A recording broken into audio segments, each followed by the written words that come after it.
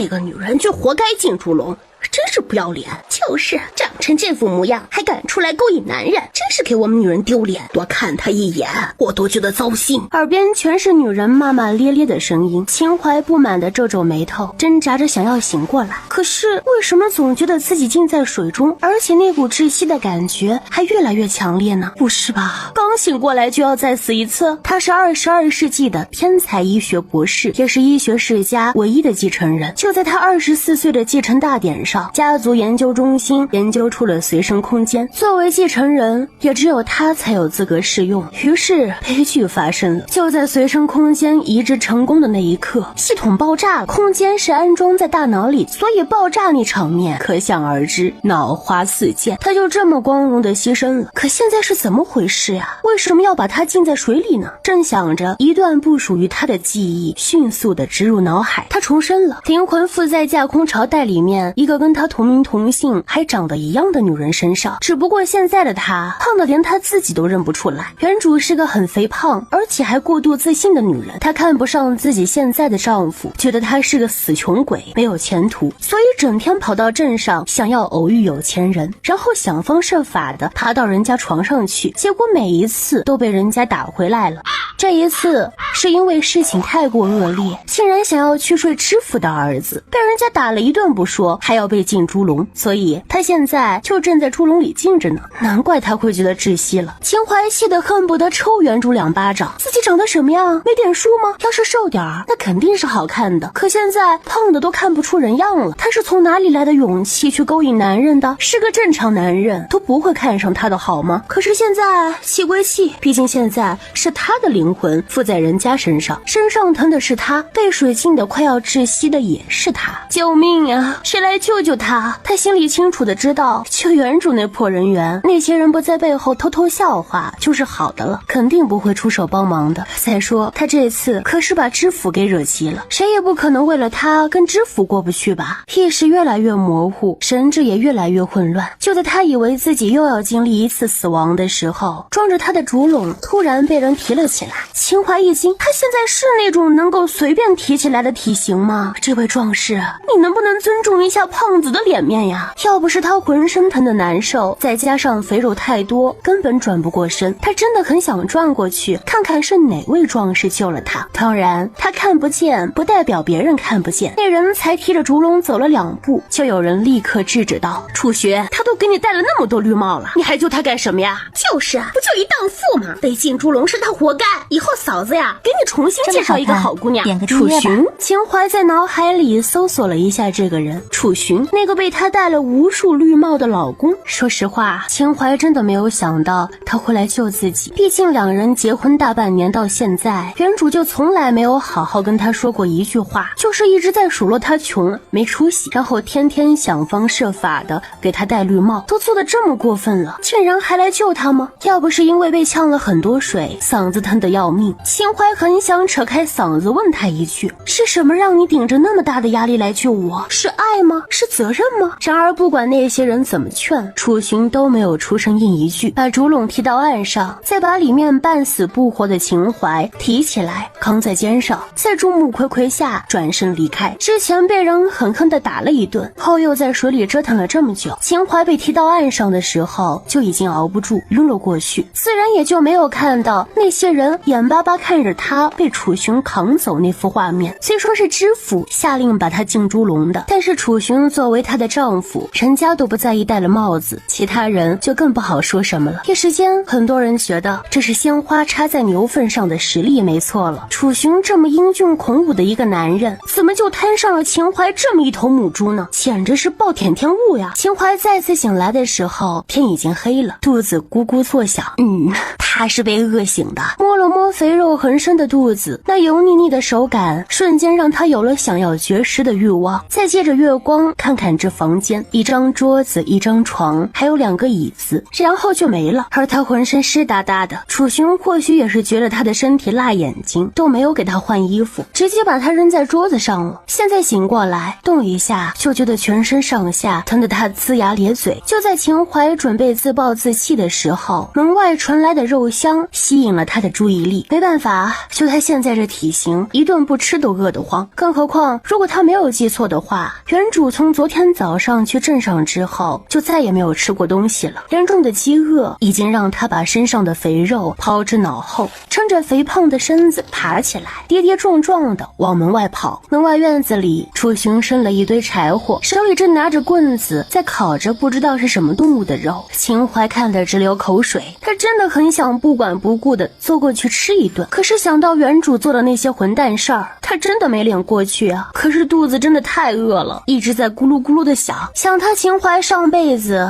可是医学世家第一继承人，从小养尊处优，衣来张口饭来伸手，哪有这种被饿得咽口水的经历呀？过来吃饭。楚雄背对他坐着，并没有回头，却依然知道他已经醒了。秦淮有些不知所措，想到原主那么对他，他竟然还能对他那么好，就忍不住有些心虚了。可这些都没有吃重要，反正是楚雄主动让他过去的，他要再不过去就显得格外矫情了。大辣辣的走到楚雄身边坐下，转头想要跟他说声谢谢，可在看到楚雄正脸的那一瞬间，就再也移不开目光了。在原主记忆中，楚雄长得确实是还挺可以的，但因为一直嫌弃他没钱，对他这个人的印象就格外差。可现在秦淮亲眼见到，就忍不住想要骂原主白痴了。这么抢眼的一个大帅哥，居然还能被他一个死肥婆嫌弃，他这眼光也忒高了。秦淮盯着楚雄的脸，左看右看，越看越满意。这是什么神仙颜值啊？要是放在现代，绝对吊打那些娱乐圈小鲜肉。而且这个男人与生俱来带着一股霸王之气，让人根本不敢相信他竟然只是一个普通的农民。本来秦淮觉得自己倒霉透顶，穿越变成了肥婆也就算了，还落在这么穷苦的地方。可是现在看到楚雄这一张能勾人魂魄的脸，瞬间打消了他之前所有的遗憾。在现代的时候，他整天沉迷于医学研究，浪费24年宝贵的青春光阴，到死都没有谈过一场恋爱。或许老天爷也是看他可怜，所以才给了他重生的机会，并且还送了这么大一个帅哥给他。楚雄被他盯得格外不自在，皱皱眉，撇过脸，把烤好的鸡肉递到他面前。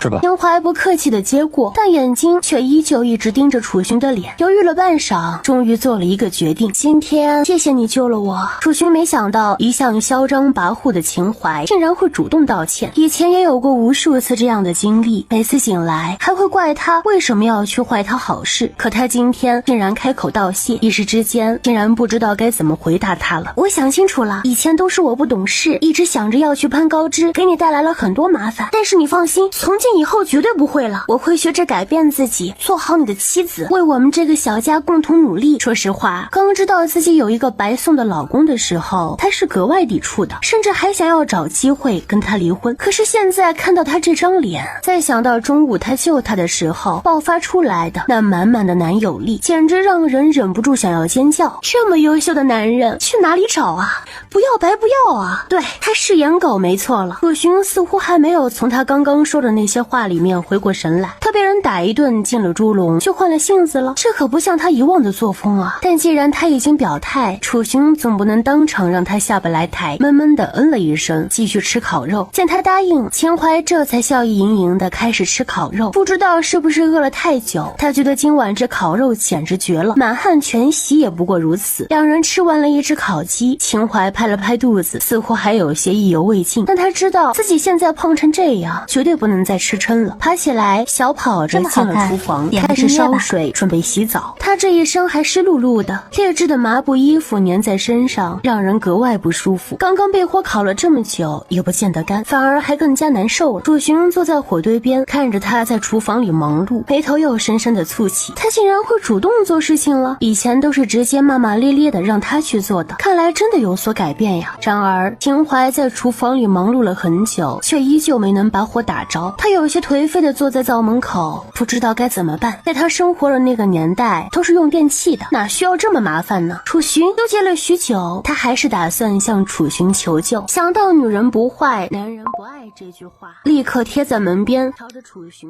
挤眉弄眼。本来想要摆一个格外妖娆的姿势撒娇，但他忽略了自己肥胖的身体，一楚寻的角度看过去，就是一大坨肥肉贴在门板上，那画面别提有多辣眼睛了。合适。楚寻收回目光，只觉得太阳穴突突突的直跳个不停。我不会生火，你能帮帮我吗？果然，他一叫自己准没好事，不过就是烧火这点小事，他也不会过多的计较。从面前的火堆上拿了一根正在燃烧的木柴，迅速进了厨房。没多久，火就生好了，但他也并没有就此离开，反而一直坐在灶门口帮忙添柴。秦淮被他的态度打动了，这老公虽然话不多，但做事却是格外稳重靠谱。既然已经决定要跟他好好过日子，秦淮也就不再勉强，任由他帮自己生着火，然后迅速的回房间里找换洗的衣服。本集又结束了，我们下集再见喽。换洗的衣服就一套，而且还破破烂烂的，只能说勉强蔽体。秦淮崩溃了一阵，但很快接受了这个事实。既然他来了，就不能让这个家一直穷下去。接下来一定要努力赚钱，把自家男人养得白白嫩嫩的。很快，楚寻就把他烧好了水，甚至还格外体贴的帮他把水都倒在木桶里，然后离开厨房，还不忘帮他关上门。秦淮心里对这个老公越来越满意，心情也跟着愉快起来。脱了衣服，看着自己身上那一圈一圈的肥肉，似乎也不是那么难受了。洗澡的时候甚至还哼出了小曲儿。不知道原主多长时间没有洗过澡，秦淮仔仔细细的洗了大概有1个时辰左右，出来的时候感觉自己最少瘦了10公斤。这个时候月上中天，楚寻已经睡下了。秦淮知道他第二天一早会早早的上山打猎，也没有敢吵他，轻手轻脚的把洗澡水处理了，然后借着月光回了房间，摸上了那张小床。这床真的是很小，宽度顶多才有1.5米。楚寻是个大男人，身形本来就宽大，再加上他这个200斤的大胖子，简直不要太拥挤。他才一进门，楚寻就醒了，但他并未出声，想看看他接下来想要做什么。要是以往的话，他肯定已经开始骂他占位了。不过此时的秦淮却并没有像以前那样撒锅，他不知道此时楚寻已经醒了，各种动作还格外轻巧，蹑手蹑脚的上了床之后，还故意侧身躺着，生怕把楚寻吵醒。家里没有被子，两人就只能这么躺着。好在现在只是夏天，两人还挤在一张小床上睡，就算不盖被子也还是能热出一身汗。可要是冬天的话，那还不得冷死呀。这样一来，就更加坚定了秦淮要挣钱的决心了。今天一整天经历了太多事情，闭上眼睛没多久，秦淮就睡着了。然后他发现自己的身体变得飘飘然，来到了一个格外虚拟的空间。这是什么地方？难道是做梦吗？他下意识掐了自己一把，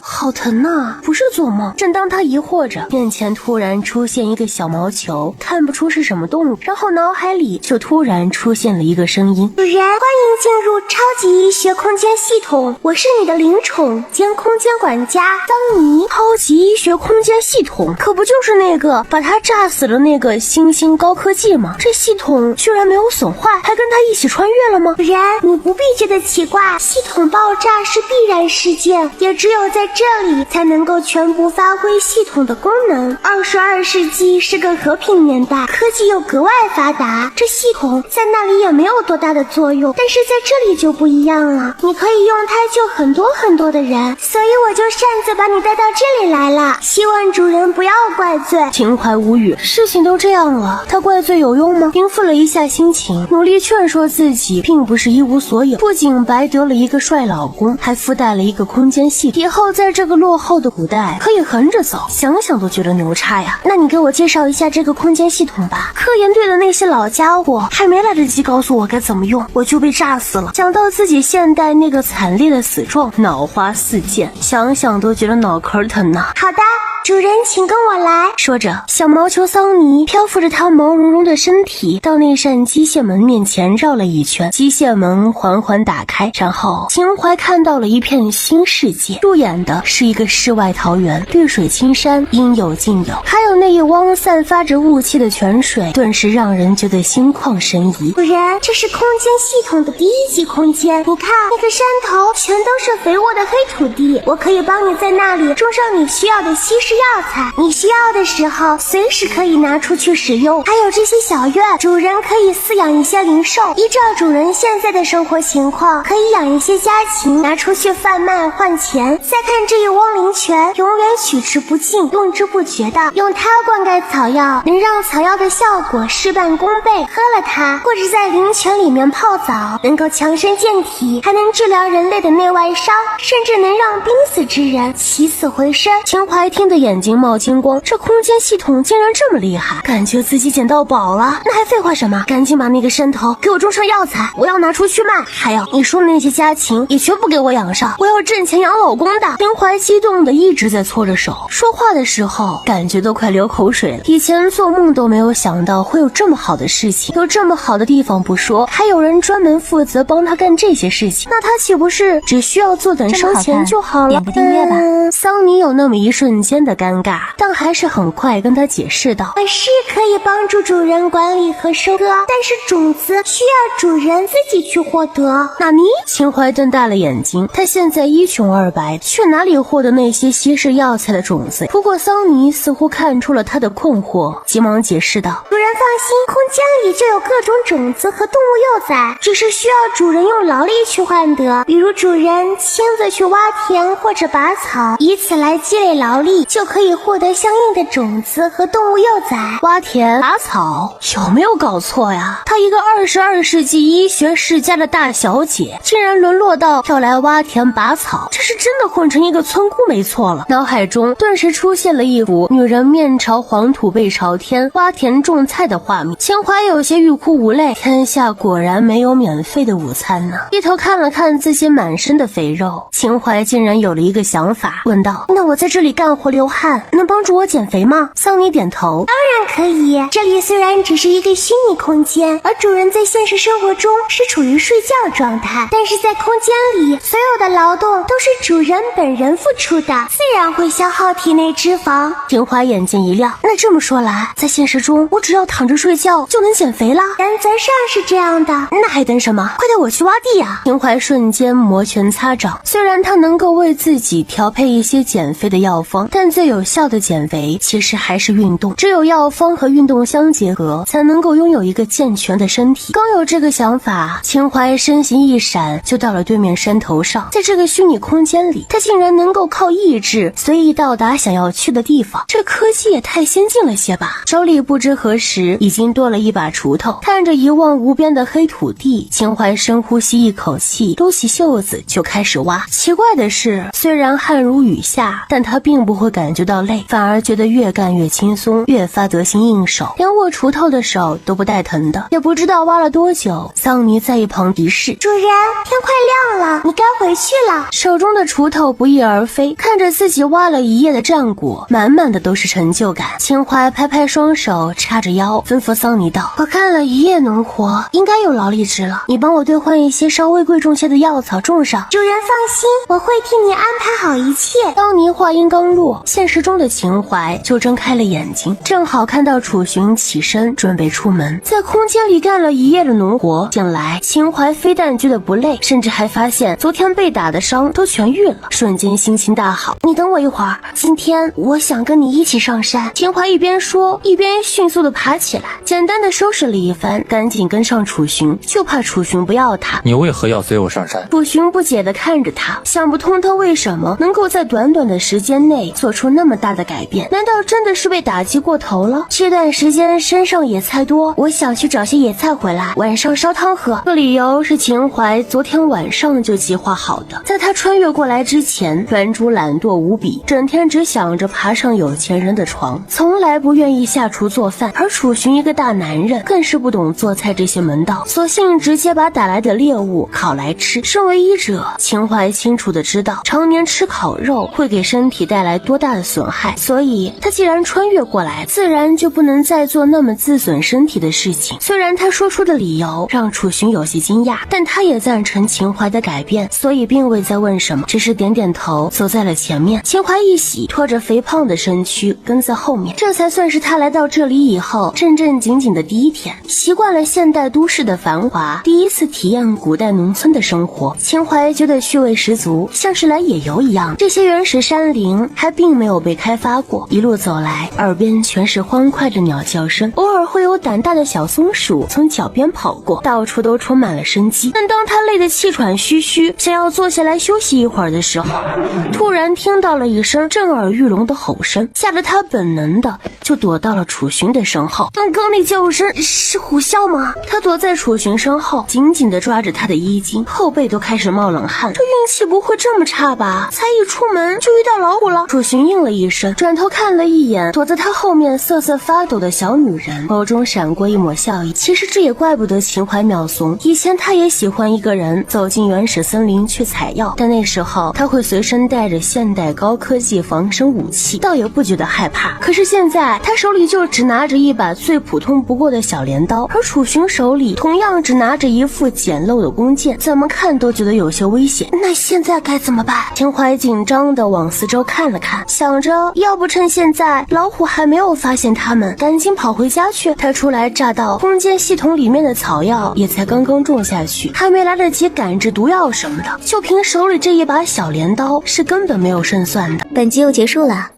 我们下集再见喽。没事，跟在我后面就好。楚寻淡淡的回了一句，丝毫没有任何退缩的继续往前走，甚至是朝着深渊过去的。老虎不来找他们，他们倒是要主动去找老虎。秦淮吓得双腿直哆嗦，这男人就算是心里记恨原主，给他戴了那么多绿帽子，也不该让他来陪葬呀。我们先回去吧，别冒这个险。秦淮拽了拽他的手，继续劝道，好汉不吃眼前亏，我们可以明天再来。你要实在害怕，可以在这里等我，或者先回去。楚寻似乎有些不耐烦地掰开他的手，然后放轻脚步继续往前走。现在这种情况，秦淮自然是不敢离开他，要是再遇到其他猛兽，那就真的要再死一次了。好不容易重生一次，他可不想自己因此丧命。看楚寻这么胸有成竹的样子，也不一定会被老虎吃掉。再说了，实在没有办法，他或许还可以向桑尼求救呀。于是秦淮咳嗽两声，壮了壮胆，又迅速地跟了上去。又走了一段路程，远远的秦淮终于看到了那一头身形将近4-5米，是一头成年虎，此时正背对着他们躺在地上，看起来像是受了伤。楚寻默默地给弓搭上箭，拉开弓，对准了那一头虎的脑袋。然而就在那一瞬间，虎似乎察觉到有人靠近，迅速地站起来，虎视眈眈地看着他们。也就是在他站起来的时候，秦淮看到有2个小东西从他身上滚下来，竟然是小虎幼崽，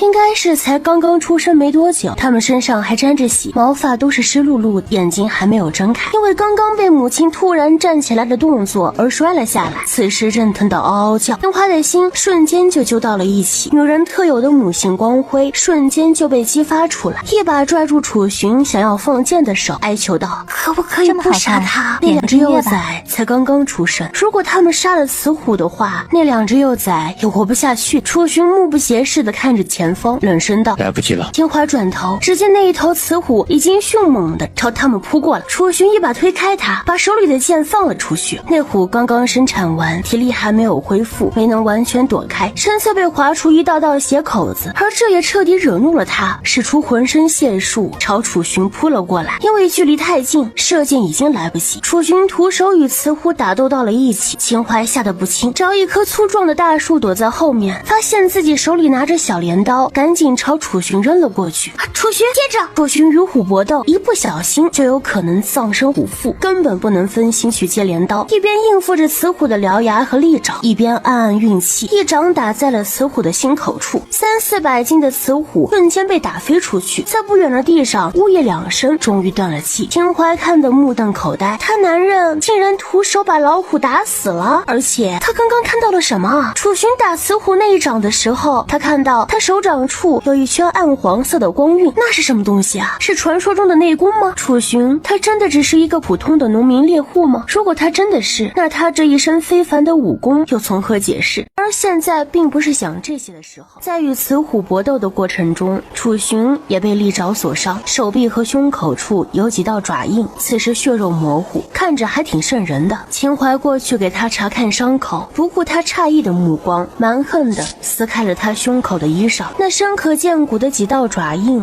让秦淮触目惊心。他虽是医学界的天才，可巧妇难为无米之炊，现在身上什么都没有，根本没办法为他包扎。就在他着急上火的时候，突然瞥见一旁有几株刺儿草，忽然眼睛一亮，你等一下。他松开楚寻，朝着那几株刺儿草跑过去，因为担心楚寻的伤势，都没有在意上面尖锐的小刺，直接拔起来放在手心里揉碎，然后走过来，就这么直接敷在楚寻伤口上。楚寻默不作声地看着他，眼睛里闪烁不明，却并未阻止他的动作。刺儿草有止血的效果，你先忍着点儿。他一边说，一边从自己身上扯下一块布，严肃地帮他包扎好。这雌虎比一般的虎都要大一些，楚寻扛上它就再也拿不了其他东西了，于是就没有再往林子深处去，随便收拾了一下就准备回家。秦淮这才有时间去看那两个刚刚出生就没了母亲的小家伙，身上还沾着血，眼睛也没有睁开，因为没有雌虎的保护，正无厘头的在原地叫嚷着。一看这情形，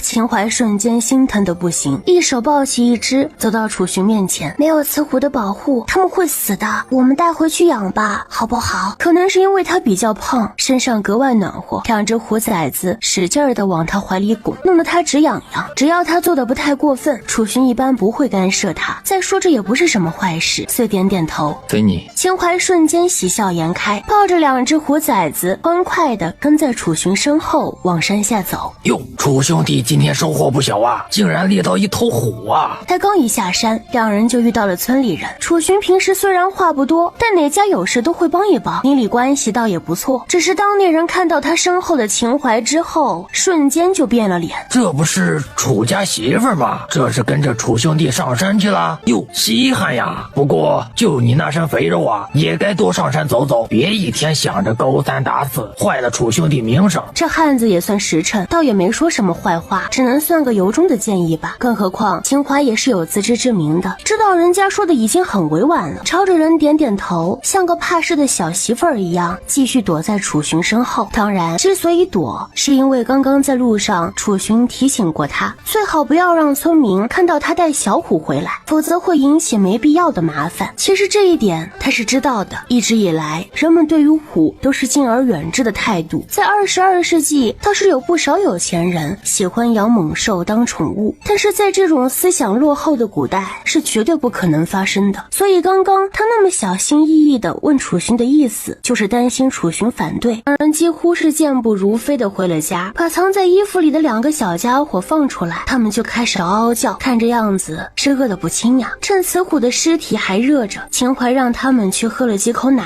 怎么办？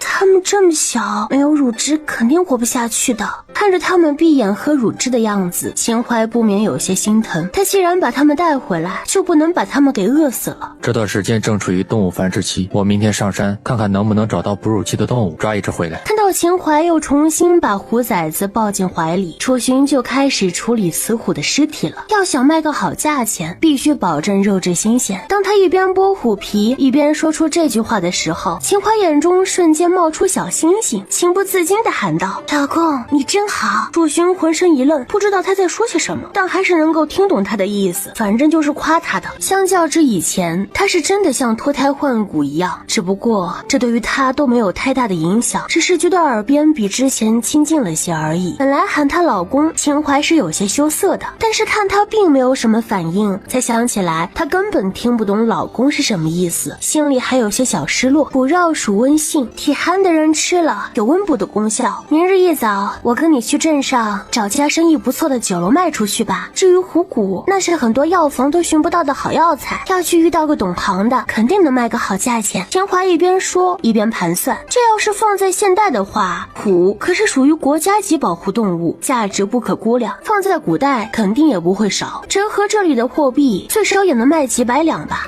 楚寻点点头，继续忙手上的事情。其实在这之前，他在山上打的所有猎物都是随便摆在路边卖卖给普通人，价格都不会很高，每次也就才换得几两银子，而且还每次才回到家就被以前的他抢了过去。这个家里实在是破旧的不行，想找一块破布给2只虎崽子垫着都成了奢望。最后还是楚寻去外面找了些干草回来，暂时给他们垫上。之后秦淮把这房子里里外外转了很多次，看着缺什么少什么都在心里记下来，然后明天上街换了钱再买回来。入夜，秦淮安顿好2只虎崽子之后就尽快入睡，然后又进入了那个超级医学空间系统。点个订阅吧。藏尼在他离开后已经帮忙种上了各种比较低级的药材种子，现在正缺水呢，他今晚就是来浇水的。好在空间里的各种器械都很现代化，只需要操控着机器去林泉里打水，然后尽数灌溉在种了种子的土地上而已，比昨晚轻松多了。秦淮突然意识到什么，急忙问道：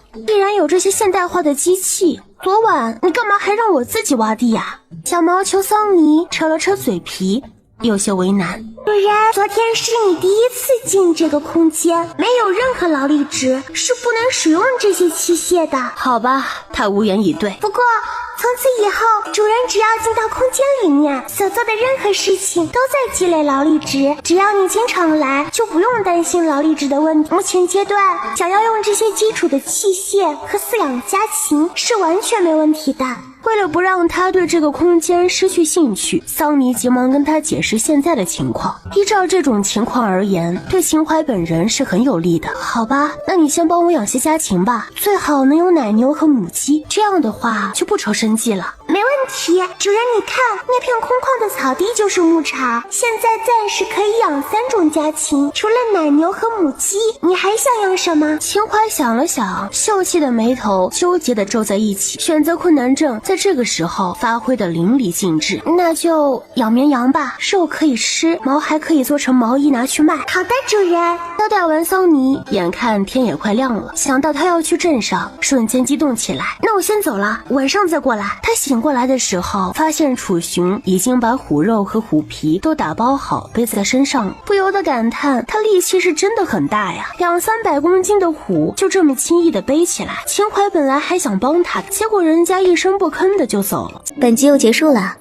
我们下集再见喽。秦淮没办法，屁颠颠的跟在身后。这个山村真的是偏僻的离谱，周围一眼望不到边的大山，据说距离镇上就将近12公里的山路，想想就让人腿软。只是村子里有每天到镇上的牛车，2文钱一个人，但就因为原主太败家，家里一点积蓄都没有，导致他们现在连乘车的钱都没有。楚寻余光瞥见他哭丧的脸，下意识的道：走不了就回去。秦淮是个很要强的女人，被人这么一刺激，瞬间斗志昂扬。看着楚寻身上负重200-300公斤，而自己却两手空空，绝不能轻易认输。谁说我走不了？故意冷哼了一声，气冲冲地走到了前面，而没有坚持多久就累得够呛。这要是平路倒还好说，问题是崎岖的山路啊。他从小在城市里长大，从来没有走过这么蜿蜒的山路，一不小心就崴了脚，而且不止一次。休息一会儿吧，我脚太疼了。他直接坐在地上，脱了鞋子就开始按摩自己的脚。楚寻看着他又胖又肿的脚，目光闪了闪。找个安全的地方躲起来，我回来接你。他看了看天色，他一个人走的话早就到了，而现在才走了不到一半的路程，再这么折腾下去，等他们到的时候，镇上的集市都快散了，到时候别说能卖个好价钱，只怕能不能卖出去都成问题了。不行，卖东西这种事儿你不懂行，会把钱卖少了的。按照原主的记忆，楚寻凭借一身功夫，每天都能有不错的收获，但是却赚不了多少钱，有时候一头鹿能卖3两银子都不错。秦淮觉得简直是暴殄天物啊，这虎肉要是再给他卖，还不知道要亏多少钱呢。说着急忙把鞋子穿好，经过按摩，脚已经舒服很多了。两人总算在日上中天的时候到了镇上。秦淮带着楚寻凭借原主的记忆，直接去了镇上最大的一家酒楼。2位客官要吃点什么？才刚一进门，小二就迎了上来。这就是个小镇，穷人居多，倒也没有因为2人的穿着态度不好反而还格外热情。不好意思啊，我们不是来吃饭的，是来做生意的，能不能引荐一下你们掌柜的？秦淮笑得有些尴尬，生怕遭到店小二的嫌弃。小二闻言，看了一眼楚寻背上的大背篓，神秘兮兮地问道：“这是什么好东西啊？”秦淮一看有戏，学着他的样子，神秘的道：“好东西，快叫你们掌柜的过来。”哎，好嘞。小二笑嘻嘻的离开，不一会儿就带着一个身材矮小却有些发福的中年男人过来。听小二说，你们有好东西要卖给我，能否让我看看是什么？酒楼倒是很喜欢猎户打了猎物直接送过来，肉质新鲜不说，还挺便宜，比去商贩那里买划算多了。楚寻把背篓放下来，掀开盖着的布条，秦淮解释道：“这是一头雌虎，皮毛被我男人扒下来，自家留着用了。虽然虎皮被扒了，但是虎头还在，此时还鲜血淋漓的，是个人都能认出这是虎肉。”掌柜的见到虎肉的时候，眼睛瞬间就亮了，但很快就故作镇定。秦淮把他这变化收入眼中，嘴角不可见的扬了扬。怎么样，掌柜的，这买卖做不做？秦淮双手环胸的看着掌柜的，不放过他脸上出现的任何一个表情。自然是要做的，只不过不知道你们开价如何呀？掌柜的一脸精明，他开门做生意，自然想要把利益最大化。他看着面前两个人的穿着，明显就是山里出来的普通猎户。那男子周身虽然散发着一股子高贵的气势，但也没有表现出什么盛气凌人的感觉来，应该还是挺好忽悠的。秦淮稍微跟他客气了一下，掌柜的觉得这些肉值多少？看着秦淮一脸天真的模样，他心里一喜，淡然地伸出2个手指：“依我看，就值20两纹银。”要是换成别人，掌柜的给20两已经能让人很高兴了，毕竟这也不是什么小数目呀。20两纹银足够一户人家丰衣足食3-5个月。说实话，当掌柜的说给20两的时候，楚寻也觉得差不多了，因为他平时卖那些猎物最多也就2-3两，还从未卖过这么贵的。本以为秦淮会同意，结果他直接拉着楚寻的手往外走。当家的，既然这掌柜的这么不实诚，那我们还是换家酒楼吧。酒楼出来，秦淮从荷包里掏了10两银子递给他，爽快道：“这10两银子你放在身上，总有用得到的地方。其他这些，我先拿去买家里需要的东西，剩下的就存在家里，以备不时之需。你说好不好？”你赚的钱你说了算吧，我不需要。楚寻依旧是那副视金钱为粪土的样子，没钱的时候不急躁，有钱之后不焦躁。秦淮真的很难相信，他真的只是一个普通的猎户。还是放在身上吧，男人身上不带点钱不像话，日子会越来越好的。别说现在轻轻松松就赚了100两，尤其他还有那个空间系统，发家致富是早晚的事。身为富婆的男人，楚寻身上没有钱，岂不是太没有面子了？不管他要不要，反正秦淮已经把银子硬塞进他怀里了。走吧，我们沿街逛逛，买些家里缺的东西回去。虎骨暂时别卖了，那些药材铺子喜欢干了的骨头，现在新鲜的拿了去也卖不到什么好价钱，等过段时间风干了再拿来卖。秦淮一边说一边往前走，楚寻背着空了大半的背篓跟在后面，因为昨晚就已经打算好要买些什么。秦淮的目标十分明确，首先就是粮食、米和面以及各种调味品都买齐了，之后又去了布庄买布料做衣服。人心叵测，因为是突然有钱了的，秦淮不想让村里邻居嫉妒，所以贴身的布料倒是买了很金贵的丝绸料，外衫却还是那种粗麻布。咱现在是有钱人了嘛，得低调。随后又去为2个虎崽子买了牛乳，因为买的东西太多了，楚寻根本拿不下，再者秦淮也懒得走路，就直接包了一辆牛车回去。秦淮从来不知道坐车的感觉竟然这么好，来的时候坐不起车，差点把他的脚都走断了，现在得以坐在车上吹着风，别提有多舒畅了。有钱的感觉真好。 Sex with my ex.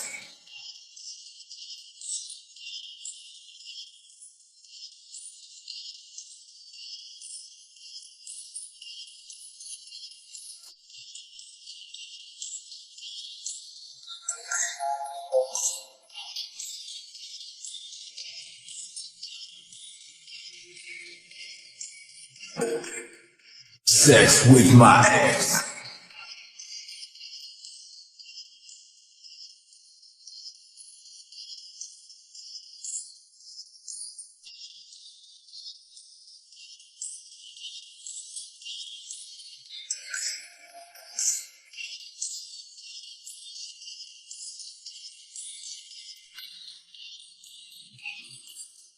该感激的人很多，同村的人也不少。看到楚寻和秦淮买了一车的东西，还以为是自己看错了，那不是楚寻家两口子吗？买了那么多东西，还包了辆车回去啊！是他们。刚刚我看到的时候也吓了一跳，他家什么时候这么有钱了？我家当家的昨天看到楚寻猎了一头虎，应该是卖了个好价钱了。买这么多东西，估计也是送回秦淮娘家的。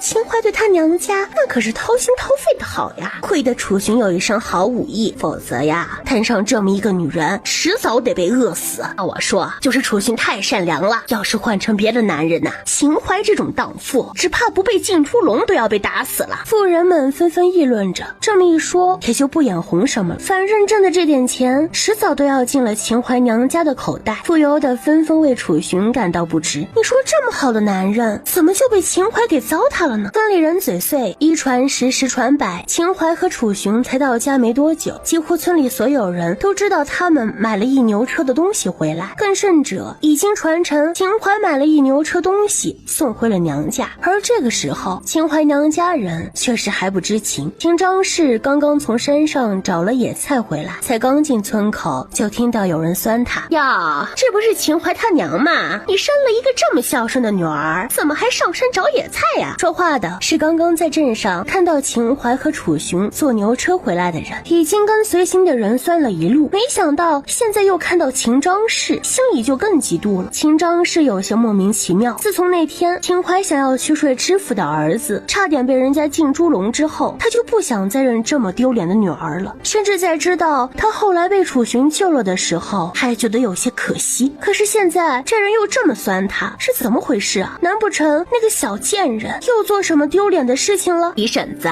你说这话是什么意思呀？我这刚从山上回来，还不知道发生了什么事情呢。是李婶子把楚寻夫妻二人买了一牛车东西拉回来的事情跟秦张氏说了一遍，听得他是目瞪口呆。那两人怎么突然会这么有钱了？他们俩坐牛车回来的，应该早就到了。你那孝顺闺女，现在那些东西啊，只怕都送到你家里去了。说这本集又结束了，我们下集再见喽。对话的时候，李婶子是忍不住的羡慕。要说这秦淮对夫家是无情无义，但对娘家却是掏心窝的好呀。有什么好东西，第一时间就送回娘家，宁愿自己挨饿，也不能苦了娘家人。这么一听，秦张氏心里高兴的都快要飞上天了。想不到那贱丫头还挺上道啊，就算发生了那些阿杂事，也不忘孝敬她。既然如此，我就先回去看看。秦张氏一边说着，一边就要走，走了2步又折回来。李婶子，谢谢你啊，这些菜就送给你了。也不管李婶子愿不愿意要，秦张氏把野菜塞到李婶子怀里，就迅速的回了家。有了秦淮送来的那一车好东西，他可吃不下这些难以下咽的野菜，兴致勃勃的跑回家，发现家门紧闭，是被人从里面反锁了的。他使劲的敲门：钟儿，快开门，娘回来了。秦淮还有个弟弟，也就比他小2岁。别人家的儿子这么大的年纪，都会跟着大人上山打猎或者夏天干活了，唯独秦钟好吃懒做，整天只会在家里睡懒觉。偏偏秦张氏又放纵他，舍不得让他受一点苦，这才让他越来越放肆。就差秦张氏做好饭还亲自喂到他嘴里了。尽管秦张氏在外面叫得很大声，秦钟还是过了很久才来开门，脸上竟是被吵醒的不满情绪。来了来了。门一打开，秦张氏就迫不及待的往院子里看去，想看看秦淮都给他送了什么好东西过来。结果院子里空空如也，什么都没有。秦张氏不甘心，又跑进简陋的厨房看了看，依旧是什么都没有。这才想起来秦钟道：你姐没有送东西回来？没有。被吵醒了瞌睡的秦钟很不满，语气里都带着恼怒。秦张氏气得跺脚：那李婶子不会是骗我的吧？她就是看上了我刚挖的野菜，等着我这就去找她算账去。他呲着牙就要去找李婶子吵架，他本来也不是好欺负的，这么大的事不能就这么算了。谁知才出门又遇上几个村子里的婆子，一个个见到他那嫉妒的眼神简直要把他戳穿，一个个都夸他有福气。秦张氏就更加不解，这么说来，秦淮那小蹄子是真的买了一牛车东西带回来，只是没有给他送来而已，这怎么可以？秦张氏气不过，转头又回了自己家，把刚刚躺下的秦钟又拽起来：钟儿，秦淮那小贱蹄子买了一车好好东西拉回来，居然没给我们娘俩送来，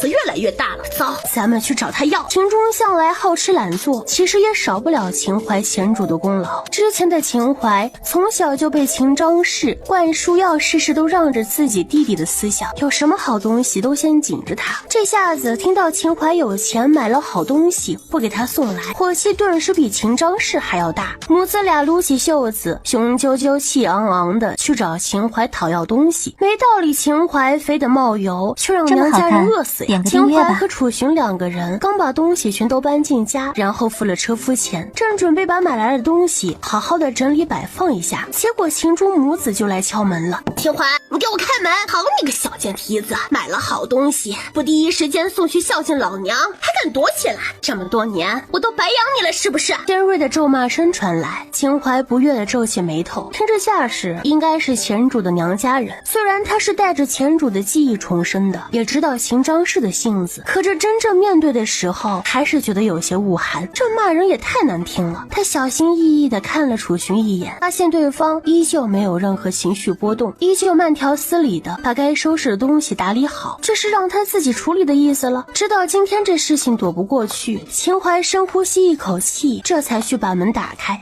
而门外秦钟母子俩敲了半晌的门，没有人回应，刚想要撞门，而这个时候门却突然打开，秦钟一时收不住自己的动作，直接扑了个狗啃泥。哎呀，钟儿，你没事吧？秦淮，你这个小贱蹄子，安的什么心呀？这可是你弟弟，你想让秦家绝后不成？秦张氏说话没有分寸，只是轻轻的摔了一下而已，就把话说得这么严重。秦淮本来想要跟他们好好解决这件事的，可一开门就被骂得狗血淋头。要是他脾气再好，也不可能不生气的。你们来敲门，我只是开门而已，怎么就让你们秦家绝后了？秦淮双手叉腰，一副不怕事的样子，反正又不是他秦妈，也用不着对他有多客气。你这死丫头怎么说话的？你可别忘了，你也姓秦。秦张氏把秦钟扶起来，指着秦淮又要开始骂，这声音真的很难听刺耳。秦淮忍不住掏了掏耳朵，这才说道：当然，没出嫁之前我确实姓秦，可我现在不是嫁人了吗？我丈夫姓楚，我自然也就跟他姓了。这是秦淮长这么大第一次这么跟秦张氏说话，秦张氏气得说不出话来，总觉得他哪里变了，可左看右看也还是以前那副又胖又丑的样子，看着就让人倒胃口。一直在里面忙碌的楚寻听到他说这话的时候，身形僵了一瞬间，看来这一次他是真的开始收心了。所以你是觉得你嫁人以后就可以不管娘家人死活了吗？老娘这么多年真是白养活你了。秦张是越想越气，以前都是秦淮乖乖把好东西送上门的，还从来没让他为这种事情操心过，没想到秦淮今天不仅不给他送东西，还敢开口反驳他。你养活我？秦淮冷笑了一声，如果我没有记错的话，从我记事开始都是我在养活你吧。这话秦淮还真的没有说错。在嫁给楚寻之前，她虽然长得丑，胖得吓人，而且也确实整天想着嫁给有钱人，但是对秦张氏和秦钟是真的好啊。从小到大，家里的粗活累活都是他在做，寒冬腊月的还去外面找吃的给他们母子俩。嫁人之后，尽管他对楚寻10000个不满意，对国家也是恶语连连，但只要一有好东西，铁定第一个送回娘家，甚至他都懒得洗自己的衣裳，也要定期回去给秦张氏洗，都做到了这个地步。秦淮觉得他根本不欠这母子俩的，他也不知道原主到底是怎么想的，对国家和娘家完全就像是2个不同的人做出来的事情一样，也不知道这秦张氏从小都给他灌输了什么思想。秦淮，你别太过分了啊，赶紧把好东西都拿出来，否则我不客气了。秦钟站在一旁听得不耐烦，再次撸了撸袖子，一副不给东西就要揍人的模样。这一家母子俩似乎真的从未把他当过一家人，只有想要跟他要东西的时候才会把亲情拿出来做抵押。我再说一遍，我已经嫁人了，除了过年过节，我没有义务再给娘家送东西。我乐意送是我心情好，我不乐意送，谁也别想从我手里抢。古代都是这样，嫁出去的女儿泼出去的水，除了偶尔回娘家探望需要带点东西，平时都没有义务往娘家送东西，更何况原主都已经送了那么多，他们竟然还不满足。小贱蹄子，看老娘今天不撕烂你的嘴！秦张氏觉得他太嚣张，实在气不过，两手就要往他脸上打。秦淮也不是那么好欺负的，作为医学世家最优秀的继承人，为了防止被人暗害，他从小就在学各种格斗术，现在这身体虽然肥胖，影响了他的正常发挥，但是想要拦下秦张氏还是轻而易举的。而这个时候，秦钟早就看到堆在院子里的那些好东西，也不管秦张氏，直接推开秦淮就想进去里面搬东西。而秦张氏也反应过来，狠狠地拽着秦淮不让他进去。楚寻，拦住他，不准让他碰我的东西。在这之前，秦淮还没有想到他们可以厚颜无耻到这种地步，还想着过几天心情好点就给他们送些过去，没想到他们竟然想要鱼死网破，那就别怪他翻脸无情了。秦钟跑进院子，刚想拿东西就被楚寻钳制住了手。他从来不知道，原来一个人的力气可以有这么大，就像是被铁钳紧紧的钳住，让人根本动弹不得。姐夫，你怎么能对我动手呢？打不过就只能服软。秦钟哭丧着脸，满脸讨好的样子。秦张氏看到自家儿子被欺负，立刻松开秦淮去救秦钟。你在干什么？快放开我的钟儿！楚寻也没打算为难他，在秦张氏赶到之前就已经松开了秦钟的手腕。从他们闹了这么久到现在，楚寻就只说了这么一个字，明明没有任何情绪的波动，却无形中给人一种强大的压迫感。只要是秦张氏这种不讲道理的泼妇也被他镇住了，可是虽然也不敢再像刚刚那么大声嚷嚷，却也没有半点要走的意思。今天他们要是不从这里拿点东西回去，是肯定不会善罢甘休。秦张氏平时嚣张惯，在村子里还没有怕过什么，可在面对楚寻的时候，偏偏就会被吓得腿软。秦淮没想到楚寻还有这一手，饶有兴趣的双手环胸看起线，他倒是要看看这母子俩到底想怎么样。秦张氏知道秦钟不可能是楚寻的对手，眼珠子一转，索性一屁股坐在地上，开嗓子就开始哭。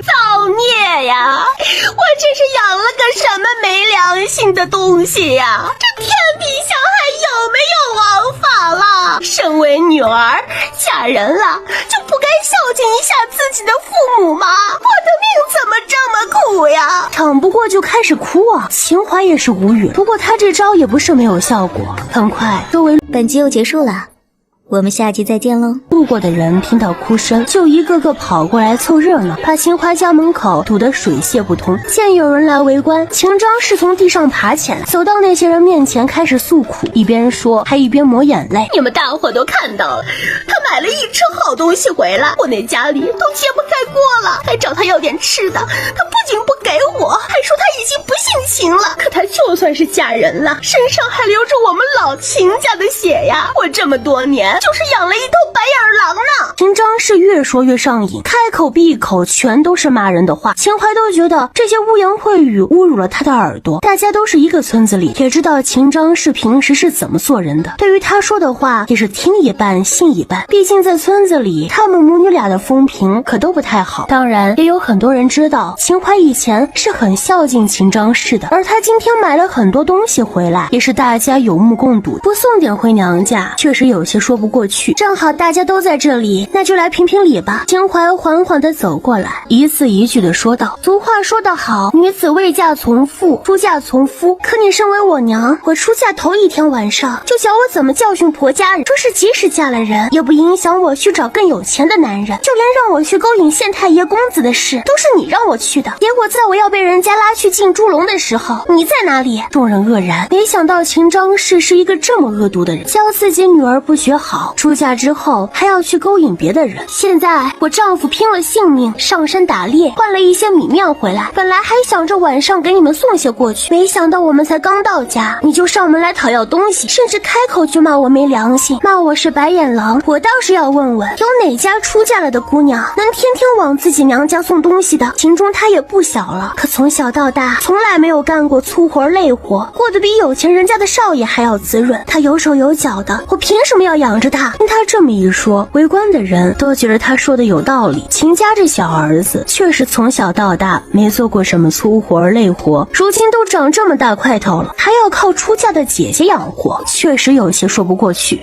你听听，你说的这是什么话呀？钟儿他还小，吃你2碗饭怎么了？小？他也才比我小2岁，现在个头都比我高那么多了，你还觉得他小？秦淮都快要被气笑了。看来这种溺爱的情况是从古至今一直都有的。像秦钟这种无所作为的人，不管在什么年代，都注定被社会淘汰。秦婶子啊，我也觉得你们家秦钟该出去闯荡闯荡了，过不了2年也该娶妻生子了。再这么下去，也真不是个办法呀。有人看不下去，由衷的劝了一句，谁知秦张氏却抓住了其中的重点，喃喃道：“娶妻生子，对，我的钟儿该娶妻生子了。”然后突然转过头，对着秦淮恶狠狠的道：“你是钟儿的姐姐，你必须帮钟儿准备娶妻的彩礼，否则我绝对不会放过你。”围观的众人都不知道该说什么好，本来以为秦淮这个人就已经够讨人厌了，没想到他娘竟然是这种，难怪教出这样讨人厌的女儿来。于是在这个时候，众人都不由自主的开始同情秦淮，要不是遇上这样的一个母亲，他应该也不会做以前那些错事吧。哼。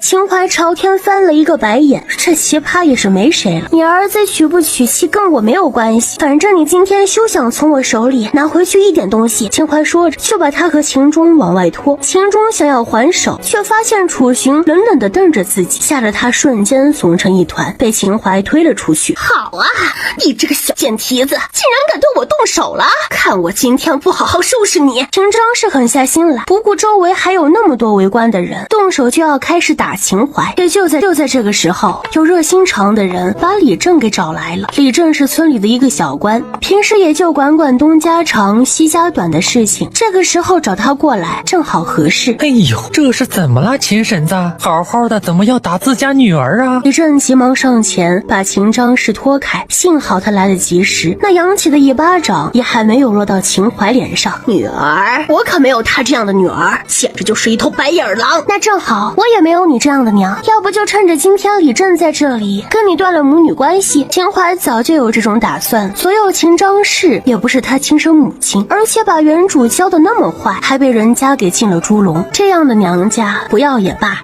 听到了吧，这个小贱蹄子要跟我断绝母女关系，他以为这样就不用再给我送东西了，以为这样就不用给钟儿准备彩礼了是吗？他想得美，老娘辛辛苦苦养他这么多年，他也就这么点用处，还想跟我断绝母女关系。哼！秦张氏笑得格外狠毒，秦淮想将他激怒，然后一气之下跟他断绝关系，这天下哪有这么好的事情呀？李正却听得一脸蒙圈，用什么东西准备什么彩礼呀？众人听着却觉得格外唏嘘，哪有母亲开口闭口都骂自己的女儿的，而且还骂得这么难听？这到底是怎么一回事？李正也有些生气，平时他也处理过不少这种家长里短的小事，可这母亲跟女儿打起来的事情还是第一次见过，一时间觉得有些费神。李正大人，事情是这样的。秦淮站出来，把事情从头到尾的讲了一遍，包括秦张氏和秦钟如何闯进他们家打人抢东西，然后让他负责帮秦钟准备结婚彩礼的事情也一并说了，几乎是分毫不差。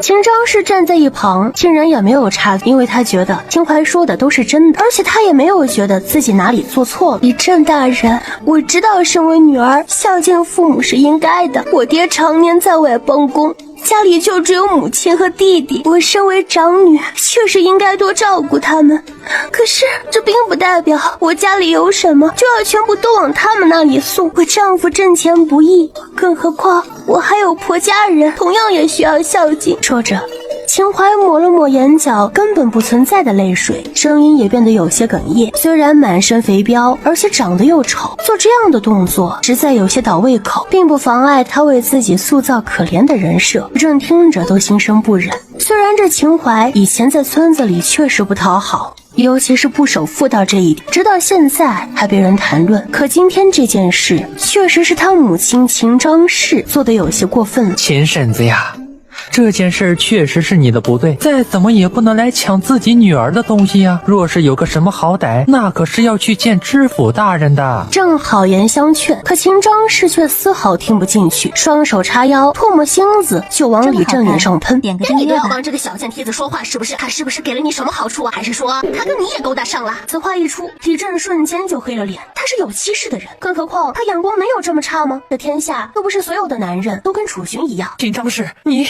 你休要放肆！围观的人也一个劲儿的咂嘴摇头，没想到还有这样当母亲的，竟然这样不管不顾的诋毁女儿的清白，人家的原配丈夫还在这里站着呢。李琛大人，你也看到了，他竟然这样不讲道理，我也没什么好说的。事到如今，他想怎么样都随他吧。至于想从我这里拿东西，不可能。说完，秦淮再也不管其他人，大门一关，隔绝了外面所有人。也没想到秦淮能做得这么绝，真不怕落下不孝的名头。不过转念一想，又觉得没什么。对于秦淮而言，这还真不算什么，毕竟荡妇的名头，他也顶了1年多了，也不差这么一个。李正也觉得这件事没什么好说的，遣散了围观的众人，自己也回家了，留下秦张氏和秦钟面面相觑。娘，我们现在该怎么办？他们院子里真的有很多好东西，米和面都是最好的，要是给我们扛回去，能吃到入冬啊！秦钟忍不住的着急，要是有了那些东西，他就不用担心吃了上顿没下顿了。秦张氏自然也是看到了院子里那些好东西，可他也没有想到李正居然都不帮他，站在门口瞪了一会儿，气呼呼的拉着秦钟离开。娘，难道我们就这样放弃了吗？秦钟哭丧着脸不想走，他从小懒散惯了，没有任何生存的本事，不会下地干活，也不会上山打猎，可能这辈子都赚不来买那些米面的钱，所以此时是格外眼红。当然不是放弃，娘已经想到办法了，一定要把那个小贱蹄子买的东西通通搬来咱们家。秦张是一副胸有成竹的样子，他看中的东西就一定会得到手。而另一边关了门之后，秦淮站在门边有些难堪，杨家人竟然这么闹腾，肯定又给楚寻留下了不好的印象。对不起啊，我不知道他们会来闹，不知道为什么，他总是很担心楚寻会生气。明明两人只是名义上的夫妻，可他睁开眼就被他所救，从此就再也移不开眼了。无妨。楚寻依旧是面无表情。此时本集又结束了，我们下集再见喽。他已经把东西都已经搬进屋子里放好，他话一向很少，气氛一时有些尴尬。房间里传来几声虎崽子的身影，秦淮这才想起他们已经1天1夜没吃东西了，亏得他在镇上买了牛奶，急忙把牛奶拿去厨房热了热，这才来喂2只虎崽子。虎崽子还没有睁眼，吃饱了就又睡着了。出来的时候看到楚寻坐在院子里劈柴，斧头扬起的时候，他能够清晰的看到楚寻手臂上隆起的肌肉，完美的线条，简直让人流口水。当然，如果能够忽略他身上那身破破烂烂的麻布衣裳的话，视觉效果就更好了。他跑过去拉着楚寻进屋，把今天新买的成衣拿出来，这身衣服已经很破旧了，换上新的吧。楚寻伸手想要从他的手里接过衣服，却被他躲开，然后胖乎乎的手就趁机抓住了楚寻的领口。成亲1年多，我还没帮你换过衣服呢，以后都由我帮你换衣服吧。这话说得多正经，心里却在偷着笑。他才不会告诉楚寻，他这是觊觎他完美的身材，就算他现在暂时还吃不到，能摸一摸总是好的。楚寻挣扎了一下，但终究还是没有拒绝。秦淮趁机开了不少油水，等到最后一个扣子扣上的时候，秦淮先打量了一下衣服上身的效果，觉得她老公真是一个衣架子，穿什么都好看。然而抬头一看她的脸，发现她连耳根都红了，仰头狡黠地看着他，戏谑道：“你害羞了？”没有。楚寻不自然地撇过头，拿着狩猎的弓箭又出门了。秦淮一个人偷着笑，觉得这样的日子其实真的很美好。之后秦淮也给自己换了一身新衣，然后把换下来那些破布衣服全都垫在了虎崽子身下，这才去厨房准备晚饭。明天买了不少东西，足以在楚寻面前大露一手。一想到自己要为他洗手做羹汤，心底就不由自主地涌起一抹幸福感。或许他是真的爱上了这个男人吧。虽然楚寻出门并未跟他说什么，但是秦淮知道他是上山为2只小虎崽子寻找哺乳期的动物去了。2人相处没几天，但秦淮却莫名其妙的总能够知道他要做什么。想到他把自己的话放在心上，并为之付出行动，心里就忍不住的甜蜜。果然，系统刚刚开启了检测功能，发现你的肥胖是毒素造成的。做饭的时候，桑尼的声音突然在脑海里响起，秦淮一时没反应过来，还吓了一跳。你的意思是说我是因为中毒才变胖的？这就难怪了，村子里都是穷人，放眼望去根本就找不出一个胖子来，而且秦家上下唯独只有他一个人胖成这个样子。他本来以为只是易胖体质，根本没有往这方面想。秦淮皱了皱眉头，从春月到现在，他虽然想着要减肥，但是这2天一直有事情要忙，都没来得及为自己检查一下身体。现在听桑尼这么一说，急忙为自己把了脉，这一把才发现自己的脉象乱得很，而且还很虚弱。拿起小刀划破手指，挤出一滴血，发现血液红得很诡异，甚至有隐隐发黑的迹象，确实是中毒。从他多年的经验来看，这毒是从小就种下了的，慢性毒没有致命的作用，只是会让他越来越胖，越来越丑。秦淮瞬间就怒了，是什么人这么歹毒，竟然对一个小孩子下手，而且还是这么损人的毒？人别担心，这种毒很容易解的，只是会有些受罪。秦淮身为医学世家第一继承人，自然知道这种毒该怎么解。可是换做别人，可能就要这样胖一辈子。可现在遇到的是秦淮，就没把这种小毒放在眼里了。那就暂时不解了，先泡着吧。秦淮偷偷勾起嘴唇，眼里满是笑意。他有了一个新的计划，如果是天生肥胖的话，减肥是很难很漫长的。而秦淮之前为了给楚寻留一个好印象，一直想着要减肥。可是现在知道肥胖是因为中毒，就只需要调配解药解毒就行了，用不了多长时间他就能变瘦。那样的话就达不到他想要的效果。思来想去，觉得还是先胖着吧。苍尼却有些不解，自古以来就没有哪个女孩子是不爱美的，要是换成别人，让自己能够很快从一个胖子变瘦，肯定恨不得立刻就开始配解药。可秦淮现在这种情况，竟然是想要先胖着，难不成他已经爱上了自己这肥胖的躯体？想到这里，桑尼忍不住打了一个寒战。如果真如他所想的那样，那就太可怕了。主人心，海底针，溜了溜了。秦淮的心情可谓是好到了一定的境界，做饭都哼着小曲儿，也不知道楚寻要什么时候才回来。点个订阅吧。他可以把速度放得很慢，不想让他回来吃凉了的饭菜。可没想到他放慢速度的后果就是楚寻都已经回来了，他的菜还没有做好。看着扛了一头鹿回来的楚寻，秦淮有些不知所措地眨了眨眼睛。怎么这么快？打猎本来就难，更何况他看到这头鹿身上没有一点创伤，楚寻是怎么抓到他的？今天运气比较好，刚上山就碰到了。楚寻轻描淡写地解释了一番，然后去找了绳子把鹿拴起来。秦淮跑过来仔细研究了一下，发现这是一头即将生产的雌鹿，肚子已经很大了，而且已经开始分泌乳汁。这样的话，两只虎崽子就不用担心饿肚子了。自家男人太能干了，秦淮忍不住有些骄傲。老公，你真棒，饭菜马上就好了，先坐着休息一会儿吧。秦淮趁机搂上楚寻的脖子，在他脸上附上一个油腻而且还格外响亮的吻，然后乐呵呵地跑进厨房继续奋斗。楚寻愣了愣，半晌才抬起手把脸上残留的口水擦干净，突然发现这样的他居然有些可爱。楚寻被自己这样的想法吓到，什么时候开始他的眼光已经这么差了？为了犒劳楚寻，秦淮做了一顿非常丰盛的晚餐，这是自两人成亲以来吃的最好的一顿，也是最和谐的一顿。在这之前，楚寻完全不知道他还有这种手艺，他已经不记得自己有多长时间没好好的吃过一顿饭。饭后，秦淮又带着两只虎崽子玩了一会儿，这才洗漱睡觉。此时已经月上中天，秦淮打了个哈欠，准备到系统里去看看那些草药和新饲养的家禽。然而，也就是在这个时候，房子外有两道鬼鬼祟祟的身影正在靠近。娘，我们这样不会被发现吧？心中小心翼翼的跟在秦张氏身后，长这么大还是第一次做这种事情，不免有些紧张。怕什么？都这么晚了，他们肯定都睡了。放心吧，今晚绝对要把那些东西搬到我的家里去。相比秦钟的担忧，秦张氏倒是坦坦荡荡，好像他做这事儿还格外光明正大一样。没错，他想的办法不是别的，正是现在月黑风高，想办法翻进秦淮家里去，把那些东西都偷出来。此时的秦淮正在系统里为那些药材除草，甚至还要去牧场里新饲养的家禽清理棚舍，忙得不亦乐乎，根本不知道外面的情况。倒是楚寻，他的警惕性一向很高，听到外面有声响，瞬间就睁开了眼睛，看了一眼旁边熟睡的秦淮，他起身悄悄地走了出去。楚寻出来的时候，秦钟正费力地爬上了他们家的墙头，见到楚寻出来，瞬间就吓懵了，一个不慎就从墙头上摔了下来。钟儿，秦张氏还在墙外面，看到秦钟从墙头上摔了下去，瞬间就慌了，那可是他唯一的儿子呀，要是摔出个什么三长两短，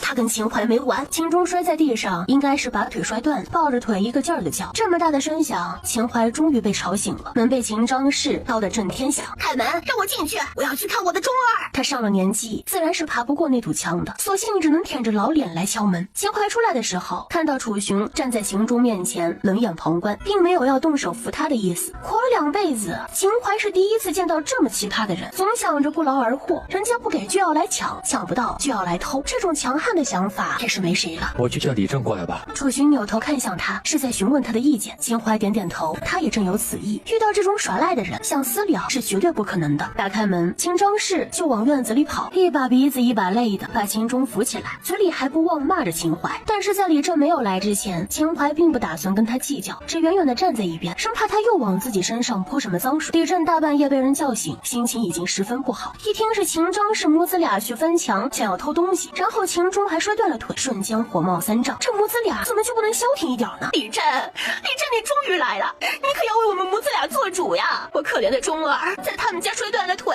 不仅要让他们赔钱，还要赔我的钟儿一条腿。秦张氏哭得不能自已，见到李正来，立刻反咬一口。李正大人，他们大半夜来翻我家的墙，我都还没有计较，现在却反咬一口。这件事您说该怎么办吧？秦淮打了一个哈欠，格外慵懒的看着那母子俩。他觉得这秦张氏也是没谁了，儿子摔断了腿，第一反应不是叫大夫，而是要赔钱。李正也觉得头疼呢，走到秦张氏面前问道：先不说你们半夜来翻人家墙的事儿，我看秦钟啊这腿有些严重，还是先带他去看大夫吧。看大夫？对，李善，你快让那个小贱蹄子拿出钱来，给我的钟儿去看大夫。秦张氏一把揪住李正的裤腿，那样子多像李正不帮他要钱，他就不松手一样。对，你得让他给我钱。秦钟突然反应过来，忍着腿上传来的痛意，指着楚寻控诉道：要不是他突然出来，我也不会被吓得摔下来。如今我的腿断了，你得让他们赔钱。李正无语，面对这种撒锅的，他竟无言以对了。你们大半夜爬我们家的墙，我们还不能出来抓贼了吗？难不成还要眼睁睁的看着你们把我家掏空吗？秦淮冷笑了一声，本想出手帮他治断腿的，没想到竟然会是这副嘴脸，那就让他断着吧。你这个贱人，说谁是贼？我是你亲娘，钟儿是你亲弟弟，这个贱蛇蝎心肠，不愿意接济我们，还不准我们自己来拿了吗？秦张氏骂得眼红，他觉得自己就是养了一个白眼狼，有好东西都不往娘家送，甚至还害他儿子摔断了一条腿。你说你是我亲娘，可你有一点当娘的样子吗？开口见人，闭口见人，你就是这么骂你女儿的？更何况我觉得自己跟你长得一点都不像，说不定我还真不是你亲生的呢。反正原主已经死了，他就算是说什么大逆不道的话，心里也不会有任何负担。更何况像秦张氏这样的也不配做什么母亲。听到秦淮说他不是自己亲生的，秦张氏愣了愣，脸色有些不正常，但很快又恢复如初。小贱人，就你长成这副模样，难不成还以为自己是哪家千金小姐不成？你可别做梦！两人突然又吵了起来，秦钟实在是疼得受不了，最终晕了过去。秦张氏这才如梦初醒。本集又结束了，我们下集再见喽。秦钟，我的钟儿啊！正头疼的不行，同样是自己身上掉下来的一块肉，秦张氏对女儿和儿子的区别也太大了。先送去李大夫家吧。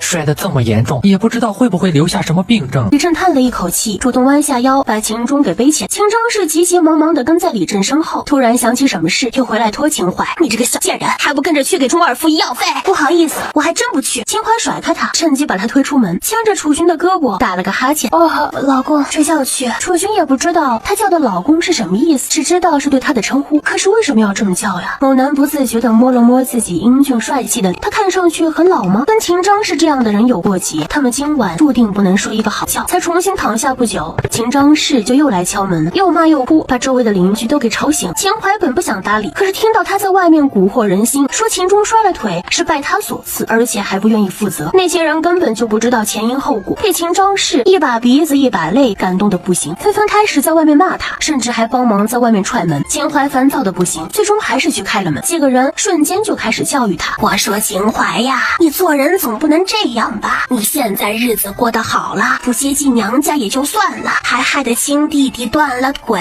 这件事你怎么说也得负责的。说话的是邻居赵老太，老人家上了年纪，听到有子女不孝顺的事情就很生气。他们做父母的养大孩子不容易，养儿就是为了防老，可秦淮现在这种做法跟白眼狼有什么区别呀？小贱人，我可告诉你，钟儿的腿摔碎了骨头，李大夫没办法治，要送去镇上的医馆，你最好把钱拿出来给钟儿看病，否则我就去知府大人那里告你。看到有人帮他说话，秦张是一阵得意，说话更是猖狂。秦淮却是不可置信的挑眉，果然是没用，摔这么一下骨头就碎了，这样的人活着都浪费空气。只不过他却懒得看秦张是那张讨债的脸，看着赵老太问道：老太太，如果今晚秦钟爬的是你家的墙，想偷你家的财物，结果偷鸡不成18米摔断了尾，您愿不愿意负这个责任，掏钱给他看病呢？什么？赵老太有些懵，不明白秦淮说的是什么意思。刚刚秦张氏也只是说是秦淮害得自己弟弟摔断了腿，倒也没有说清楚具体原因。而今秦淮这么说，难道是另有隐情？秦淮冷笑一声，他要不是鬼迷心窍，大半夜想来我家偷东西，也不会摔断腿。老太太，有些事情并没有你想象的那么简单。赵老太一阵尴尬，不知道该说什么才好，似乎他是真的误会秦淮了。而其他围观的人也才后知后觉的反应过来，难怪秦钟会大半夜摔断了腿，原来是想来当梁上君子。瞬间觉得秦张氏母子俩根本就不值得人同情。小贱人，你在胡说八道些什么？谁偷东西了？秦张氏本来哭得还挺伤心的，听到秦淮这么一说，立刻又想动手打人，不过都被其他人给拉住了。路了。不过说到底，他的腿是在我家里摔断的，按理我也该去看看。秦淮又打了一个哈欠，转头问楚寻道：“你要不要跟我一起去？这本是他娘家的事情，不应该把他也牵扯进来。”可不知怎么的，这个时候他就是希望楚寻能够陪在他身边。楚寻点点头，这由他拉着自己一脸兴奋的去往李大夫家，一起跟去看热闹的几人面面相觑。他弟弟摔断了腿，还能笑得这么开心，果然他也不是什么好人。此时李大夫家也围了许多人，秦钟已经又疼得醒了过来，躺在床上一个劲儿的哭喊，一点男子气概都没有。秦淮不屑地哼了一声。楚寻之前在山上被那只雌虎伤到，胸口血肉模糊，人家哼都没哼一声。当时他也只是用刺耳菜帮他止了血，之后照样忍着伤痛，把300-400斤的虎从山上扛了下来。第二天又精神抖擞的背着虎肉走了20公里的路去镇上卖。这就是人与人之间的差别。楚家媳妇儿啊，你弟弟这腿呀，恐怕得送到镇上的医馆去治疗了。我就只是一个小郎中，平时呢也只会看些伤寒感冒的小病，对这断腿呀实在是无能为力。你娘拿不出钱来，你作为姐姐还是要帮衬一下弟弟的。李大夫是个实诚的人，见到他们两口子进来，不管他们之前发生过什么纠葛，说到底秦淮身为秦钟的姐姐，弟弟有难，姐姐花点钱是应该的。小贱人，你听到没有？还不快把钱拿来，送钟儿去镇上的医馆治疗。秦张氏一看李大夫都帮着他说话，气焰更加旺盛，要不是这么多人在这里看着，他都得上手抢了。没钱，我今天买了这么多东西，钱都花完了，还特意心痛的咂嘴，表示自己的无奈。秦张氏一听瞬间炸毛，那就用你买的那些东西来抵押，钟儿要是有个什么3长2短，我让你吃不了兜着走。秦张氏的话秦淮已经可以自动过滤掉，他都懒得看秦张氏的嘴脸，对着李大夫说道：“我虽然没钱带他去镇上的医馆，但是我有能力把他的断腿接上，不过我需要李大夫你的帮忙。”此话一说出来，在场的所有人都愣住了，李大夫都没有办法治好的腿疾，秦淮竟然大放厥词，说自己能够治好，简直是天大的笑话。你这是要害你弟弟的命呀，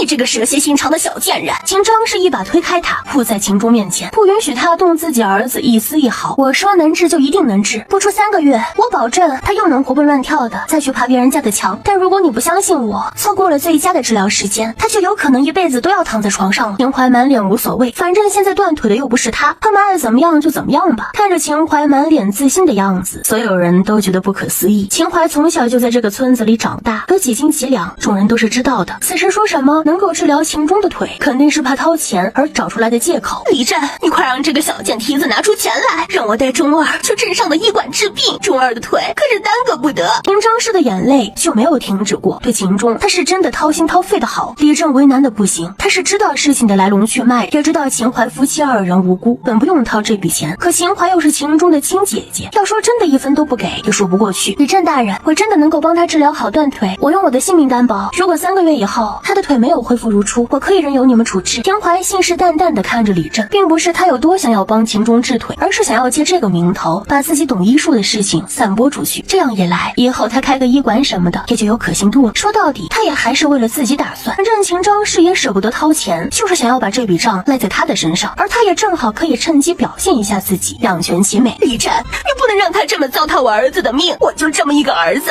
我们老秦家就靠他传宗接代了，他要是有个什么3长2短，我也不活。秦张氏哭得格外揪心，李湛也是左右为难，可不知道为什么他突然就很想相信秦淮一次，毕竟他竟然敢拿自己的性命担保，肯定不会是开玩笑的。李正，让他试试吧，我也给他做担保。一直沉默着的楚寻突然开了口，他在村子里的形象一直比较好，虽然话不多，但无论哪家有困难他都会去帮忙。他说的话远要比秦淮有分量，秦淮心里感动的不行，完全没有想到在这个时候他会站出来为自己说话。越想越觉得原主真的是太蠢，这么好的男人怎么就不懂得好好珍惜呢？楚兄弟，这可是人命关天的大事，你可不要开玩笑啊！立刻有人开口劝他，这腿断了可是一辈子的事情呀，可不能因为他一句话就毁了人家后半生吧。我从未开玩笑，我受伤一直都是他帮我处理的。楚寻脸上是前所未有的认真，虽然秦淮从始至终也只是帮他处理过1次伤口，可是一想起他那天熟练的包扎手法，他就坚信他并不像看起来那么简单。更何况现在没有任何人相信他，作为他的丈夫，他确实应该帮他。于是因为他这句话，所有人对秦淮有了新的看法。这么说来，秦淮也没有那么不堪呢。那个秦婶子呀，既然楚兄弟替他担保，那就试试吧。若是出了任何差错，我第一个就让他赔偿你们所有损失。李湛试着劝秦张氏，秦张氏本是不同意的，可是听到李湛承诺的赔偿损失，坚定的内心瞬间有些动摇。点个此话订阅吧。当真？自然当真，在场所有人都可以为我作证。李正无奈地叹了一口气，现在这种情况，就算不当真也是没有办法的，毕竟也没有钱去镇上的医馆看病，只能把希望全部寄托在秦淮身上。好，既然李正都这么说了，那就让他试试吧。要是我的中儿有什么三长两短，张氏恶狠狠地看着秦淮，这模样哪能是母女，分明就是一对冤家。众人替他们捏了一把汗，却也不愿意就这么离开。大家都想看看秦淮是怎么帮秦钟治疗腿的。得了允许，秦淮就上前为秦钟检查，手才刚伸出去，还没有碰到他的腿，秦钟就先叫喊起来。秦张是心疼的哆嗦，想要去推开秦淮，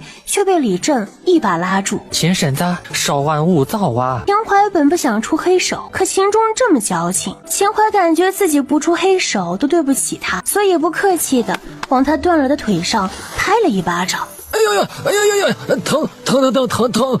娘，救命！救救我！哎呀，救我！哎呦呦呦呦呦呦呦呦！心中杀猪般的声音传来，秦淮嫌吵，随便扯了一块布塞进他嘴里，感觉世界瞬间就安静了。秦张是只觉得自己的心都揪在一起，恨不得过去给秦淮2巴掌，可是李正却一直紧紧地拽着他，就是不让他上前去。其余围观的人听着那叫声，都觉得自己身上鸡皮疙瘩都快冒出来了。李大夫，麻烦你先帮我准备一盆水、一把剪刀、2块竹板，以及桃仁、红花、宽球、当归、竹地各5钱捣碎。对了，还有白布条。好。李大夫倒是个好说话的，秦淮就这么指使他，也没有生气，反而还格外积极的帮忙。他其实也是想看看秦淮能用什么办法帮秦钟接腿，顺便跟着学习一下。紧接着他又吩咐楚寻道：相公，你去外面帮我和一盆稀泥进来，也不用太稀，适中就好。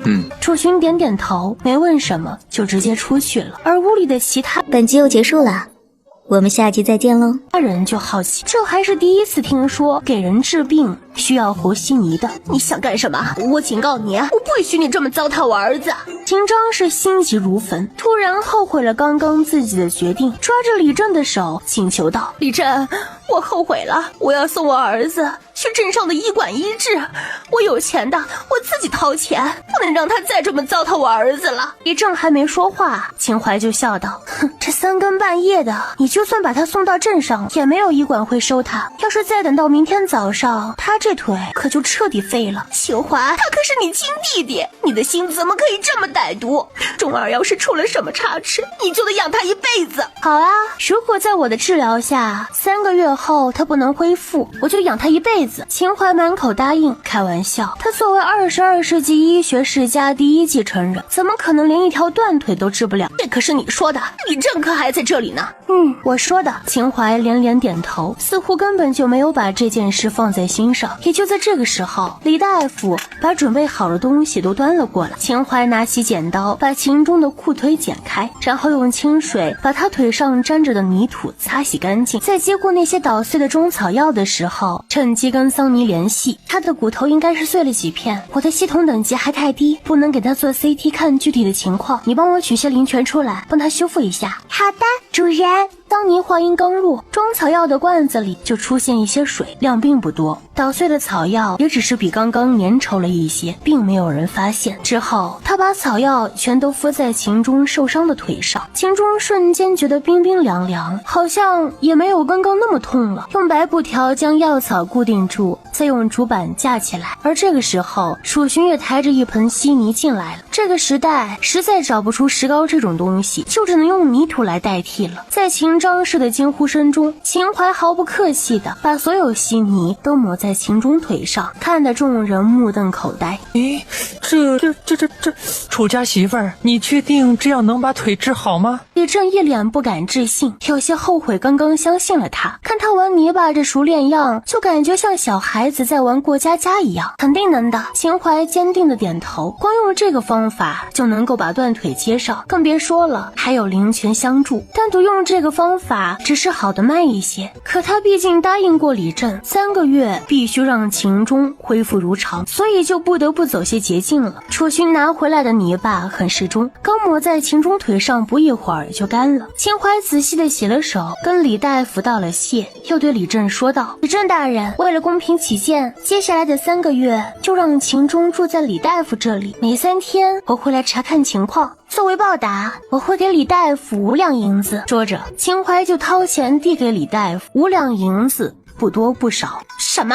你要给他5两银子？秦章是瞬间炸毛，他来跟他要钱，他说没有，结果李大夫什么都没做，他就要给人家5两银子。5两银子是什么概念？够一家人1个月的开销了。不行，这绝对不行，你把钱给我，我会把钟儿照顾好的。秦章是二话不说就要去李大夫手里抢银子，对于他们这些人来说，5两银子已经不算是小数目了，怎能随意流落到李大夫手里呢？我都说了，这是为了公平起见，李大夫好歹是个大夫，平日里秦钟要是出什么问题，可以及时的救治，若是换成你，秦钟出事了，谁负责？秦淮对秦章士说话是真的一点都不客气，他宁愿相信李大夫，都不相信秦章士。毕竟像秦章士这种恶毒心思，为了钱肯定是什么事都能做出来，他可不能任由秦章士坏了他的名声。婶子，我也觉得楚家媳妇说的有道理呀，在李大夫这里也放心一点儿。狄振忍不住出面劝说，秦章士想了想，为了儿子还是忍了下来，但又向秦淮伸出了手，给我5两银子，我是你亲娘，你有钱就该孝敬我。秦淮也不解释，把口袋翻了个底朝天，看着他总监道：没了，那我不管，你得给我米和面。秦章士开始继续耍赖，秦淮瞬间沉下脸，直言道：你们大半夜来我家偷东西，我还没跟你们计较，现在又掏钱请李大夫照顾秦钟，你要是再不收敛，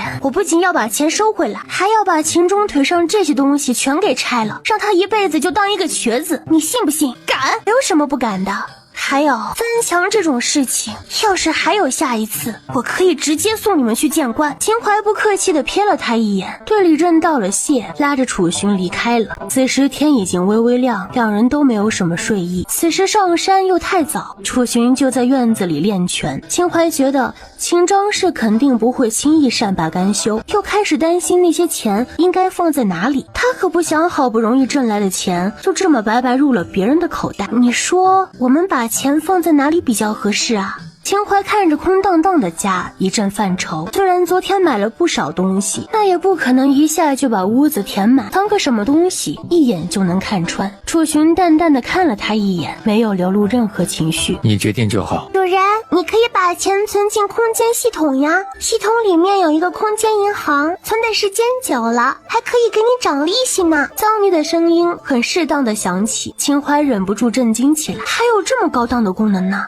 本来以为来到这种地方就得过落后的生活，没想到这系统对他这么好，简直不要太贴心。急急忙忙地跑进房间，用意念把银两全部放进了系统空间银行里，想到还有利息，瞬间就激动起来。把钱存好之后，秦淮想起虎骨还没有拿出来晾晒，急忙把虎骨从篮子里拿出来，一一摆放在地上，然后去找来绳子，骨头全都绑起来，挂在窗台上晾着。晾晒虎骨得讲究方法，不能直接在太阳下暴晒，只能在阴凉处风干，这样才能保证它的药效和疗效。把所有的一切都做好之后，秦淮双手叉腰，看着那一排排挂起来的虎骨，忍不住有些小自豪。突然听到在练拳的楚寻闷哼了一声，秦淮转过头去，就看到他捂着胸口，脸色有些不太好看。怎么啦？是不是伤口又痛了？意识到这一点，秦淮有些着急。当时在身上只是给他做了简单的止血包扎，回来他表现得像个没事人一样，他也就忘了再帮他清理伤口。还是刚刚帮秦钟接腿的时候，才想起楚寻也是受了伤的。无妨。楚寻本没有太放在心上，以前遇到这样的情况态度，日子久了也就不会在意了。可秦淮却不允许他这样，拉着他回房间坐下，3下5除2把他的衣服扒开，发现里衣都已经被鲜血染红。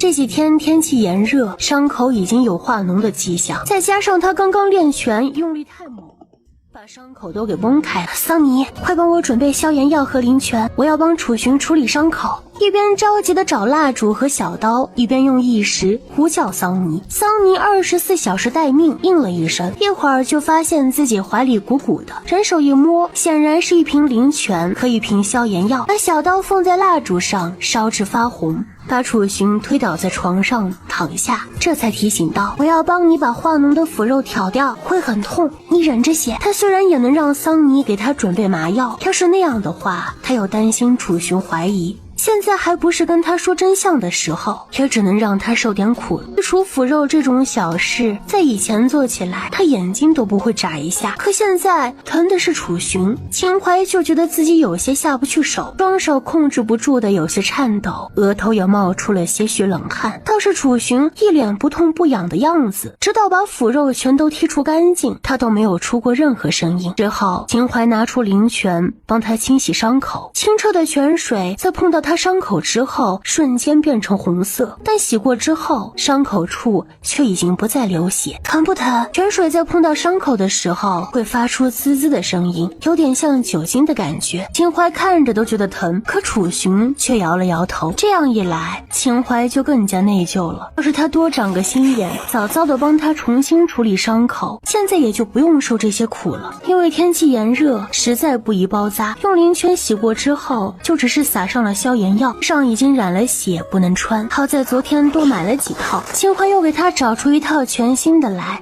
放在床头，拉过新买的被子给他盖上，嘱咐他好好休息，然后抱着脏衣服出去洗。楚寻低头看着胸口认真处理过的伤口，眸色幽深。他是什么时候懂得医术啊？院子里就有井，用水还挺方便的。这是秦淮人生中第一次帮别人洗衣服，洗得还挺高兴。楚寻不像其他男人，身上总有一股浓郁的汗臭味，他每次打猎回来都会认真的洗澡，然后自己洗衣服，架在火堆旁烤干了再穿上，比秦淮身体的原主干净了不知道多少倍。越想越觉得自己捡了个宝，洗衣服洗得更加欢快了。我家媳妇儿，你起来了没有啊？点个订阅吧。有人来敲门，听着声音有些熟悉，却又想不起来是谁，忙过去把门打开，才发现是昨晚的赵老太。赵老太太提着篮子站在门口，笑得一脸和蔼，看着一脸笑容，就觉得不是来找茬的。秦淮的态度也好了不少。老太太有事吗？也没什么事儿，家里的母鸡下了几个蛋，特地给你们送几个来。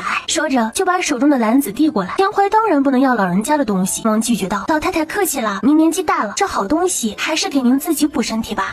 我是特地为昨晚的事情来给你道歉的，没有搞清楚情况就骂了你一顿，希望你不要介意。赵老太满脸歉意，就一个劲儿的把篮子往秦淮怀里塞。这些鸡蛋你们一定要收下，是老婆子我的一点心意。昨天晚上无缘无故冤枉了秦淮，赵老太一整夜都辗转反侧，睡不着觉。这不，天刚亮就送来鸡蛋赔礼道歉。秦淮全然没有想到赵老太竟然这么客气，毕竟当时是被秦张氏所误导，更何况赵老太也没说什么太过分的话。老太太，您的好意我心领了，但是这鸡蛋我是真的不能收。赵老太都80多岁了，老伴早就去世了，儿女都去了镇上，很长时间才回来一趟，平时就只有她一个人住。就这样的情况，秦淮又怎么能收她的鸡蛋呢？楚家媳妇儿，你这般拒绝，难不成是瞧不起老婆子我这些鸡蛋？见秦淮一直推搡不收，赵老太也来了脾气，脸色瞬间阴沉下来，就这么瞪着秦淮。秦淮一阵尴尬，老人家明显是误会了自己的意思，可现在这种局面，他不收也不行。本集又结束了，我们下集再见喽。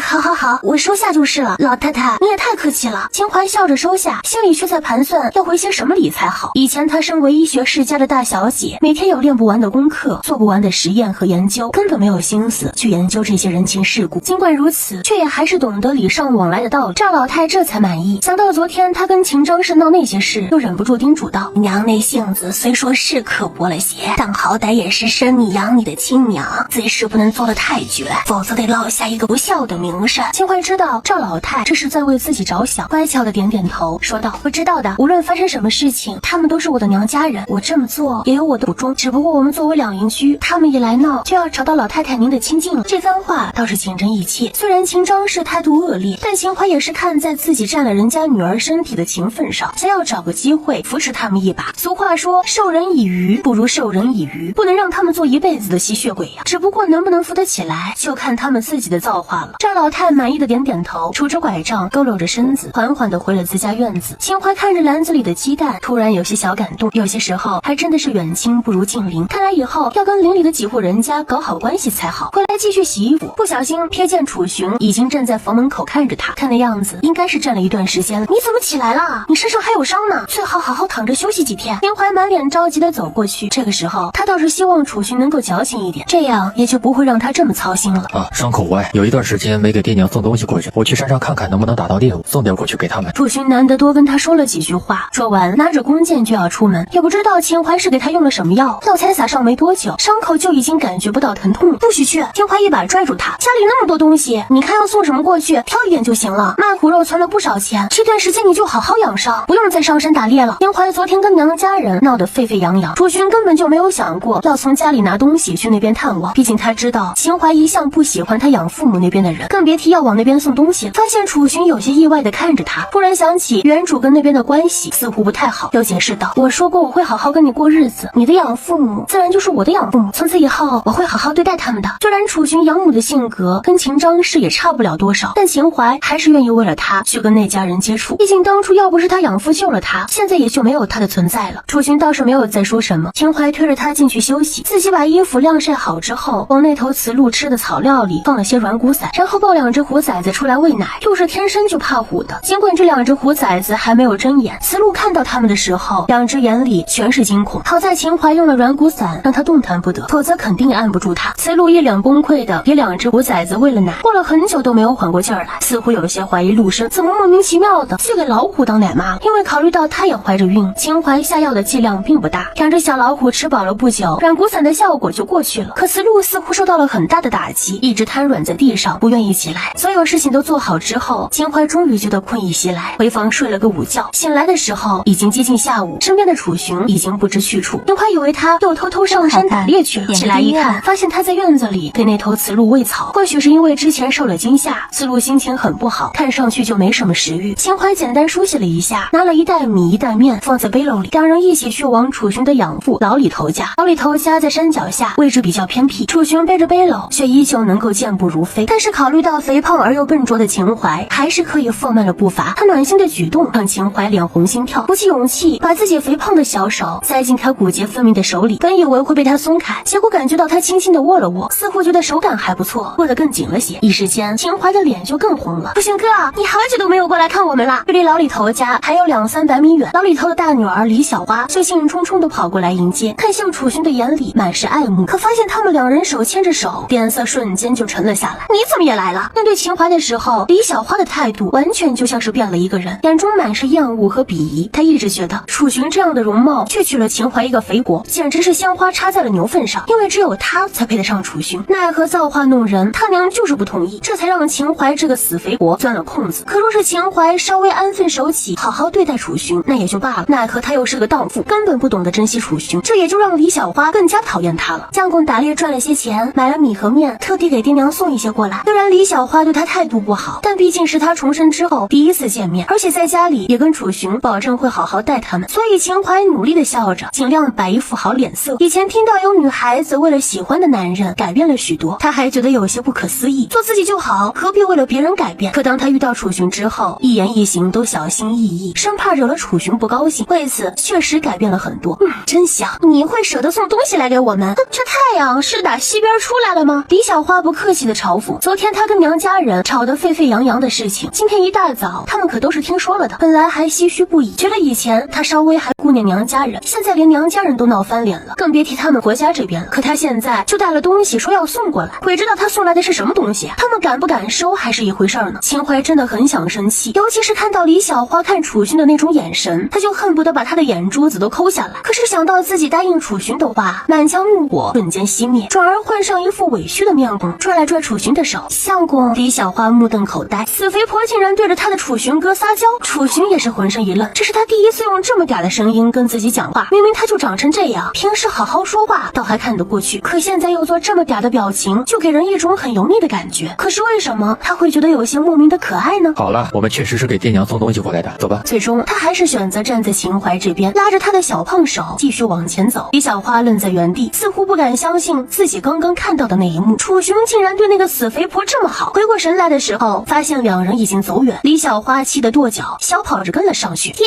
娘，楚寻哥来了。虽然刚刚被秦淮气得不轻，但李小花还是很快调节好情绪。进家的时候，又是一张天真无邪的笑脸。秦淮暗暗翻了一个白眼，觉得这个小姑子心思倒是挺深沉，但不管怎么说，她也只能是小姑子而已，怎么也不可能蹦跶到她的头上来。这么一想，心情瞬间好了不少，主动开口叫人：爷娘，我们来看看你们。听到他开口叫人，楚寻的养母李王氏也有些震惊，但很快也露出跟李小花一样不屑的表情。哟，这是太阳的西边出来了。秦淮笑了笑，没做回答，帮着楚寻把背上的背篓放下来，这才说道：相公前2日猎到了一头虎，我们拿到镇上换了钱，买了些米面，今日特地给你们送些过来。秦淮一边说，一边把装米面的袋子打开，露出了上等的米粒和面粉。李王氏和李小花瞬间就看直了眼，这可是有钱人家才吃得上的米面呢。由此可见，他们卖那头虎肯定赚了很多钱，否则也舍不得买这么贵的米和面。李王氏二话不说收了米和面，动作快的好像下一秒秦淮就会反悔一样。秦淮本想着他们既然收了东西，态度应该会有所好转，然而没想到李王氏依旧是一副讨债的嘴脸。我们活了大半辈子都没有吃过肉，你们猎到为何不先送些到家里来？像他们这种贫苦人家贴到好东西，第一反应就是拿到集市上去卖，然后换取粮食。而这李王氏想到的却是想尝尝骨肉的滋味，这脑回路未免有些清奇。秦淮还在纠结该怎么开口，李小花就抢先了一步，肯定是这女人不让楚寻哥送过来的，她向来不允许楚寻哥跟我们走得太近。说起这事儿，李小花那叫一个恨呢。秦淮原主觉得楚寻明明就是个孤家寡人，却因为被老李头救了一次，就要担起赡养他全家的责任，越想越觉得不划算，所以一直很讨厌楚寻跟老李头家来往。原主之前甚至还因为这件事来老李头家又吵又闹，逼着楚寻跟老李头家断绝关系。你一天到晚就帮着他说话，他分明是自己没良心不想送来，否则一个大男人难道还怕一个泼妇不成？李王氏不客气地剜了李小花一眼，语气虽然不像秦张氏那般嚣张跋扈，但羞辱人的能力却格外尖锐。秦淮瞬间就不乐意了，骂他也就算了，还骂她老公，这怎么行呀？正准备撸起袖子大干一场的时候，楚寻淡淡的开了口：是我考虑不周，还请公去见谅。点个订阅吧。楚寻哥这2年来对我们家已经很不错了，就算这女人百般阻挠，他还是每隔一段时间就会送东西过来，你就不要再说了。李小花喜欢楚寻，自然不愿听到李王氏说楚寻的不好，都不用秦淮开口，就已经有人替她维护老公了。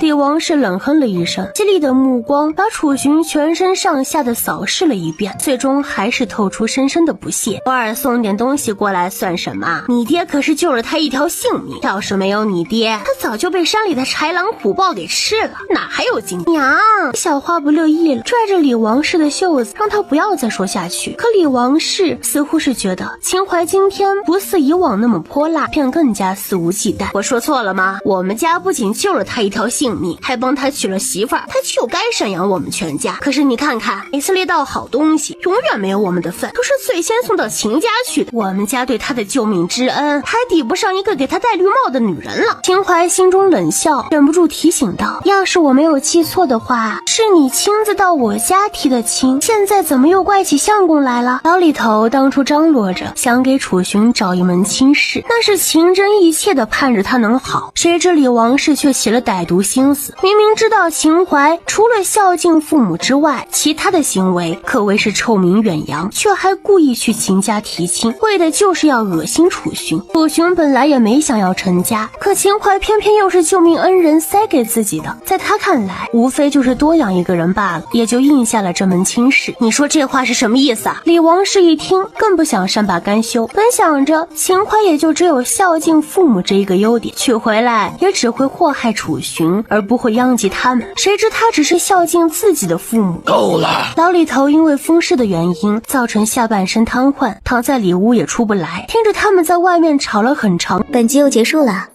我们下集再见喽。时间实在听不下去了，这才出声打断。不每次楚寻过来，李王氏都要吵几句才甘心。好在楚寻性子冷，也不愿跟他计较，这才没有闹出什么名堂来。可今天来的还有秦淮，那也是个泼辣的主，两个人凑到一块儿，现在只是吵起来，若是再不阻止，可就要打起来了。秦淮也因为老李头这句话净了身，楚寻的命是老李头救的，救命之恩无以为报，他就算再不喜欢李王氏，也得忍着。相公，你去陪陪爹，我去做饭。说完，不看李王氏和李小花，径自去了厨房。他这一举动又让李王氏觉得不可思议。以前秦淮也来过这里，可是却从未下过厨，甚至还把他们当作丫鬟使唤。可这一次，怎么感觉他像变了个人似的？说完，不看李王氏和李小花，径自去了厨房。他这一举动又让李王氏觉得不可思议。以前秦淮也来过这里，可是却从未下过厨，甚至还把他们当作丫鬟使唤。可这一次，怎么感觉他像变了个人似的？母女俩对视一眼，总觉得秦淮这一趟是黄鼠狼给鸡拜年，不安好心，生怕秦淮在饭菜里动手脚，急忙跟着他进了厨房。楚雄这才得以清静了会儿，进屋探望老李头。这2年委屈你了。老李头拉着楚雄的手，沉重地握了握，不知该说些什么才好。当年他救他只是举手之劳，可这2年，楚雄为了这个家确实付出了很多，偏偏李王氏还不知足，每次都要给楚雄制造难堪。无妨。楚雄倒是习惯了这样的对待，也没往心里去。这段时间有没有记起些什么？老李头满脸期待地看着楚雄，总盼着他能够想起以前的事情。楚雄是他2年前从山脚下救回来的，当时他全身上下就没有一块皮肤是好的，肋骨断了3、4根，头部也受到了重创，身上满是外伤，整个人几乎被鲜血染红。但看他身上穿的衣服，绝对不是一般人家能够穿得起的，就觉得他定是大富大贵之人。可惜天意弄人，醒来之后，楚雄除了记得自己的名字之外，其他任何事情都没有了记忆。他受了很严重的伤，养伤就花了1年多，伤好之后想要报答他，就在这个小山村留了下来。老李头看他也到了成家的年纪，就做主想替他找一门亲事。谁知一向看楚雄不顺眼的李王氏却主动揽下了这件事，结果就给他找了秦淮。没有。楚雄实诚地摇头，他觉得或许是现在生活的环境跟以前完全不一样，让他没有任何熟悉的感觉，所以至今没有任何记忆。不过这种事也强求不来，一切随缘就好。况且他觉得现在跟秦淮的生活也还挺惬意的。你本是大富大贵的人家，难道就甘心这么一辈子都在这个小山村里了？老李头叹了一口气，他其实是知道楚雄面冷心热，自己卧病在床很长时间，成了这个家里的累赘。家里就只有李小花和李二狗一双儿女，李二狗年纪太小，根本撑不起这个家，要不是有楚雄一直照看着，这个家只怕早就垮了。李小花端着水刚走到门口，就听到老李头说这句话，心里咯噔一声，内心里瞬间起了波澜。他就知道楚雄不是普通人家出身，当初他一心想嫁给楚雄，可李王氏却觉得他失去记忆，身份沉迷，不是个可靠之人，也不能给他们家带来富贵，就一直不准他跟楚雄走得近。现在亲耳从他爹口中听到这句话，内心澎湃的不行。如果楚雄真是什么大富大贵的人家，他无论想了什么法子，都要成为他的女人。我觉得在这小山村里没什么不好。不知怎么的，脑海里突然想起刚刚在门口秦淮对他撒娇那一幕，肥胖油腻的脸对着他一脸委屈，竟是没来由的可爱。想到这里，嘴角忍不住的向上勾起。他都这么说了，老李头也就没再说什么，只是惋惜的叹了一口气。消失这么长时间，他的家人一定在满天下的找他，他却甘心窝在这种穷乡僻野的山村。看着他藏不住的笑容，老李头有些恍然，是因为秦淮那丫头吗？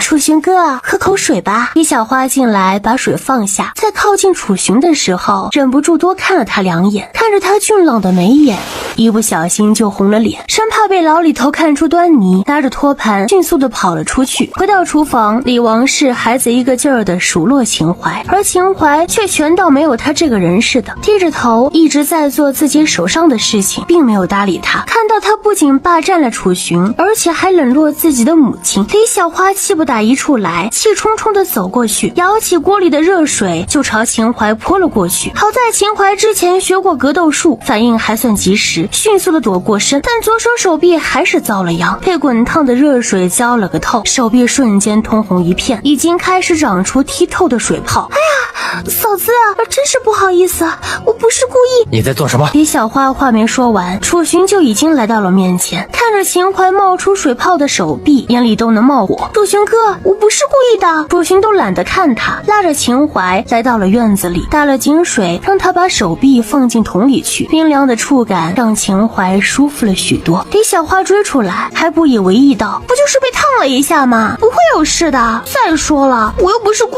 意的。”同样的热水，我也泼你一身如何？楚寻的语气冷得不行，这是他第一次对李小花发脾气。秦淮这次来就是要跟他们好好相处的，没想到他们竟然是这种态度。你个白眼狼在说些什么话？不过就是不小心泼了一点热水而已，他皮那么厚，那手还会废了不成？李王氏也从厨房里出来，听到楚寻这么说话，瞬间就急了眼。他就不信楚寻能为了一个给他戴了无数绿帽的死肥国做对不起救命恩人的事情。楚寻瞥了他一眼，没说什么，直接拉起秦淮就往外走。刚出门遇到捕鱼回来的李二狗，正拎着2条大鲤鱼往里走，看到楚寻拉着秦淮往外走，还高兴地迎上去。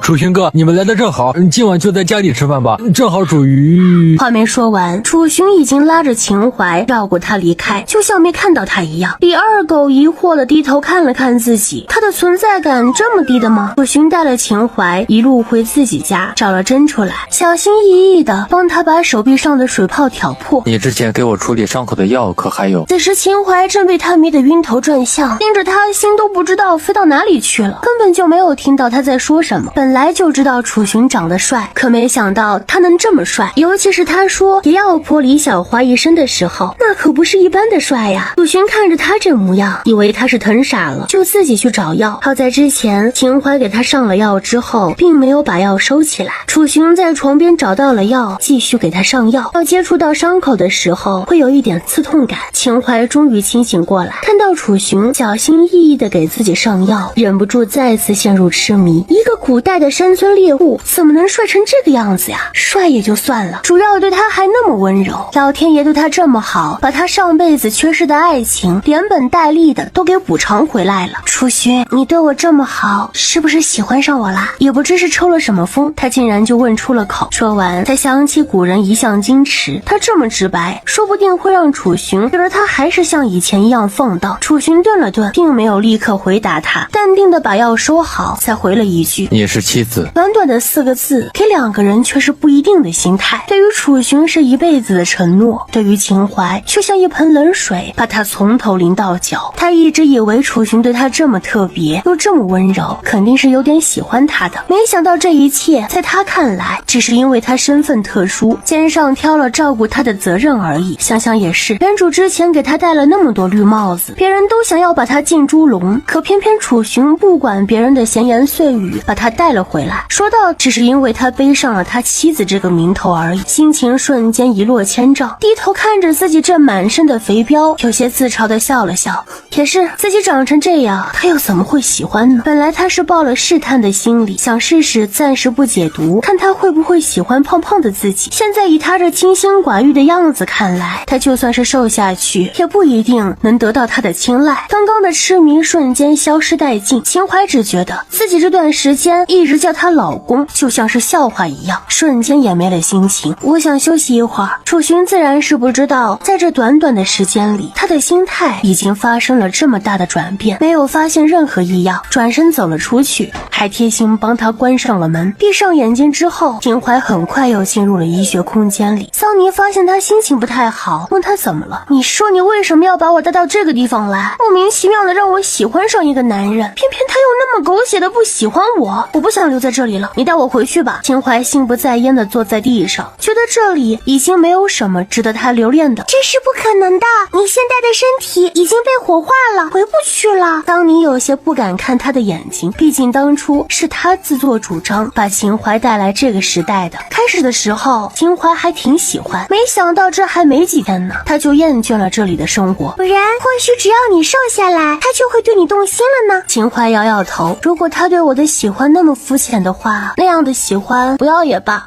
本集又结束了，我们下集再见喽。他决定了，在遇到那个不嫌弃他身材和长相的人之前，他绝对不会配解药为自己解毒减肥的。他相信真正喜欢他的人不会在乎这副躯壳。说完，不再管桑尼，扛着锄头除草去了。既来之则安之，就算楚寻不喜欢他，他也要在这个时代坚强的活下去。不只要活下去，还要活得精彩。楚寻煮了一碗粥端进来，见他还没有睡醒，把粥放在桌子上，然后叫他起来吃饭。秦淮正赌着气呢，虽然在医学空间里也听得到他的声音，可他就是不想醒过来，不想面对他。楚寻叫了几声，见他没有反应，伸手去他额头上探了探，竟然发烧了。二话不说，背起他就往李大夫家跑。李大夫给他诊了脉，只是由伤口引发的低烧而已，只给开了一副药。为何他迟迟不醒？楚寻皱着眉头，觉得有些不正常。秦淮的身体一向很不错，上次被人浸猪笼，在水里泡了很久都没事，这次只是低烧，却迟迟昏迷不醒。李大夫抿抿嘴唇，一时间竟不知道该怎么回答。行医这么多年，虽然他医术不是很高，但一般的伤寒感冒还是能看的，尤其像秦淮这样只是发低烧，真的不至于会一直昏迷不醒。可这事情偏偏就发生了。李大夫有些尴尬，说道：“这个，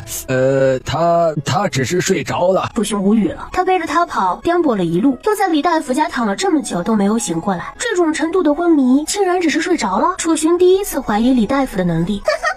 当年毛茸茸的一小团笑得在地上打滚。主人，你真的还不行吗？我真的要笑死了。秦淮其实一点事情都没有，可能只是睡得久，身上出了汗，再加上他身体比较肥胖，就显得脸色有些通红，于是就造成了这个误会。秦淮满头黑线，他只是单纯的不想醒过来而已，谁知道楚寻会搞这么大阵仗，不喜欢他就不要管他，偏偏要做这种事让他误会。不行！秦淮冷哼了一声，抬着小扫帚去给牧场里的奶牛和母鸡清扫窝舍，可谓是忙得不亦乐乎。点个订阅吧。楚寻又把他背了回来，桌上那碗粥已经冷却，两只虎崽子在家里饿得嗷嗷叫。楚寻没办法，只能把他放下，让他继续睡，这才带两只虎崽子去喂鹿奶。那头雌鹿早上被秦淮用了软骨散，倒是没有能力挣扎，现在楚寻没有软骨散，想用绳子把它绑住。谁知楚寻才刚拿着绳子过来，雌鹿腿一软，就乖乖的趴在地上，这求生欲不要太强了。楚寻无语了，也不知道秦淮早上是怎么对他了，竟然能把他调教的这么乖。不过这也给他省了很多事，把两只虎崽子放在他身边，让他们自己去吃。秦淮一觉睡到了第二天早上，醒来的时候楚寻已经不在了，应该又上山打猎去了吧。其实楚寻起来的时候他是知道的，只是不想搭理他而已。简单的洗漱了一下，喂了虎崽子和雌鹿，又给自己做东西吃，然后提着篮子去了外面。楚寻不是本地人，没有相应的农田，所以只能靠打猎为生，家里时常都会挂着一些腌制的肉，却见不到蔬菜。秦淮是一个注重荤素搭配的人，来了这几天还没有吃过蔬菜，感觉自己见到肉都会想吐了，所以想上山找些野菜来吃。山上猛兽横出，随时都可能遇到危险。秦淮本来可以跟楚寻一起上山的，可是想到昨天他伤害了自己，他就不想搭理他。既然嫌他丑，当初这门亲事他就不该答应，现在搞得他心乱如麻，他就像个没事人似的，想想都让人生气。就这样，秦淮带着一腔怒火上了山，因为担心遇到猛兽，所以他并不敢进得太深，只是在林子周边四处转转。至于能不能找到野菜，全凭运气。这个季节山上野菜的种类还挺多，也有一些比较常见的草药。秦淮顺便采了一些放在篮子里，本来还担心如果遇到楚寻会尴尬，结果倒是他又自作多情了。直到他把篮子装满，都没有遇到任何人，毕竟已经死过一次，他倒是十分爱惜自己的小命。篮子满了之后，不做任何停留的迅速下了山。回到家，发现秦庄氏又在他家门口徘徊，见到他回来，秦庄氏赶紧迎上来：“你这个小贱蹄子又去哪儿了？老娘敲了半天门都没人，你又有何贵干？”秦淮心情本来就不好，看见他只觉得更加糟心了，本不想搭理他，奈何他又是原主的母亲，他既然占用这个身体，就不能跟秦张氏彻底翻脸。快给我钱！钟儿受了这么严重的伤，都是拜你所赐，我要去给他买些好东西补补。秦张氏说的理直气壮，他是看出来秦淮这一次确实赚了挺多钱，不然怎么可能随手就给李大夫5两银子呀？秦淮是真的没有见过这种不要脸的人，自己翻墙来偷东西摔断了腿，还把罪怪到别人头上，这么厚颜无耻，真是前无古人后无来者。我要是不给呢？秦淮偏头看着他，眼里满是戏谑，就好像在看一个小丑一样。不给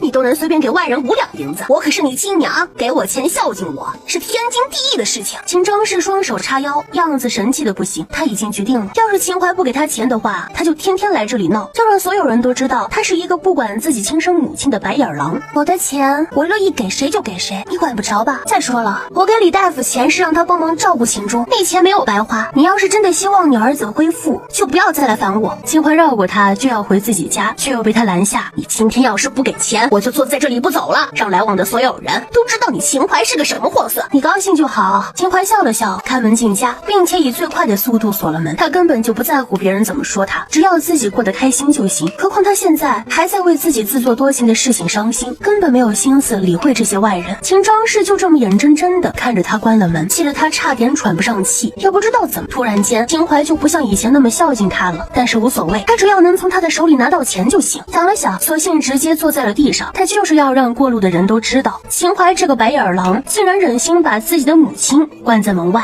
就又进了医学空间。虽然这空间才开通没几天，但里面的时间跟外面是完全不一样的。才短短几天的时间，种下去那些药草都快到可以采摘的程度了，而牧场里的奶牛和母鸡也长得半大，再过不了几天就可以产奶和下蛋了。手臂上被李小花烫伤的地方，因为上了消炎药，已经好了很多。忘了所有事情之后，他看着这伤口发呆，脑海里又浮现出昨天楚寻小心翼翼帮他处理伤口的样子，那么温柔，那么认真，让他忍不住陷了进去。如果他喜欢自己就好了。这么想着，心里又是一阵难过。他真的爱上了那个冷冰冰、寡言少语的男人了。在医学空间里待了一整天，想着楚寻应该快回来了，就出了空间去做饭。虽然他不喜欢自己，但现在两人也是夫妻，作为妻子，她应该做到让丈夫回家的时候能够吃上热腾腾的饭菜。然而饭菜都做好很久，依旧不见楚寻回来。刚开始还觉得没什么，可是越等越心急。眼看天都快黑了，秦淮开了门，秦庄氏都已经离开很久，却依旧不见楚寻的身影。尤其他胸口还有未痊愈的伤，要是再遇到猛兽可怎么办呢？想到这里，秦淮只觉得自己的心紧紧地揪在了一起。不多久，月亮都出来了，秦淮更加坐不住，提着灯笼关上门就跑了出去。跑到山脚下，山上漆黑一片，不时传来猛兽的叫声。秦淮有些害怕，但也只是犹豫了一瞬间，就往山上跑去。在这一瞬间，他觉得自己重生一世，或许就是为了这个男人而来。要是他出了事，他的到来还有什么意义呢？就像桑尼说的，就算他现在暂时还不喜欢自己，但是不代表他以后也不会喜欢这个男人。他要定了。楚寻，你在哪里啊？听得到我的声音吗？楚寻，他的心脏跳得很快，身边阴风阵阵，更是吓得他直哆嗦。小时候鬼片看得多，总觉得天一黑就满世界都是鬼，可并没有让他停下脚步。他踏出去的每一步都格外坚定。点个订阅吧。楚寻，你在哪里啊？我好害怕。他觉得自己有些想哭，但也知道哭解决不了任何问题。突然想起医学空间里的桑尼，赶紧用意念呼唤他。桑尼，你在吗？在的，主人，有什么吩咐？没有，他只是想要有一个人能够陪他说说话而已。虽然桑尼不是人，但好歹也是他的空间管家兼灵宠吧。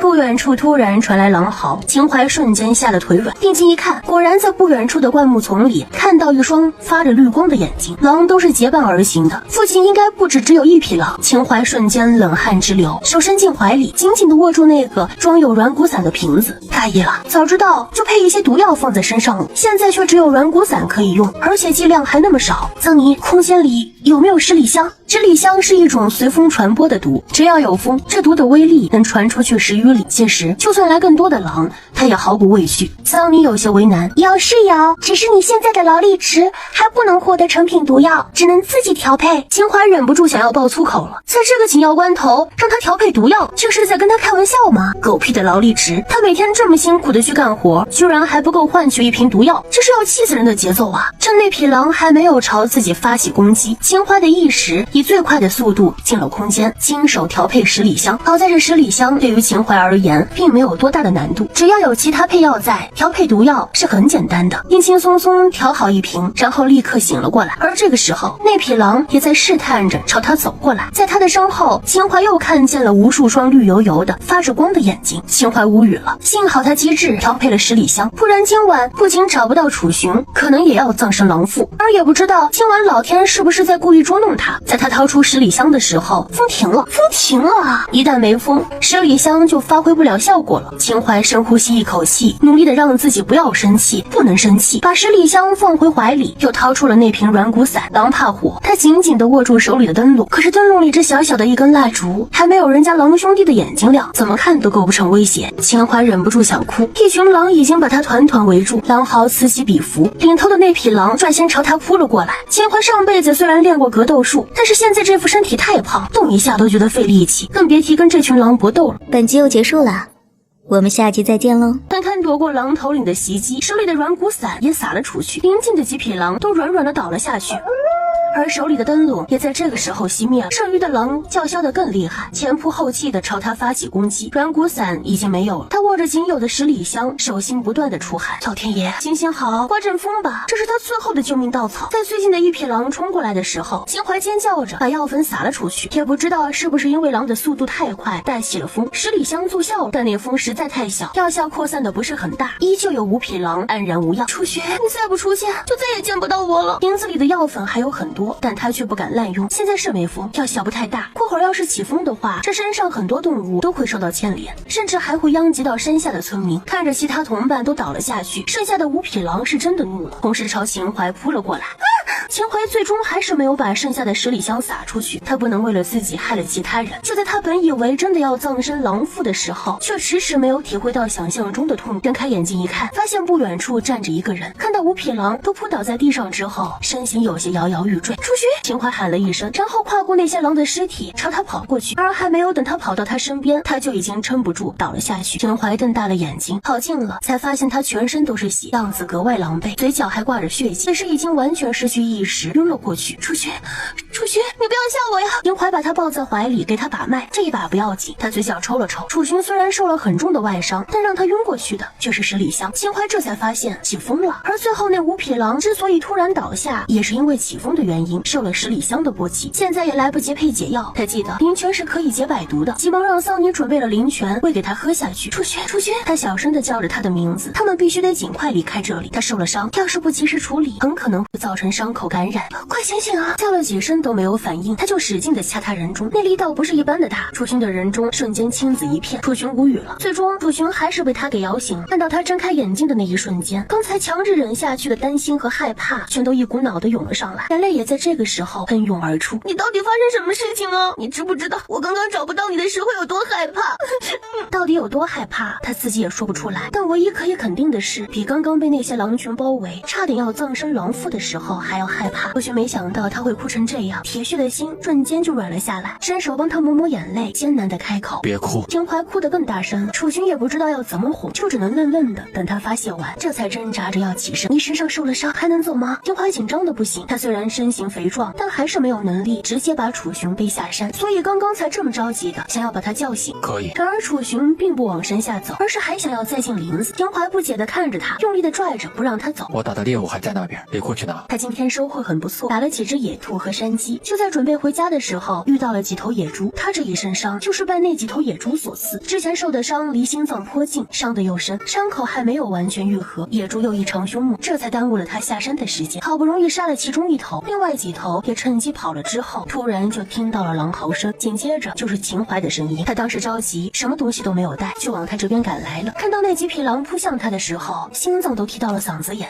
然而手里救命的石子还没有抛出去，就闻到了一股异香，顿时浑身乏力。紧接着他看到那几匹狼也纷纷扑倒在地，确定他没事之后，才支撑不住晕了过去。听到他这么说，秦淮有些无奈，都伤成这样了，还不忘他的猎物。不过想来也对，他受了这么重的伤才打来的猎物，不带回去未免太可惜了。只不过想到10里香的毒还没有解，这游戏飘散的话，肯定会伤害到山上无辜的生灵。趁现在有风，秦淮把剩下的灵泉之水全都洒向了空中。这么好看，点个订阅吧。还挺远，加上楚寻重伤，走不了太快。两人走了很久才到达，地上躺着一头野猪，身边还有几只野兔和山鸡。秦淮瞬间明白他这一身伤是从哪里来的了，因为他受伤本来也没想打多大的猎物，所以只带了小弓箭来，没想到会遇上野猪袭击，苦于没有兵器又不能运弓，这才受了这么重的伤。可是现在他们两人要怎么才能把这头野猪带回去？这可是一头成年野猪啊，体重绝不亚于之前猎到的那雌虎。楚寻不仅受了伤，刚刚又中了毒，现在虽然毒是解，可身上的力气终究是还没有恢复，想要扛一头野猪简直不要太困难。可是就这么舍弃的话，这身伤也就白受了。楚寻私下看了看，发现了几根藤条，拿过来把野猪一绑，直接拖着走。下山比较轻松，全都是下坡路，就算不用拖，猪也会自己往下滚。要不是担心伤害到别人，秦淮都不打算牵藤条，想让他就这么一直滚到山脚下。以后遇到这种情况就不要强撑嘛，打不过可以跑呀，干嘛把自己搞成这样？话语间满是抱怨。他总觉得楚寻这个人虽然话不多，但性格却很刚硬。不管是上次遇虎，还是这次遇到野猪，他完全可以躲过去，却却偏偏选择面对。想到他刚刚哭成那样，楚寻心里很不是滋味。还有那些狼群，距离很远的时候，他听见他的叫唤，恨不得冲到他面前。只可惜他受了伤，速度明显跟不上。等他赶到的时候，狼群都已经被他解决了。不得不说，看到飞扑而起的狼群轰然倒地的时候，他是震惊的。这要是换成别的女子，只怕已经葬身狼腹了。想到如果他没有随身携带那毒药的后果，心里忍不住一紧。这么晚了，为何一个人上山？你还好意思问？秦淮瞬间气鼓了脸，本来就肥的脸上，因为他鼓气这一动作，五官全都挤到一处去了，那模样实在是，不说也罢。你这么晚不回家，我担心你发生意外，就急忙出来寻你，没想到还遇到狼群。说起狼群，他又开始腿软了，擦了一把眼泪，继续哭。他发誓，这次回去以后，一定要配各种各样的毒药放在身上，在这个安全系数超低的年代，身上有毒才能有安全。别哭了，楚寻实在不会哄人，说来说去也就这么一句话。秦淮失落的不行，但想到他本来就是这么一个闷葫芦，倒也没有过多的计较。两人相互扶持着下山家，那头被摧残了一路的野猪已经脱了一层皮。秦淮无语了，他这么做似乎有些太狠了。虽然已经死了，不知道疼痛，但看着被脱得看不出原样，还满身血腥的野猪，秦淮还是觉得自己有些残忍。一回到家，他就忙着给楚寻烧洗澡水，让他把身上的血污都洗干净，这才帮他检查身上的伤口。之前的旧伤口又裂开了，不过好在之前用灵泉洗过，出了些血，却也没有太严重。比较严重的是腿部和腰部的新伤，应该是被野猪的獠牙所伤，伤口很深，流了很多血。为了让他好得快些，秦淮依旧用灵泉帮他清洗，然后上药包扎。这伤口太严重了，不包扎不行，可是天太热了，包扎了又容易化脓，只能每天早晚都帮他换药了。全程楚寻都安静地看着他，好像自从上次他被人进猪笼被他救回来之后，他身上就开始出现很多秘密了。比如他那瓶似乎永远用不完的水，他不知道那瓶水究竟是什么东西，但可以确定的是疗效真的很好。还有刚刚他在山上用的毒和软骨散，那天去镇上两人是形影不离，并不知道他什么时候去买了这些东西。而且就这种小乡镇上，软骨散和毒实在是不多见。虽然充满疑惑，但楚寻也没有打算问他，他想说的时候自然就会说了，要是他不想说，他怎么问他也不会说的。处理好伤口之后，秦淮又去把已经冷却的饭菜都热了一遍。此时已经是深夜，别人家都不知做了几次梦了。两人还点着蜡烛吃晚饭，吃完之后，两人终于上榻休息。楚寻受了重伤，床又小，秦淮睡得很憋屈，他担心自己夜里会碰到楚寻的伤，决定等楚寻的伤好了，一定要让他重新做一张宽敞的床。这么想着，很快就睡着了。又去了医学空间，这一次也没去干农活了，调配了一晚上的毒药，有毒在手，天下我有。第二天一大早，秦张氏又来门口叫嚣了。昨夜睡得晚，秦淮特别火大，奈何她是原主的母亲，只能忍着。被吵醒之后，楚寻就去了院子里处理昨夜带回来的野猪。被外面的秦张氏吵得头疼，提了2只野兔给他。昨晚猎的，拿回去吧。秦张氏看着那2只野兔，想接又不想接，凭什么可以给外人5两银子，就只给他2只野兔？就这么点？你以为打发叫花子呢？听到这句话，楚寻果断把兔子提了进来，关门前说了一句：叫花子不会堵在别人家门口这么久吗？说完，砰的一声把门关上了。秦淮刚出来就看到了这一幕，差点被他笑死。没想到他竟然这么毒舌，这是讽刺秦张氏连叫花子都不如了呀！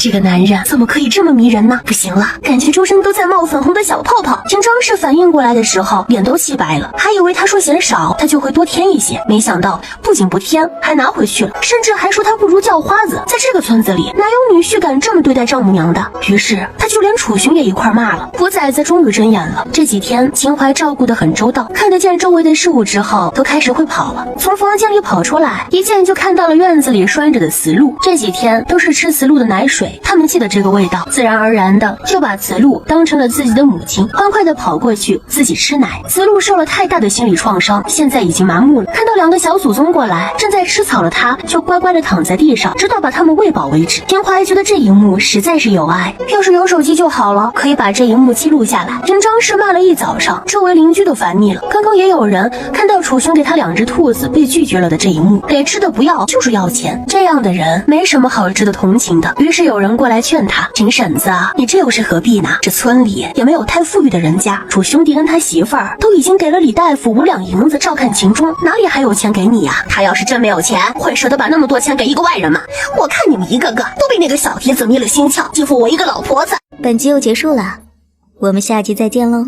秦张氏根本听不进劝，觉得只要这些人帮着秦淮说话，就是在跟他作对。这些邻居本来就被他烦得不行了，现在出来劝劝他，还被这么羞辱，气得大门一关，隔绝着阿发的噪音。本来他们还觉得秦淮做的太过，没想到这完全是这老婆子咎由自取，活该。中午的时候，秦淮出门要去李大夫家里给秦钟换药，一开门，秦张氏就像狗皮膏药一样粘了上来，拖着他不让走。我要去给你的宝贝儿子换药，你要是再不松手，我就不去了。秦钟是秦张氏的心头宝，果然一提秦钟，秦张氏就立刻松开了他。我跟你一起去，你最好祈祷我的钟儿能够康复，否则我就送你去衙门，让你下半辈子都在牢里度过。对待秦淮，秦张氏不是一般的狠毒，这要是原主的话，肯定接受不了秦张氏这么重男轻女的思想。不过对于现在的秦淮而言，他怎么样都无所谓，不就是断了腿而已吗？至于这么大惊小怪的？他身为医学世家第一继承人，要是连条断腿都治不好，就不用再混了。其实在22世纪，断手断脚已经不需要这么麻烦的治疗了，一针修复药水打进去，3天就可以下床蹦跶。只不过现在医学空间才刚刚开发，没能到达那个级别而已，所以现在只能用最慢的方法帮他治疗。李大夫是个老实人，秦淮给他钱照顾秦钟，他就什么事都不做，整天就负责秦钟的吃喝拉撒，全然成了一个看护。而秦钟也知道秦淮付了钱，就更加肆无忌惮，完全把李大夫当下人使唤。在李大夫家里的这几天，他过上了少爷一般的生活。秦淮看到这画面的时候，突然觉得当初给李大夫5两银子给少。李大夫，你无需这么迁就他，你每天该做什么就做什么，只要每天查看一下他腿部的情况就行。秦淮光看着就为李大夫感到憋屈，人家好好一大夫，竟然被秦钟这么糟蹋。你说这话是什么意思啊？我的钟儿在他这里，难道不该让他好生照顾着吗？你这个小贱蹄子，未免太心狠了，竟然这么对你亲弟弟。李大夫还没开口，秦张氏就骂开。本来李大夫态度还很好，听到秦张氏这么蛮不讲理的话，瞬间就变了脸色。我受楚家媳妇之托照顾秦钟，完全是为了公平起见，但这并不代表我是你家的佣人。李大夫气得小脖子一抖一抖的，秦淮就担心他一生气不照顾秦钟了，急忙把他拉到另一边赔礼。李大夫，真是对不住，我知道你已经做得够好了，但真没必要把他照顾得那么细致，他只是断了一条腿，又不是全身残疾，没必要做这种出力不讨好的事情。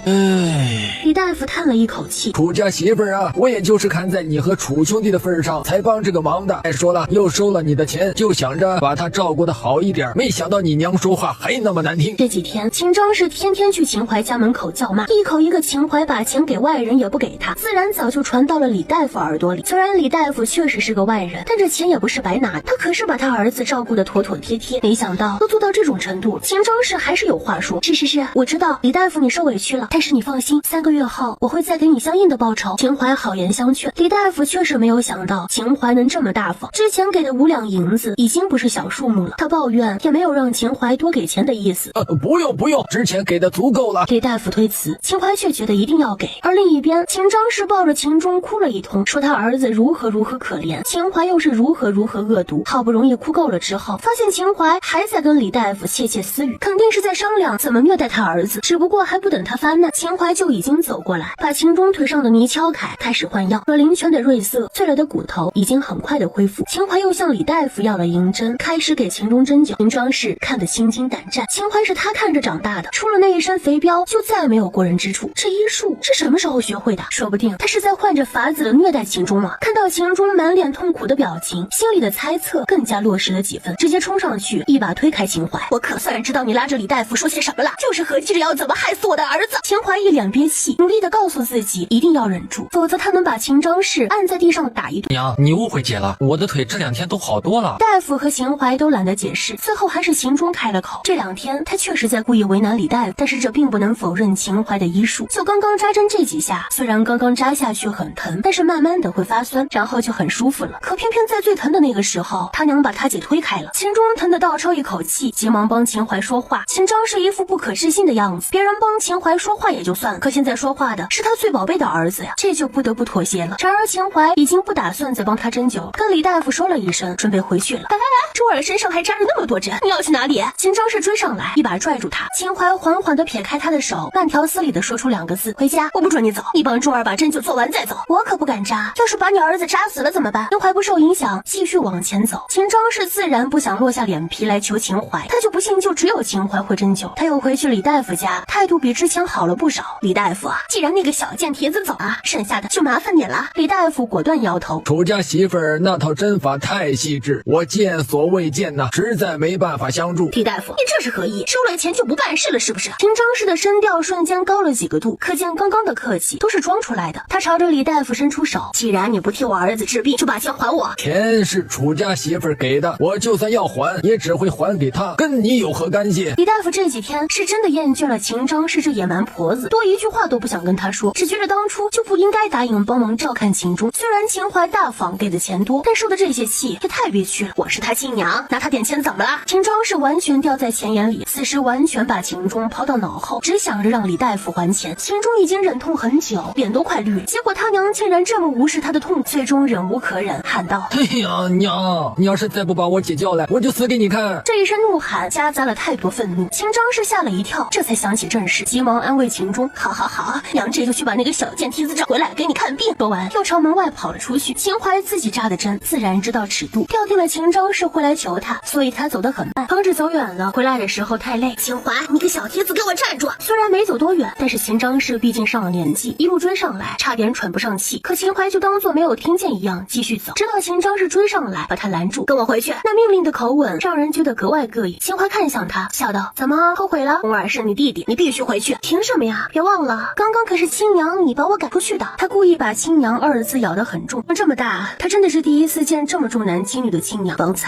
才是我误会你了。为了儿子，他第一次向秦淮低头，可秦淮觉得这还不够，悠长的呼出一口气，说道：让我回去也不是不可以，不过我有一个条件。秦张是咬牙切齿，本想骂他，可想到儿子，深深忍了下去。什么条件？就像你说的，你是我亲娘，我也不可能完全不管你，但是我已经嫁人了，不管什么时候都得先紧着夫家。至于娘家夫家充裕的时候，我自然会给你，不准再去我门口叫喊，更不准翻墙而入，否则我不介意大义灭亲。秦张是气得胸脯剧烈起伏，这贱蹄子竟然用这件事威胁他，本能是想要拒绝的，可秦钟的腿还得靠他才能痊愈。两相权衡之下，他最终还是艰难的点了头。秦淮这就高兴了，回去帮秦钟做了针灸，又上了药包扎好。因为天气热，倒是没有再用泥土，之后哼着小曲儿回家。此时楚寻已经把野猪处理完了。老公，告诉你一个好消息。秦淮一进门就飞奔到楚寻身边，把秦张氏以后都不会再来骚扰他们的事情说了一遍，然后舒坦的吐出一口浊气，感叹道：明天终于可以睡个懒觉了。恐怕不行。楚寻就这么抬头看着他，面部的线条刚毅俊朗，眼底一如既往的幽深，高挺的鼻梁，轻抿着的嘴唇，还有那凸起的喉结。秦淮瞬间被迷得晕头转向，这么好看，这么勾人的。过了好一会儿，秦淮才缓缓的回过神，舔了舔干燥的嘴唇，问道：为何？明日去镇上把这些肉卖了，趁新鲜。秦淮看着处理好的野猪肉，突然皱皱眉。如果明天早上才去卖的话，这猪肉都放置2天，已经算不上新鲜了。更何况最近天气这么热，很容易就臭了。野猪肉质紧致，味道鲜美，才22世纪是很难吃到这么正宗的野味。秦淮心里立刻有了想法，过了今晚，我担心肉会变质，要不我们留一半自己做成腊肉留着过冬，另一半现在就背出去卖。村子里应该也有人愿意买的。野猪生性凶猛，不是什么人都能猎到的。秦淮觉得，就算不拿去镇上，也同样能把肉卖出去。对于他的意见，楚寻向来不会反驳，他怎么说就怎么做了，留下一半，把另一半放在背篓里，两人一起出了门。秦淮第一时间就给隔壁的赵老太送了2斤过去。赵老太开始还推辞，却被秦淮硬塞进怀里，这才走了。他无故收了赵老太的鸡蛋，自然是要回礼尚往来嘛。之后他拉着楚寻开始在村子里叫卖。楚寻本来就是个闷葫芦，让他开口是不可能的。秦淮以前也没做过这种事情，刚开始还有些羞于启齿，但碍于这个生意是他想出来的，最后也只能硬着头皮上了。新鲜的野猪肉便宜卖了，16文一斤，错过这个村就没有这个店了。镇上卖的家猪都得20文一斤，这野猪肉才16文。家家户户听到都出来想买，看到叫卖的居然是楚寻夫妇俩，有些震惊。看来楚家媳妇儿是真的想跟楚兄弟好好过日子了，以前哪能看到他做这些事呀？他也该醒悟了。楚兄弟那么好一个人，一表人才，身手又好，秦淮能够嫁给他，那是几辈子就来的福气，他可别不知足啊。不过这野猪肉能卖这么便宜也是少见，走，瞧瞧去。村民们议论纷纷着，把楚寻和秦淮围了起来，确认是野猪肉，纷纷开抢。我说楚家媳妇儿，这野猪肉你们拿去镇上卖，能挣更多钱，怎么会在村里便宜卖呀？有人表示不理解，这么好的肉，一般人怎么舍得如此贱卖呀？这2口子不是疯了吧？我相公昨晚为了猎这野猪受了重伤，不方便去到镇上卖了。再者，这也是第一次猎到，就想让村里人尝尝鲜，肥水不流外人田嘛。本集又结束了，我们下集再见喽。秦淮笑得十分明朗，原主之前在村子里的口碑不太好，他得找机会给自己找回这些口碑，对以后的发展总归是有好处的。他说这一番话果然博得村民们的好感，纷纷替楚寻感到欣慰，也不枉他坚持这么久。秦淮这浪女总算是回头了。猪肉很快被抢完，回到家后，秦淮又拿了同样的2份肉送去娘家和婆家。虽然秦张氏和李王氏的嘴脸依旧难看，但他并不在意，他只需要做到自己该做的就好了。回来以后，两人开始处理剩下下的肉。楚雄帮他把肉切小，他准备腌制。然而着手的时候才发现之前买的调料不够，所以明天早上还是不可避免的要去镇上一趟。心好累啊！这个时代的盐特别贵，别说是买那么多回去做腊肉，很多人家到现在都吃不上盐。一想到自己要买很多钱来做腊肉，秦淮第一次觉得自己过得有些奢侈。不过既然只是去买东西，就不用像卖东西的时候去得那么早。两人睡到自然醒，然后坐牛车去镇上。有钱人就是任性。本来秦淮觉得楚群受伤不用跟着去的，可这男人偏偏要跟着，让他不免有些窃喜，又忍不住心疼。难得到镇上一次，自然不可能只买一点盐就回去。两人在街上逛了很久，想到要换张大床，又买了些布匹和被褥。路过零食摊，秦淮看了眼自己满身的肥肉，又看了看楚群，买吧。楚群忍不住扬起嘴角，看着他渴望又犹豫的那种表情，真的觉得挺可爱的。看到他笑，秦淮忍不住想要尖叫，他竟然笑了，这是什么神仙颜值，让他就这样溺死在他的笑容里算了。看着他仰头看着自己，露出那种十分饥渴的表情，楚群觉得有些瘆人，把他的脸扭朝一边，不自然道：不买就回去吧。买，老板，这个还有这几个，给我各来一份。零食摊的老板难得见这么慷慨的人，笑得合不拢嘴，迅速的把东西包好递到他手里。见他拿不下，楚群自然的帮他接过来拿着。老板看着这俊男配肥婆，突然觉得配一脸，突然又相信了爱情。客官呐，你们两口子感情可真好啊！秦淮一听，顿时心花怒放，掏出银子递给老板。不用找了。看着手里沉甸甸的银子，又看看并肩离开的两人，老板觉得他可能误会了他们之间的感情。果然，只要有了钱，想要什么样的美男都有啊。之后，两人去了镇上所有的药，考察了一下形势。本集又结束了，我们下集再见喽。空间里的药材很快就可以采摘，他必须要来找好出路，把药材换成钱才是正事儿。问了一通下来，发现各大药铺的药材都贵得离谱，普通的药材1钱都能卖20文，比猪肉不知道贵了多少倍。他终于知道古代人口死亡率为什么这么高，完全是因为没钱，买不起药治病。老板，为何这药材都卖得这么贵啊？百姓们怎么买得起啊？思前想后，秦淮还是问出了口。这是镇里最大的药铺，药材更是贵得出奇。这你就有所不知了，药材难以生长，又难管理，期间所需的成本太高，这价格也就贵了。老板一看他俩就是行外人，随口忽悠，却没有想到遇到秦淮这个懂行的。少部分药材确实难以管理，但像这些普通药材是很好管理的，为什么价格也是这么高啊？成本高，价格贵，他当然能理解。只不过这成本不高的药材也卖这么贵，明摆着就是在骗百姓的钱。这山村里的百姓生活本来就不容易，每年还要上税，哪能剩下多少钱呢？老板见他反驳，瞬间就变了脸。去，买不起就不要买，别打扰我做生意。老板，你误会了，我不是来买药材的，是来卖药材的。这是镇上最大的药铺，也只有在这里做成了生意，才有机会全面拉低药价。哦，你是药农？老板眯起眼睛打量，可他们这模样怎么看都不像呀。我手里有大批优质的药材，愿意低价卖给你，你能不能降低价格卖给百姓？秦淮用商量的语气，格外认真的跟药铺老板商量。虽然他确实想赚很多的钱，但是依着人心，不能这样讹百姓的钱呢，否则他跟这些奸商有何区别？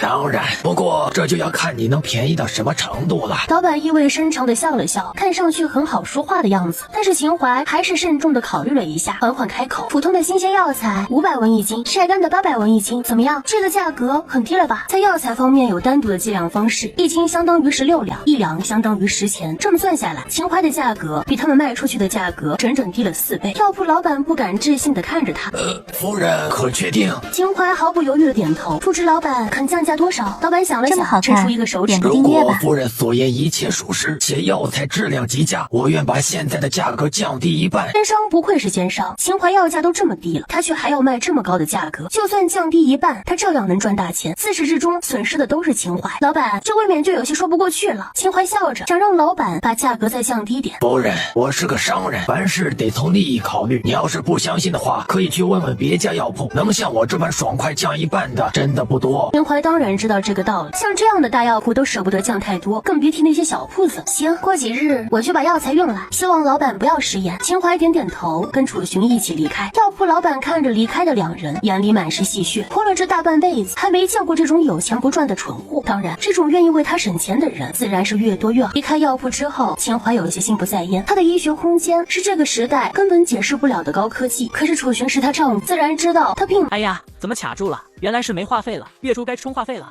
我在抖音商城充值中心刚领了3元话费券，真的太香了！充值到账快，方便，来给大家送福利了，超简单，点商城进入充值中心或直接点评论区，就有机会领1至4元话费券。记得点评论区，抓紧上车。没有农田来栽种这些药材，那到时候他该怎么解释那些东西的来路呢？你没有什么话想问我吗？刚刚在药铺里，他没有避开他，本以为出来之后他会询问，没想到他根本没有要问的意思。难道他对他的事情真的不感兴趣吗？想到这个可能，秦淮心里又是一阵失落。只有真正的不在乎，才能做到什么都不过问吧。然而楚寻并没有立刻回答，反而像是仔细的想了想，才开口问道：“你想说吗？”秦淮下意识的就点头，反应过来之后又摇头。他倒是想说，但这一切对于他而言未免太过不可思议，他不想被他当成妖怪。既然如此，那就等你想说的时候再说。楚寻勾了勾嘴角，帮他提着东西往前走。秦淮愣在原地，眼里有泪水在打转。原来他一直在默默的相信着自己，不管是不是因为他占了他妻子的这个名头，就凭他相信自己的程度，他就觉得这个男人嫁对了。嘴角扯出一个大大的笑容，然后卯足了劲儿追上去，跟来时一样坐的牛车回去。回到家，楚寻又一刻都不停留的上山砍柴来做床。其实对于楚寻，秦淮是真的很佩服，每次受那么重的伤还能坚持做那么多事情，跟个没事人一样。很多时候他都怀疑他的身体是不是铁打的。买到了盐和其他调料，秦淮也就没有跟他一起上山，留在家里开始腌制腊肉。对于剩下的2条腿，秦淮有了新想法，直接做成火腿。上辈子他对美食就很有自己的见解，只不过一直忙于医学研究，家里佣人也多，很少有机会亲自下厨。来到了这里，反倒是什么事情都要亲力亲为了。肉还没有处理完，楚寻就回来了，扛着一大棵树干。秦淮都担心他伤口再裂开，好在检查之下发现并无大碍。之后两人就各忙各的，也没有多余的交流。过了一会儿，门外突然热闹起来。秦淮刚想去看看发生了什么事，就听到有人敲门。开门一看，竟然是隔壁的钱婶子。这是发生什么事情了？哎呀，怎么卡住了？原来是没话费了，月初该充话费了。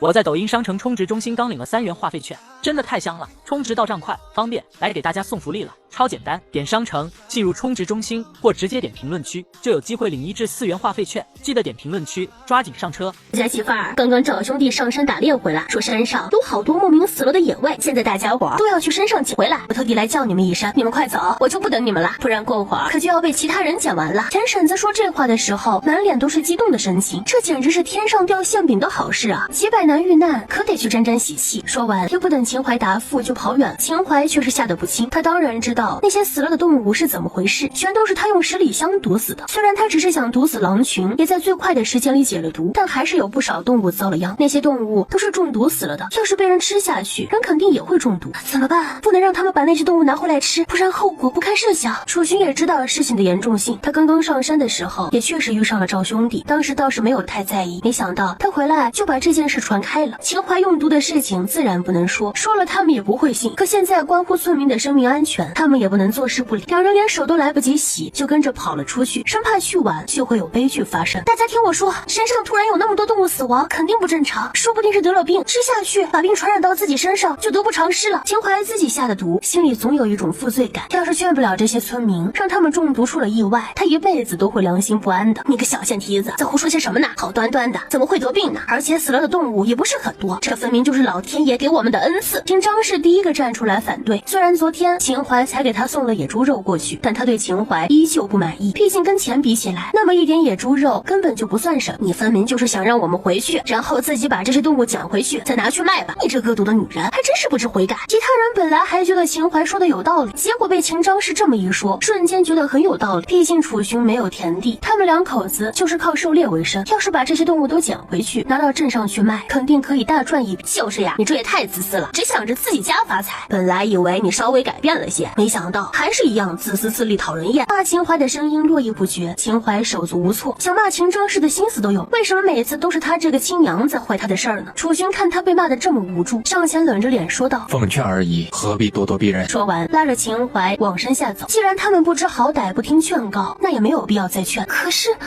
秦淮有些犹豫，他是真的担心这些人出事，如果吃下去可会直接死亡。一边走，楚寻问了这么一句：那倒不会，我当时用量很少，而且已经在动物身体里沉淀过，到人体后也不会有太多，最多会出现轻微中毒的迹象。要是小孩子吃了的话，情况就会更严重一些。楚寻了然的点头，勾了勾嘴角，那就让他们来求你。既然好话不听，那就要自己承担后果，而且只要不伤及性命，这一次就当是买教训了。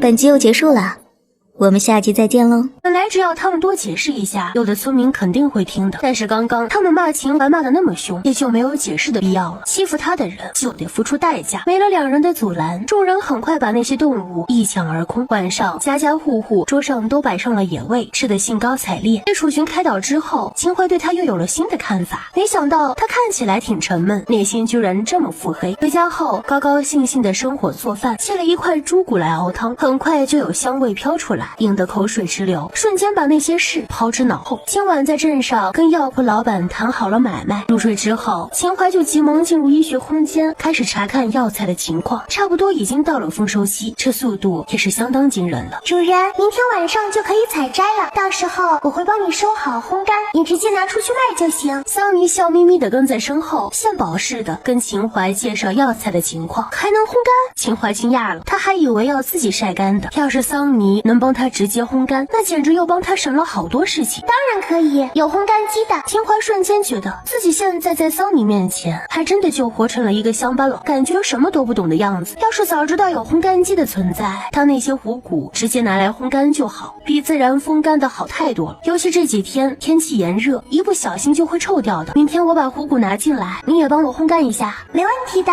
主人。之后想起那些不听劝告偏要吃毒的那些村民，秦淮要进来开始帮他们调配解毒散。这次吃了带毒的动物的人应该挺多的，还要多准备一些。为什么那些人就是不相信他善意的劝告呢？非要拿自己的命来尝试，最后还要他帮忙解毒，心好累呀。调配到一半，秦淮就被强制性从医学空间里揪了出去。现在3更半夜，外面却灯火通明，叫嚷一片，很多人跑到他家来敲门，那力道恨不得把那扇门给掀了。楚兄弟，楚家媳妇儿，救命啊！楚家媳妇儿，李大夫说你会医术，你可得救救我儿子呀！门外哭声一片，秦淮睡眼惺忪的坐起来，好烦，我以为他们至少能挨到天亮的。那就再睡会儿。楚寻翻身对着他继续闭上眼睛，明显想给外面那些人一点教训。看到他这么护着自己，秦淮觉得自己简直是全天下最幸福的女人。算了，我还是出去看看吧，把2只小虎藏起来。说着，秦淮套起衣服往外走，声音十分慵懒。来了，楚家媳妇儿，你就救救我儿子吧，他还那么小，他不能死呀！一开门，一个妇人就抱着怀里的男孩给他跪下，哭得不能自已。从入院了以后就开始上吐下泻，现在直接晕过去了。我们去了李大夫那里，李大夫说我儿子中毒了，但他解不了这种毒，让我们来问问你有没有办法。是啊，我们也是上吐下泻，只觉得连命都快拉没了。一个7尺高的汉子扶着墙，满脸虚弱的开口，脸色苍白的吓人。但不知怎么的，秦淮突然有些想笑，这是不要命的吃了多少啊，才会拉成这样的？真以为白来的晚餐就这么好吃吗？你们是不是把山上捡来的动物给吃了？虽然明知道原因，但秦淮还是正儿八经的问了一句，不然人家又觉得他不安好心。是啊，吃了，不会真是那些动物造成的吧？汉子一脸震惊，似乎依旧不敢相信吃个野味都能中毒。难怪孩子和孩子他爹都这样，就我没有，我是舍不得吃，把肉留给了他们爷儿俩。妇人顿时醒悟，抱着怀里的孩子又是一阵痛哭，其他人的脸色也是一阵白一阵红。中午秦淮劝他们不要吃的时候，他们还把人家骂了个狗血淋头，现在又来求人家帮忙解毒。要是他记仇不愿意解毒可怎么办呢？哎呦楚家媳妇儿，你可一定要救救我们，要多少钱都可以。是啊，中午是我们误会了你，我们在这里跟你道歉。哎呦，谁也没想到这死去的动物会有问题啊！众人你一句我一句的开始为自己开脱，然后统一的望着秦淮，希望他能给他们解毒。秦淮也不傻，没有直接答应，只把众人叫到了院子里，说道：我现在不知道你们中的是什么毒，也不知道能不能解，我先检查一下。听到他这么说，很多人都舒了一口气。既然李大夫都解不了这个毒，但李大夫亲口说秦淮的医术比他厉害，那肯定是没问题的。虽然他们不知道秦淮什么时候学了医术，到现在这个时候只要能解毒，管他什么时候学的。因为那妇人怀里的孩子已经晕了过去，秦淮就最先给他检查，小孩子抵抗力比较差，所以情况格外严重。检查了一番，在众人期待的眼神中，他终于还是点了点头。可以解，只不过我需要时间来配制解药。为了防止毒素蔓延，秦淮用银针帮他们封住了穴道，足以坚持到明天中午。把千恩万谢的众人送走之后，秦淮打了个哈欠，回房间继续睡觉。之前在医学空间里已经调配了不少解药，现在应该够用了。只不过他不能让其他人知道他提前备的解药，否则怀疑到他身上简直就是百口莫辩。一觉睡到自然醒，门外已经有人在等候了。只不过因为昨天大半夜的来吵过秦淮，今天早上就算来了，也只是在门口等着，并不敢吵他。开门让人进来，秦淮给他们服下解药，解药见效很快，没多久就恢复了。众人感激涕零，要给钱，却被他给拒绝了。这件事本就是他挑起来的，虽然中途劝过他们，但他也不能因此推卸这个责任。谁知又因他这个举动，众人觉得他心胸宽广，不计前嫌，开口闭口都在夸他。想到昨天的事情，也就更加愧疚了。正说笑着，又有人慌慌张张的跑来，上气不接下气的道：楚家媳妇儿，哎呀，大事不好了！你娘快不行了，快去看看吧，快！哎呀！提起秦张氏，他昨天骂完秦淮之后，可是没命的捡那些动物，像几辈子没吃过肉一样。昨晚一个人就吃了很多，结果夜里毒发，要了他半条老命，连出门求救的力气都没有。到天微亮的时候，终于撑不住，晕过去了。要不是邻居担心他，抢着过来看看情况，结果敲门一直不开。几人觉得大事不妙，合力把门撞开，发现他面色苍白的躺在院子里。要是再晚来一会儿，恐怕就要咽气了。这才急急忙忙的跑来叫秦淮。可众人都知道，昨天是秦张氏带头骂秦淮的，他们母女俩的感情一向不太好，不知秦淮会怎么处理这件事。对于秦淮而言，秦张氏就这么悄无声息的死了的话，还真是好事一桩。可现在既然都被人发现了，他也没有不救的道理，否则要落得一个不孝的名头，他可担待不起。多谢各位来提醒我，我这就去看看。于是他做出十分慌忙的样子，往秦张氏家里跑。觉得做人女儿还真的挺累，不仅要饱受摧残，还要假装孝顺。在看到秦张氏的模样的时候，秦淮还是忍不住有些同情他。短短一夜而已，秦张氏却消瘦的不成样子，要是没被邻居发现，还真有可能就这么死了。秦淮先给他把脉检查了一下，现在这个样子，解毒散也喂不下，只能混在水里让他喝下去了。围观的人很多，秦淮不能随意敷衍，凡事都亲力亲为，俨然一个24孝的好女儿。解毒散让他喝下去之后，很快起了作用。秦张氏悠悠睁开眼睛，看到家里有那么多人，还有些懵。可是看到离自己最近的秦淮的时候，一张脸瞬间就垮了下来。你个小贱蹄子，带这么多人来看老娘笑话是不是？开口第一句话就让秦淮后悔救了他。他努力的安慰自己，让自己不能发火，毕竟是受过高等教育的人，不能跟这种古代泼妇一般见识。秦婶子，不是我说你，人家秦淮可是救了你一命，好歹是自己女儿，说话也太能听了些。人看不过去，为秦淮打抱不平。秦淮心里这才舒服些，果然人缘一好，不用他开口都有人帮他了。就是我们发现你晕倒在家里，知道你是吃了那个昨天从山上捡来的动物中了毒，急忙叫秦淮过来给你喂解药，谁知你一醒过来就骂人。其他人也很生气，见过无赖，没见过这么无赖的，尤其赖上的还是自家女儿，真是家门不幸。秦张氏俨然不敢置信，就这段时间两人相处的情况而言，秦淮要是会救他的话，母猪都能上树了。你们不要胡说，这个小贱蹄子哪有那么大的本事能解毒呀？我是他亲娘，难道还不知道他吗？尽管前2天他亲眼目睹秦淮帮秦钟针灸，但是要他相信秦淮懂医术，那是万万不可能的，因为他觉得秦淮是事先买通了李大夫，让李大夫陪他演出戏而已。毕竟他看着秦淮从小长大，自然知道他有几斤几两。众人也没有想到秦张氏这么胡搅蛮缠，都已经告诉他真相，他都不相信。突然有些同情秦淮，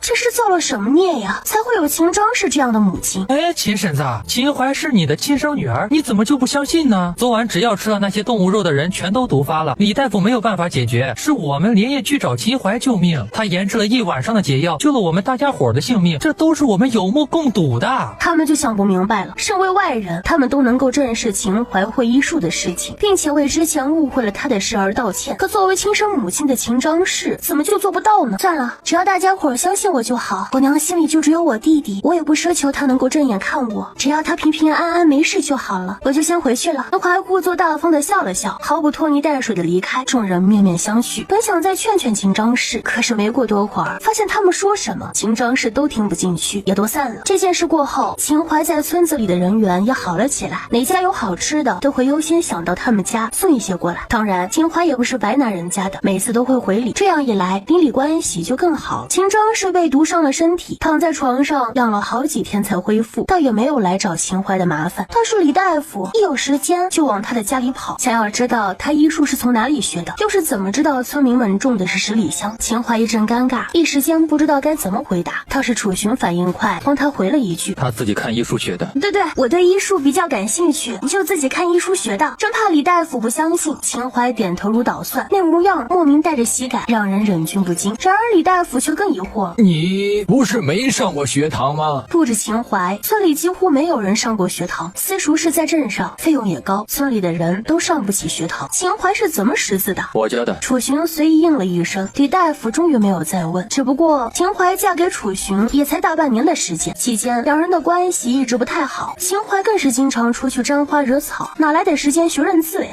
本集又结束了，我们下集再见喽。更何况不仅识字了，而且还能看懂医书并活学活用，这是传说中的天才吗？这么一想，李大夫佩服得五体投地，更加坚定了要跟秦淮学医术的想法。他喜欢医术，奈何并不精湛，年轻时候在医馆当过学徒，所以就只会看些简单的伤寒小病，稍微复杂一点的病症他都不懂的，根本配不上大夫的称呼。只不过这村子里太过贫瘠，也就只有他一个人懂点医术，所以一个个就把他称作了大夫。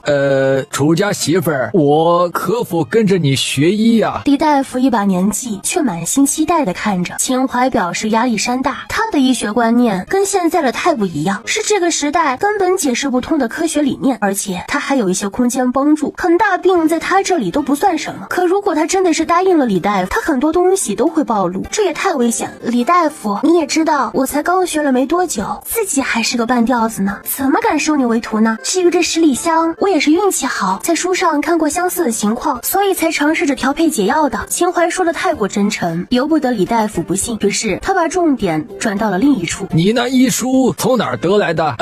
改日我也去买一本。说这话的时候，颇有些摩拳擦掌的兴奋掺杂在里面。光是听秦淮这么说，他就决定就算倾家荡产也要买一本来看看。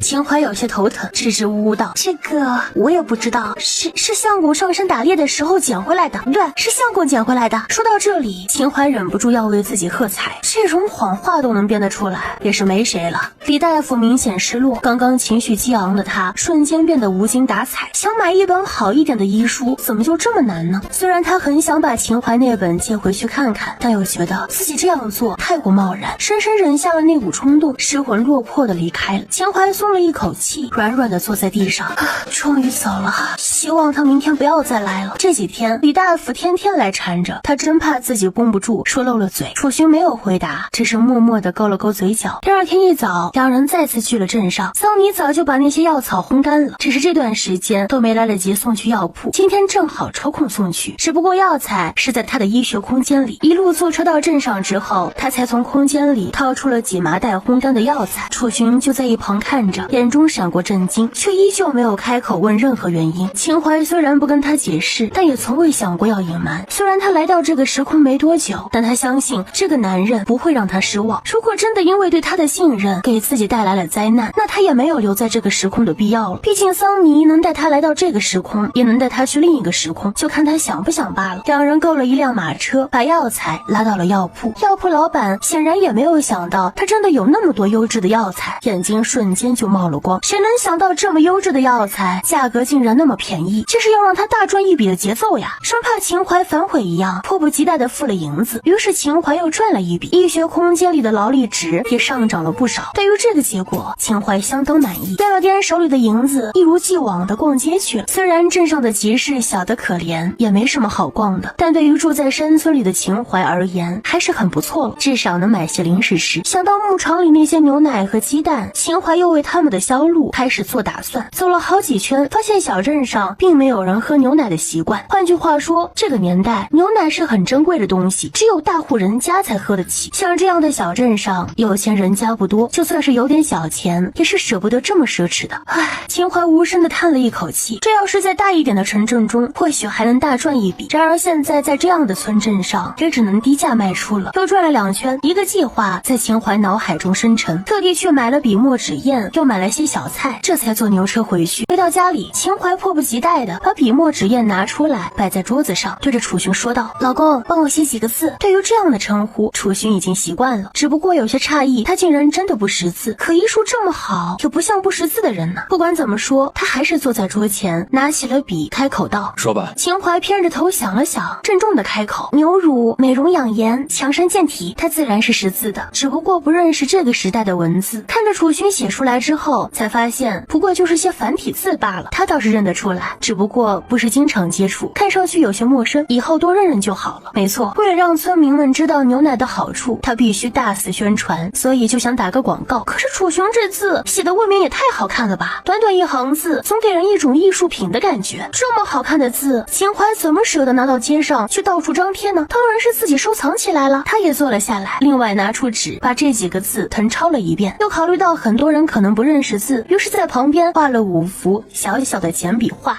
就是简笔画，很简单的那种，一目了然。第一幅图很简单，就只有一头奶牛和一桶牛奶。第二幅图是一个看起来皮肤比较黝黑的女子，面前放着一碗牛奶。第3幅图依然是那个女子，但是她的皮肤显然已经比之前白嫩了许多，手里拿着一个空碗，隐隐能够看到碗里残余的牛奶的光泽。第4幅图是一个少年，看上去瘦骨嶙峋，面黄肌瘦，面前同样放着一碗牛奶。第5幅图依旧是那个少年，但能够看出他长高了不少，身体也强壮了很多，手里同样拿着一个空碗。5幅简单的简笔画把刚刚那句话解释得淋漓尽致，就算是大字不识的白丁也定能理解其中的含义。楚寻看着他这波操作，忍不住想要为他的脑洞点赞，也是第一次知道作画竟然还有这样的方式。看到他这么努力，楚寻也不想闲着，这几天有事情耽搁了，他们的床还没有做好，现在正好有时间去把没弄的地方弄一下。秦淮就这么写画了一整天，因为内容比较简单，一整天下来他倒是写了不少，现在就只等着牧场里的奶牛产奶，然后拿去镇上卖了。差点忘了还有鸡蛋呢。秦淮一愣，牛奶配鸡蛋是早餐的绝配呀！要知道鸡蛋里的胶原蛋白可是媲美鱼翅的，长期吃对身体自然有好处。于是他又把写完的图纸拿过来，在之前写好的字迹上面加了3个字，连起来就成了鸡蛋加牛奶，美容养颜，强身健体。然后又在那些简笔画中加上了鸡蛋的存在。这么点小事倒也简单，没多久就完成了。可是把这些事情解决完之后，又有一个问题涌上心头了。卖药材倒也只是面对药铺老板一个人，而且是低价出售，人家也不会问他这些药材是从哪里来的。可是卖牛奶和鸡蛋就不一样了，来往的可都是各山村的人，同村的肯定也不少。要是他们问起这些牛奶和鸡蛋的来源，他又该如何做到？放下纸笔，他跑到了院子里，环视1周后，站在了楚寻面前，讨好的笑道：“老公，我们家院子还算大，要不我们把北墙那边搭成一个棚，饲养几头奶牛，旁边再搭几个窝，养几只母鸡，掩人耳目吧。”其实从他让他写字帖，然后又画了那几幅图之后，楚寻就隐隐猜到他要干什么，只不过他不说，他便也不问了。可是现在他突然说要养牛和鸡，并且还强调掩人耳目这4个字，就不得不引起他的好奇了。他知道他身上有秘密，而且也毫不吝啬的对他展示出来。可越是这样，他就越好奇，但良好的修养又让他开不了口询问，就只能在心里憋着。好，最终他还是点点头，说道：“做床用不了这么多木材，剩下的我就去搭成棚。”秦淮被他这份体贴感动得不行，简直想要给这个帅炸了的男人一个熊抱。于是脑子赶不上身体的反应，他真的扑过去撞了楚寻满怀。“老公，你怎么可以这么好，就这么不闻不问，也不会把我当成妖怪？”一边说，他还用自己肥胖的脸蹭了蹭楚寻的胸口。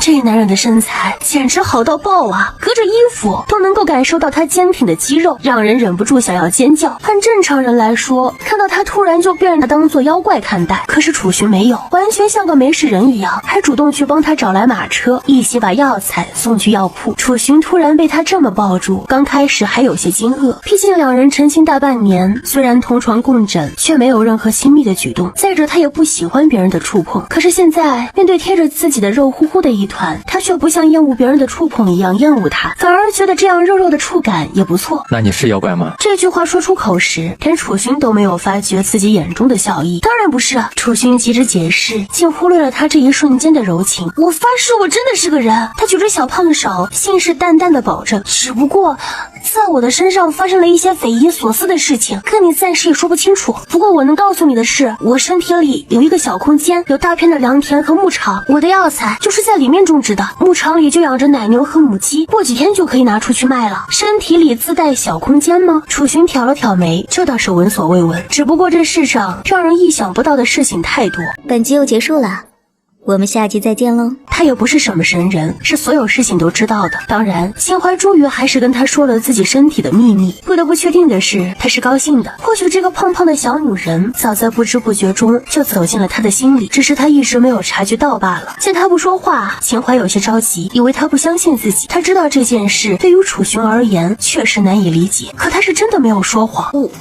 我知道这件事确实有些匪夷所思。我本来也担心你会觉得我是个妖怪，想要瞒着你的。可你是我丈夫，我瞒谁也不能瞒着你啊！秦淮越说越着急，说话都有些结巴了。但为了避免越解释越糟，他尽量让自己冷静下来，把思绪理清楚再讲话。然而楚寻却跟他的紧张形成鲜明的对比，看着他急红了脸，小嘴巴一张一合的跟他解释，怎么看都觉得诱人。而这个时候，竟觉得他的解释有些聒噪，不厌其烦的时候，他直接俯下身。当那冰凉却柔软的触感传递到大脑神经的时候，秦淮不敢置信的睁大了眼睛。他亲他了？可男人的脸就离他这么近，他甚至能够看得到他脸上那微不可见的毛孔。这样近距离的接触还是头一次。呆愣了很久，脑海里突然有什么东西炸开了，就好像黑夜中绽放了一朵烟花一样，让人振奋。他原本以为说出了自己的秘密会被他当成怪物一样看待，就算不那样，态度也会有所转变。可他到底还是低估了这个男人的承受力。他比他想象中的冷静了不是一点点，甚至还对他做出这么亲密的举动。秦淮其实很想问问他，面对他这张肥胖油腻的脸，他是怎么下得了口的？当然，鉴于现在气氛浪漫，他也不会问这种问题，自找没趣。不过让秦淮有些失望的是，楚寻就只是这么轻轻地贴上他的嘴唇，并没有下一步的动作，明显就还是一个青涩的新手。但这么单纯的举动，已经在秦淮心里掀起了惊涛骇浪。他能够在这个时候用行动表达他对他的信任，说明自己已经悄然无息地走进了他的心里，这就足以证明他这段时间的努力并没有白费。分开之后，秦淮眼尖地发现楚寻有些脸红，甚至已经红到了脖子根，反倒是他大大咧咧的，似乎也并没有觉得有多害羞。你说你是不是有点喜欢我啦？秦淮盯着他看，越看越满意，眼里笑得意味深长，当然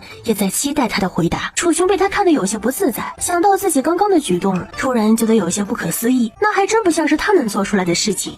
尽管如此，他还是点了头，然后继续动手安装木床。得到满意的答复，秦淮心情好的不行，但也不闲着，哼着歌出去找些干草回来，铺在慈露平时活动的地方。这几天慈露已经快接近产期，尤其今天看上去精神不太好。不出所料的话，晚上就能够产出一头小鹿。自从睁眼之后，两只小虎成长的速度也很快，已经开始慢慢爆发出森林之王的野性。虽然把慈露当成了他们的母亲，但不一定对新出生的小鹿就会友好，所以秦淮把两只小虎隔离了起来。傍晚的时候，慈露果然开始生产，不过或许是因为这段时间被圈养，没怎么活动过，生产过程尤为艰辛，而秦淮又不得不被迫充当了一次兽医，帮慈露顺利产下了一头小鹿。不知怎么的，看待小鹿出生的那一瞬间，秦淮突然有一种做老母亲的欣慰感。小鹿出生，慈露的奶水就供应不足，况且慈露这时候本就虚弱，生产又带了一些血腥味，秦淮担心两只小虎伤到慈露，所以就到医学空间里拿了牛奶出来喂给他们喝。两只小虎喝惯了鹿奶，面对牛奶的时候还有些挑食，围着秦淮嗷嗷的叫，似乎在控诉秦淮不让他们出去吃母亲的奶水。秦淮本就对这些动物没有什么抵抗力，此时看他们叫得这么可怜，心都软成了一滩水，一手抱一个放在自己怀里，端起牛奶亲自喂他们喝。这段时间秦淮对他们的照顾是无微不至，因此他们也喜欢黏着他，到最后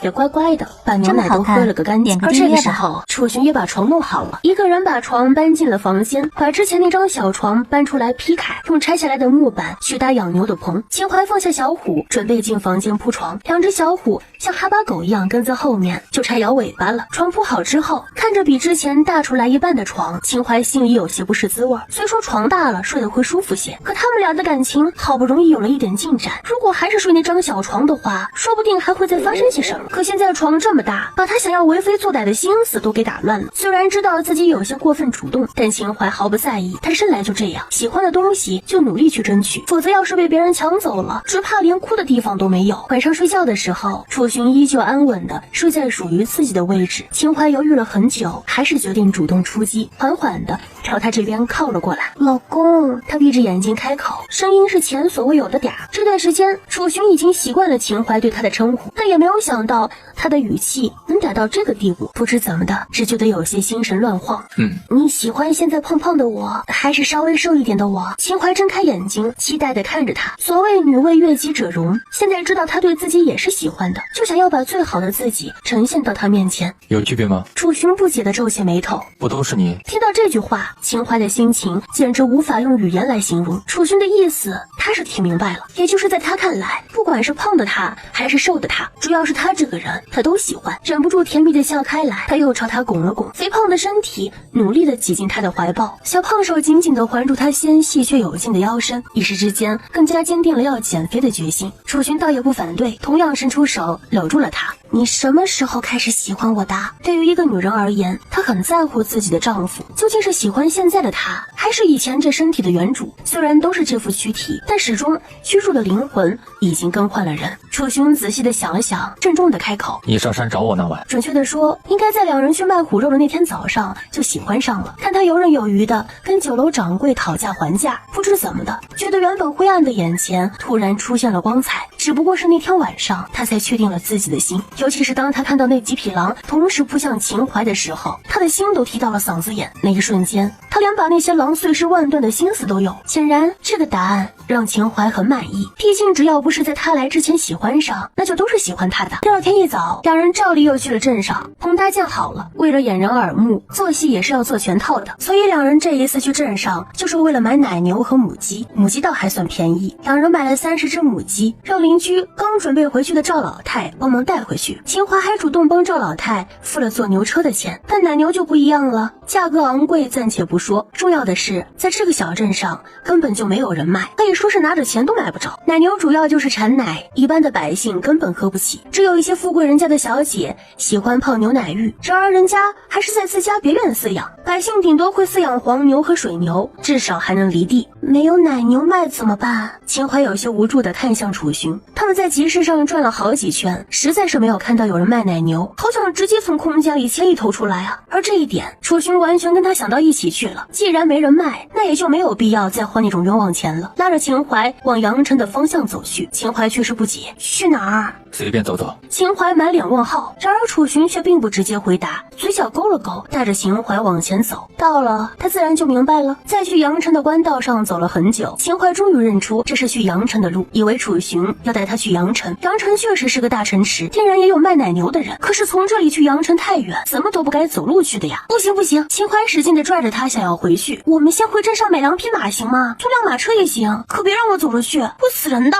说着，他还夸张地捏了捏自己腰间的软肉，一抓一大把，让他负重走那么多路，可不就是要命吗？楚寻却没有搭理他，四处看看周围没人，这才开口道：既然买不到，就直接从你空间里放2头出来，然后说是从阳城买回来的。秦淮眨眨眼睛，还可以这样啊？眼里的呆滞很快被笑容取代，不愧是她老公，就是这么聪明。于是楚寻帮他望风，他以最快的速度从医学空间里放了2头奶牛出来。奶牛本就温顺，再加上是系统里养的，比普通的牛要灵气许多，所以一出来就使劲儿的往秦淮身上蹭，想要讨好他。两人一人骑1头牛，缓缓地往回村里去。村里人多嘴杂，看到秦淮和楚寻竟然骑着奶牛回来，瞬间嫉妒的不行。这奶牛可是很贵的，1头不下10两银子，他们倒好，一次就买了2头。难道打猎真的那么赚钱？以前怎么没有发现呢？嘿呀，楚兄弟呀，你们2口子买2头奶牛回来做甚呢？这奶牛娇贵，又不能下田，附近镇上的村民定然不可能像有钱人家一样买牛奶去沐浴，你们这是要做亏本买卖呀！李大夫刚刚上山采药回来，见到他们2口子这阵仗，可谓是惊得不行，忍不住吐槽了一句：有钱也不是这么浪费的吧？两人对视一眼，秦淮开口说道：放心吧，李大夫，过几天你就知道了。买了奶牛回来，很多人都等着看他们的笑话，毕竟这里可是贫瘠的山村，村民们连1日2餐都成问题，根本不可能光顾他们的牛奶生意。更何况这奶牛也不是一直都可以产奶，目前村里也没有人家买得起犁地的牛，如果他们想让奶牛一直产奶，就得去找养公牛的人家配种，总之就是很劳力伤财的事情。很多人都觉得他们尔夫妻二人是花钱买罪受，但是因为2头奶牛都是从医学空间里放出来的，就算不用怀孕也可以一直产奶。这些人的担心对于秦淮而言还真没有什么威胁性。两人把牛牵回家养在棚子里，又去赵老太家领了买的30只母鸡过来。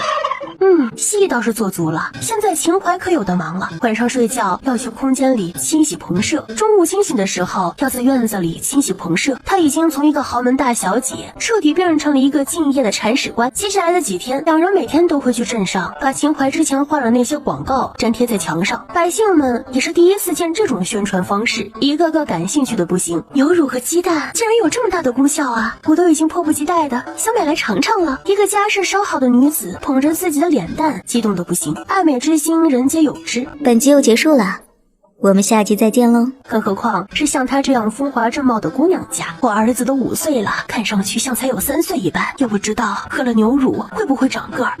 牛乳鸡蛋固然是好，可这价钱不是我们这些普通百姓能够承受的。是呀，我们这个小镇上连卖养奶牛的人家都没有，更别谈什么牛乳了。众人围着广告议论开，全是对牛奶和鸡蛋的好奇和期待，恨不得立刻去阳城买些牛奶回来。秦淮站在一旁看着，他们的反应让他很满意呀。乡亲们，请各位听我说。秦淮突然站在人前喊了一声，所有人的目光都聚集到他的身上。于是他接着说，牛乳和鸡蛋富含很多营养，坚持每天早晨吃一个煮鸡蛋，再喝1碗热牛奶，姑娘们能越长越漂亮，小伙们也越长越英俊，中老年喝了更是强身健体，延年益寿，好处多了去了。你说的倒是简单，这牛乳可不是我们能喝得起的。就是啊，这不等于白说吗？大家不用着急，前几日我和相公去阳城买了奶牛回来，明日就能产奶，届时会拿到镇上来卖。价钱方面各位放心，牛奶1文钱1大碗，鸡蛋1文钱2个，绝对的良心价，保证每家每户都能喝得起。此话一出，众人瞪大了眼睛，明显是不相信的。卖的这么便宜，可不是要亏死吗？对于这些人的反应，他早就想到了应对之策，继续说道，我以前闹了很多笑话，亏得相公对我不离不弃，现在我改邪归正，就想做一些有利于大家伙的事。卖牛乳和鸡蛋我们不赚钱，家里还是要靠相公打猎讨生活的。听着他这一番慷慨陈词，倒是让很多人忍不住动容。毕竟以前秦淮的名声可不止在村子里臭，镇上很多人都知道他，用这个来作为话题最好不过了。我们凭什么相信你啊？你卖这么便宜，是劣质鸡蛋和牛乳该如何？对于这样的质疑，秦淮并没有急着回答，轻轻勾了勾嘴角，缓缓的道，劣不劣质，明天早上你们就知道了。说完拉着楚勋的手离开。然而其他人看不到他转过身后逐渐放大的笑容，除了刚买了那30只母鸡，他几乎可以算得上是零成本创业，赚来的就是纯收入，根本不存在亏本的说法。而且他把价格压得这么，就算其他人以后看他生意好，想抢生意也是不可能的，毕竟没有人能够像他一样零成本。老公，以后你都不用上山打猎了，我赚钱养你呀。秦淮冲着楚勋挤眉弄眼，长时间相处下来，他发现楚勋并没有其他古代男人特有的那种大男子主义。换句话说，这个时代的男人所有的坏毛病在楚勋身上都找不到踪影。这是什么宝藏老公啊？楚勋面无表情地看了他一眼，问道，刚刚是谁说以后还是要靠我打猎才能维持生活？哎呀，那是权宜之计嘛。秦淮抱着楚勋的胳膊甩呀甩，使劲地跟他撒娇。楚勋倒觉得没什么，可旁人看了只觉得恶寒，总觉得一朵鲜花插在牛粪上，更何况这还是在街上，就这么拉拉扯扯，一看就不检点。回到家一开门，就传来一股浓郁的鸡粪和牛粪的臭味。秦淮忍不住捂住了鼻子，在院子里养家禽果然不是什么明智之举，照现在这样臭下去，让人怎么吃得下饭？在医学空间里的时候，桑尼会每天进行消毒和去味，所以他虽然每天都去清洗棚舍，就不曾闻到任何异味。可自从在自家院子里养了之后，每天一进门就有一种想吐的冲动啊！不行，我受不了了！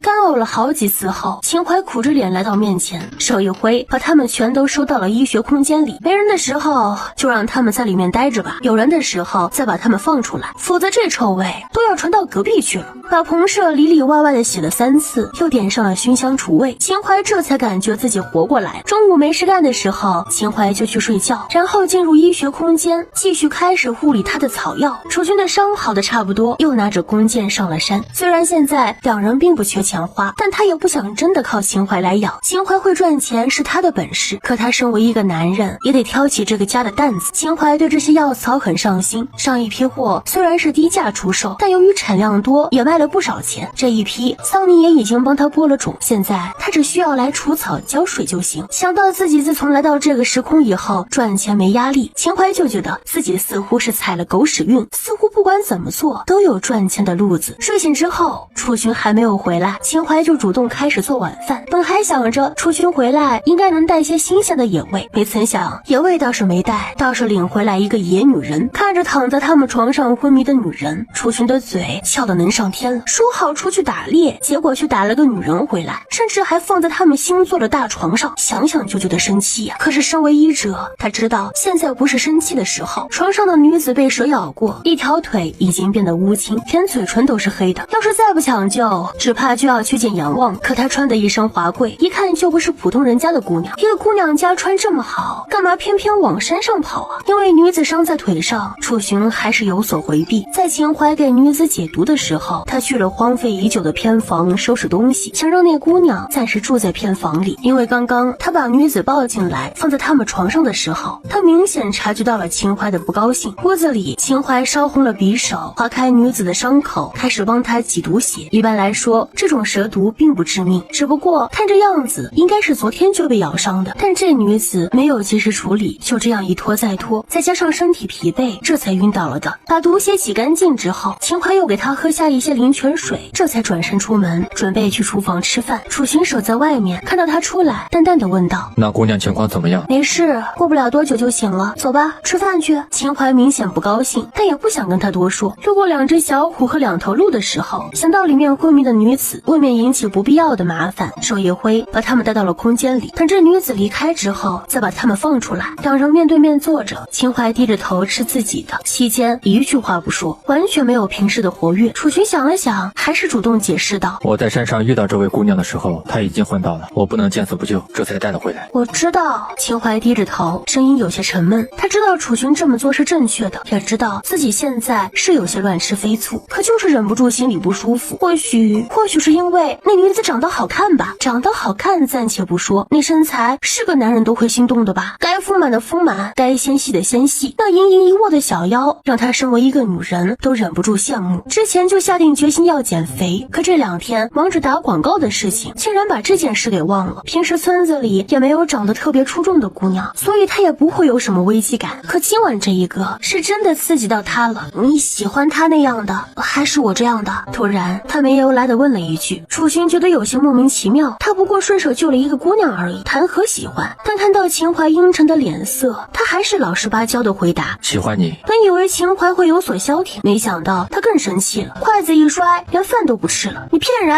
男人的嘴，骗人的鬼！秦淮觉得楚寻这明显就是做贼心虚，所以张口就这么坚定的说喜欢他。他知道自己现在几斤几两，是个正常男人都不会喜欢他这种类型。可是看着楚寻那一副毫不在乎的样子，秦淮就觉得心里委屈。她也不是不漂亮，她现在这副长相跟她前世是一模一样的，不说举世无双，也是个妥妥的大美女，只是现在胖得看不出原样而已。本来挺饿的，这么一折腾，一点胃口都没有了。尤其她看到偏房已经被楚寻收拾出来，更是气得食不下咽。她一直以为他只会对自己这么体贴，没想到竟然是个中央空调。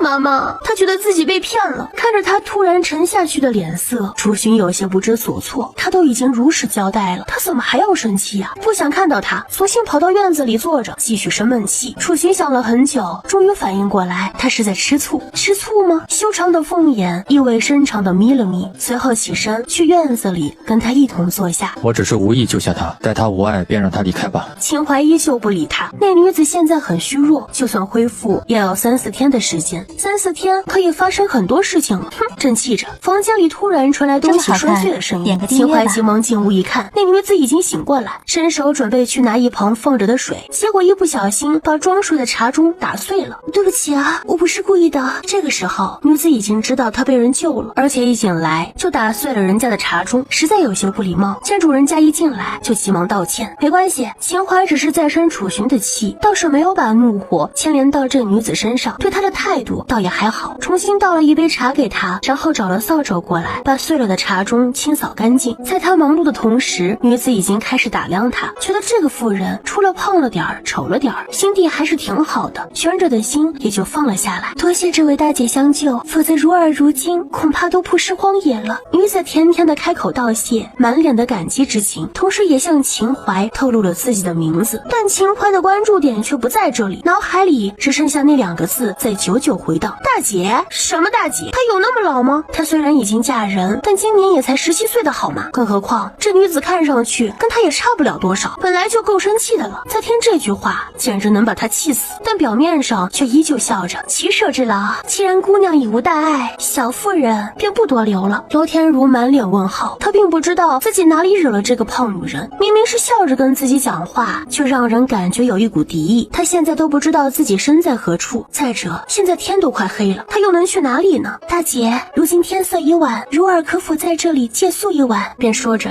她还从怀里掏出一锭银子，放在一旁的矮桌上，十分认真道：我可以付钱的。看秦淮的穿着，也就是个村里农妇，在她的印象里，农妇一般都是见钱眼开的，只要她愿意给钱，留宿一晚应该是没有问题的。秦淮用力的闭上眼睛，平息着心里的怒火。再次睁眼的时候，情绪已经变得格外冷静。家里只有一间荒废的偏房，姑娘要住的话就得重新收拾，这点银子恐怕不够啊。罗天如有些不敢置信，这钱都能够住一间中上等的客栈了，可这胖女人竟然还说不够，分明就是狮子大开口。然而不等她争辩，本集又结束了，我们下集再见喽。秦淮又继续开了口，忘了提醒姑娘，你的命是我救的，姑娘的命应该不只是这么点钱吧？罗天如无言以对，本以为遇到一个好人，没想到跟他想象中的竟然相差那么大，很想直接离开，但又怕出去以后前不着村后不着店，一不小心就要露宿荒野，便只能硬着头皮把怀里的荷包拿出来，一同放在那张矮桌上。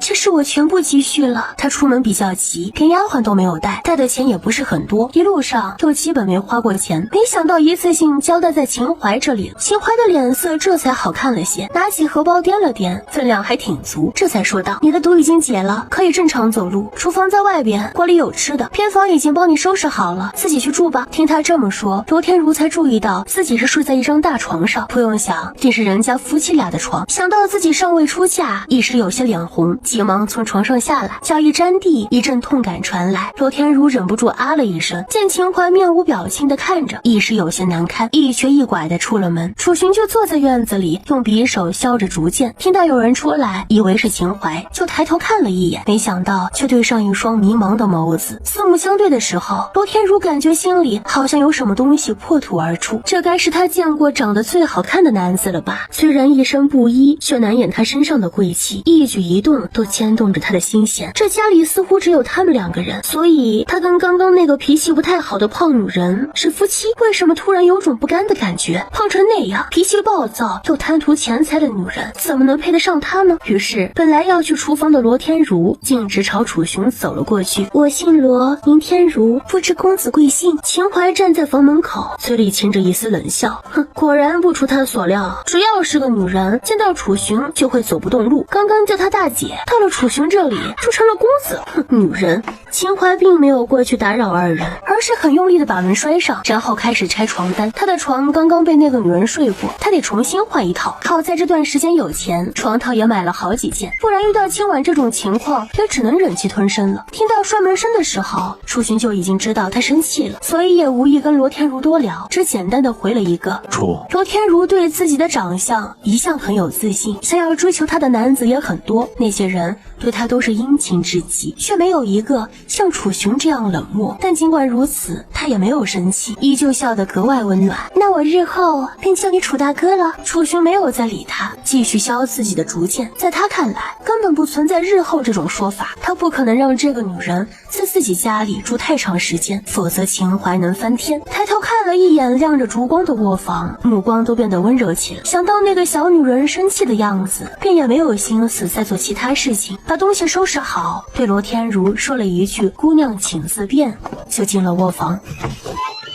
被人冷落得这么彻底，饶是罗天如脾气再好，也难免会不高兴。看着那紧闭的房门，双手不自觉地握紧。楚寻能够这么快进来，倒是让秦淮有些意外。毕竟这村里就没有哪家姑娘看得过去。平时楚寻寡言少语的，倒也可以理解。可这凭空出现一个美人，他应该是想要去搭讪两句才是。美人相邀，公子怎么还舍得进来？秦淮瞥了他一眼，学着罗天如的语气，阴阳怪气的说话，然后还翻了一个大大的白眼。别气，我没理他。楚寻淡淡的解释了一句，然后主动过来帮他一起拆床单。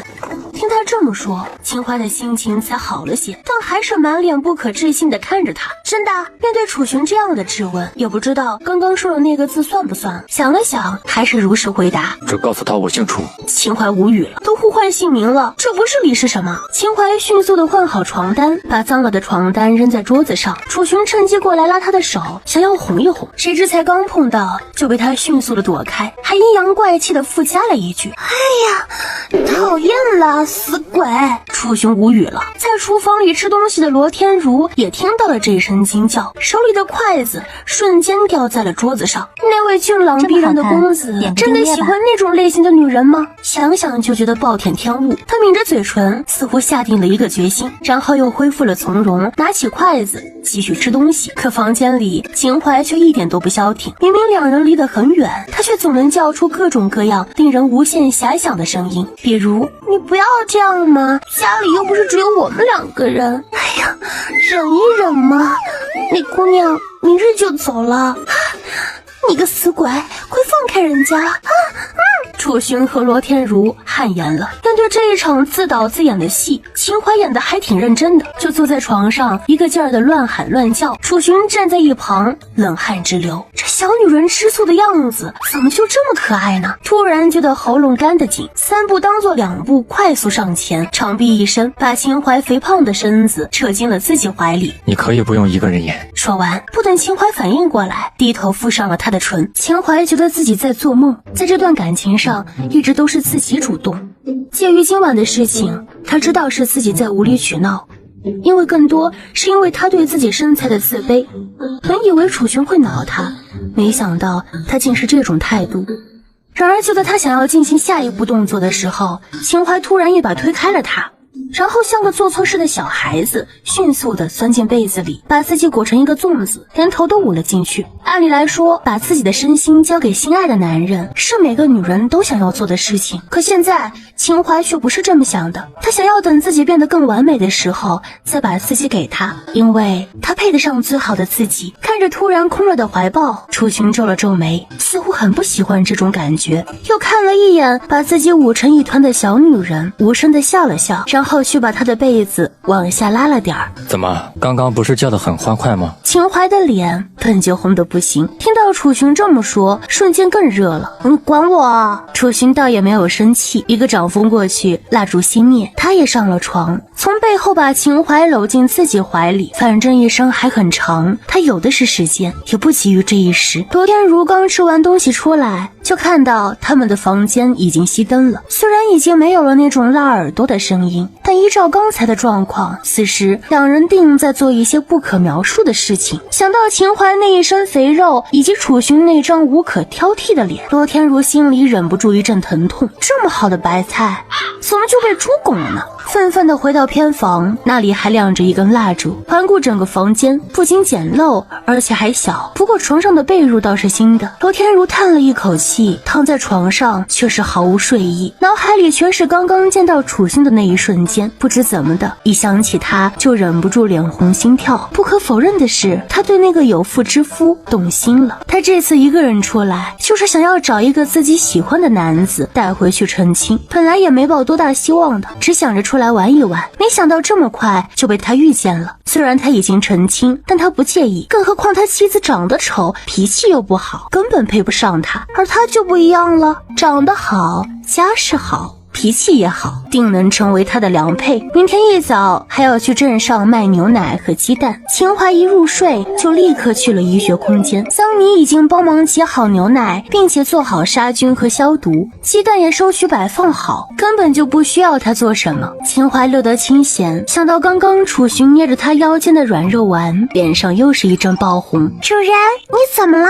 桑尼并不是随时都可以窥探他的生活，除非他内心接受，所以并不知道刚刚他跟楚寻发生的事情。这种事情秦淮自然不好意思跟他讲，摇摇头道：没什么，不过从现在开始我要开始减肥了。减肥并非一朝一夕的事情，尤其他这是毒素导致的肥胖，一旦毒解就会很快的瘦下去，可这也会引来更大的问题，那就是皮肤松弛。在服用解药的时候，他必须配合做适当的运动，而且还要做一些紧致皮肤的美容药，否则以他这造型，就算瘦下去也是惨不忍睹啊。听说他要减肥，桑尼是最开心的，毕竟22世纪是一个以瘦为美的时代。他虽然把秦淮带到了这里，但脑子里却还是以22世纪的审美为标准。主人这个样子着实有些辣眼睛。整整一夜，他都在实验室里调配解药和美容药，这本就是医学空间系统，只要他做有关医学的事情，劳力值就会蹭蹭往上涨。所以仅仅一夜，劳力值就上涨了好几个度。因为牛奶和鸡蛋是要当成早餐吃的，所以秦淮凌晨就醒了。虽然他们不用准备什么，还是要把戏做足，更何况家里还有一个外人。他们出门的时候，罗天如还没有睡醒，两人就当家里没有这个人似的，直接出了门。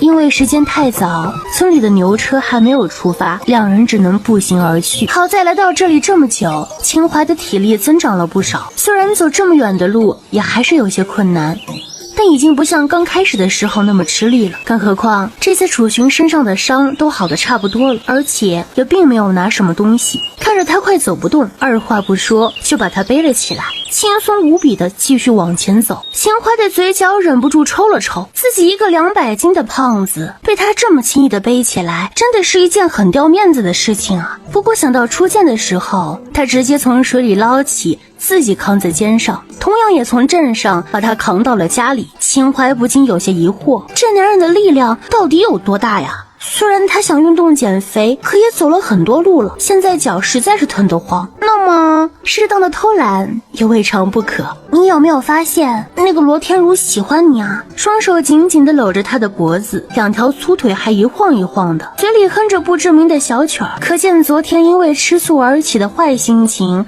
已经一扫而空。没有。一如既往的冷淡和决绝，秦淮心里明明高兴得要死，嘴上却偏偏还倔强着。骗人，你肯定看出来了。经过了昨天晚上，楚寻觉得本集又结束了，我们下集再见喽。不能跟他讨论这种事，不然过会儿把人惹恼了，还不知道要怎么哄。于是他选择了沉默。可即便是这样，秦淮还是有些不高兴了，但很快他又调整好心情，从后面掐着他的脸一阵蹂躏。谁让你没事长得这么好看？看看像我这样不就挺安全吗？我长得丑你会喜欢？冷不丁听到楚寻冒出这么一句话，差点以为自己耳朵出了问题。怎么会？他是什么时候发现自己是只颜狗？好羞涩，怎么办呢？秦淮难得乖乖趴在他背上，没有再出声。楚寻勾了勾嘴角，又加快了步伐。其实把他从水里捞出来带回家的那个晚上，他就已经知道他已经不是以前的那个他了。那天晚上坐在火堆旁，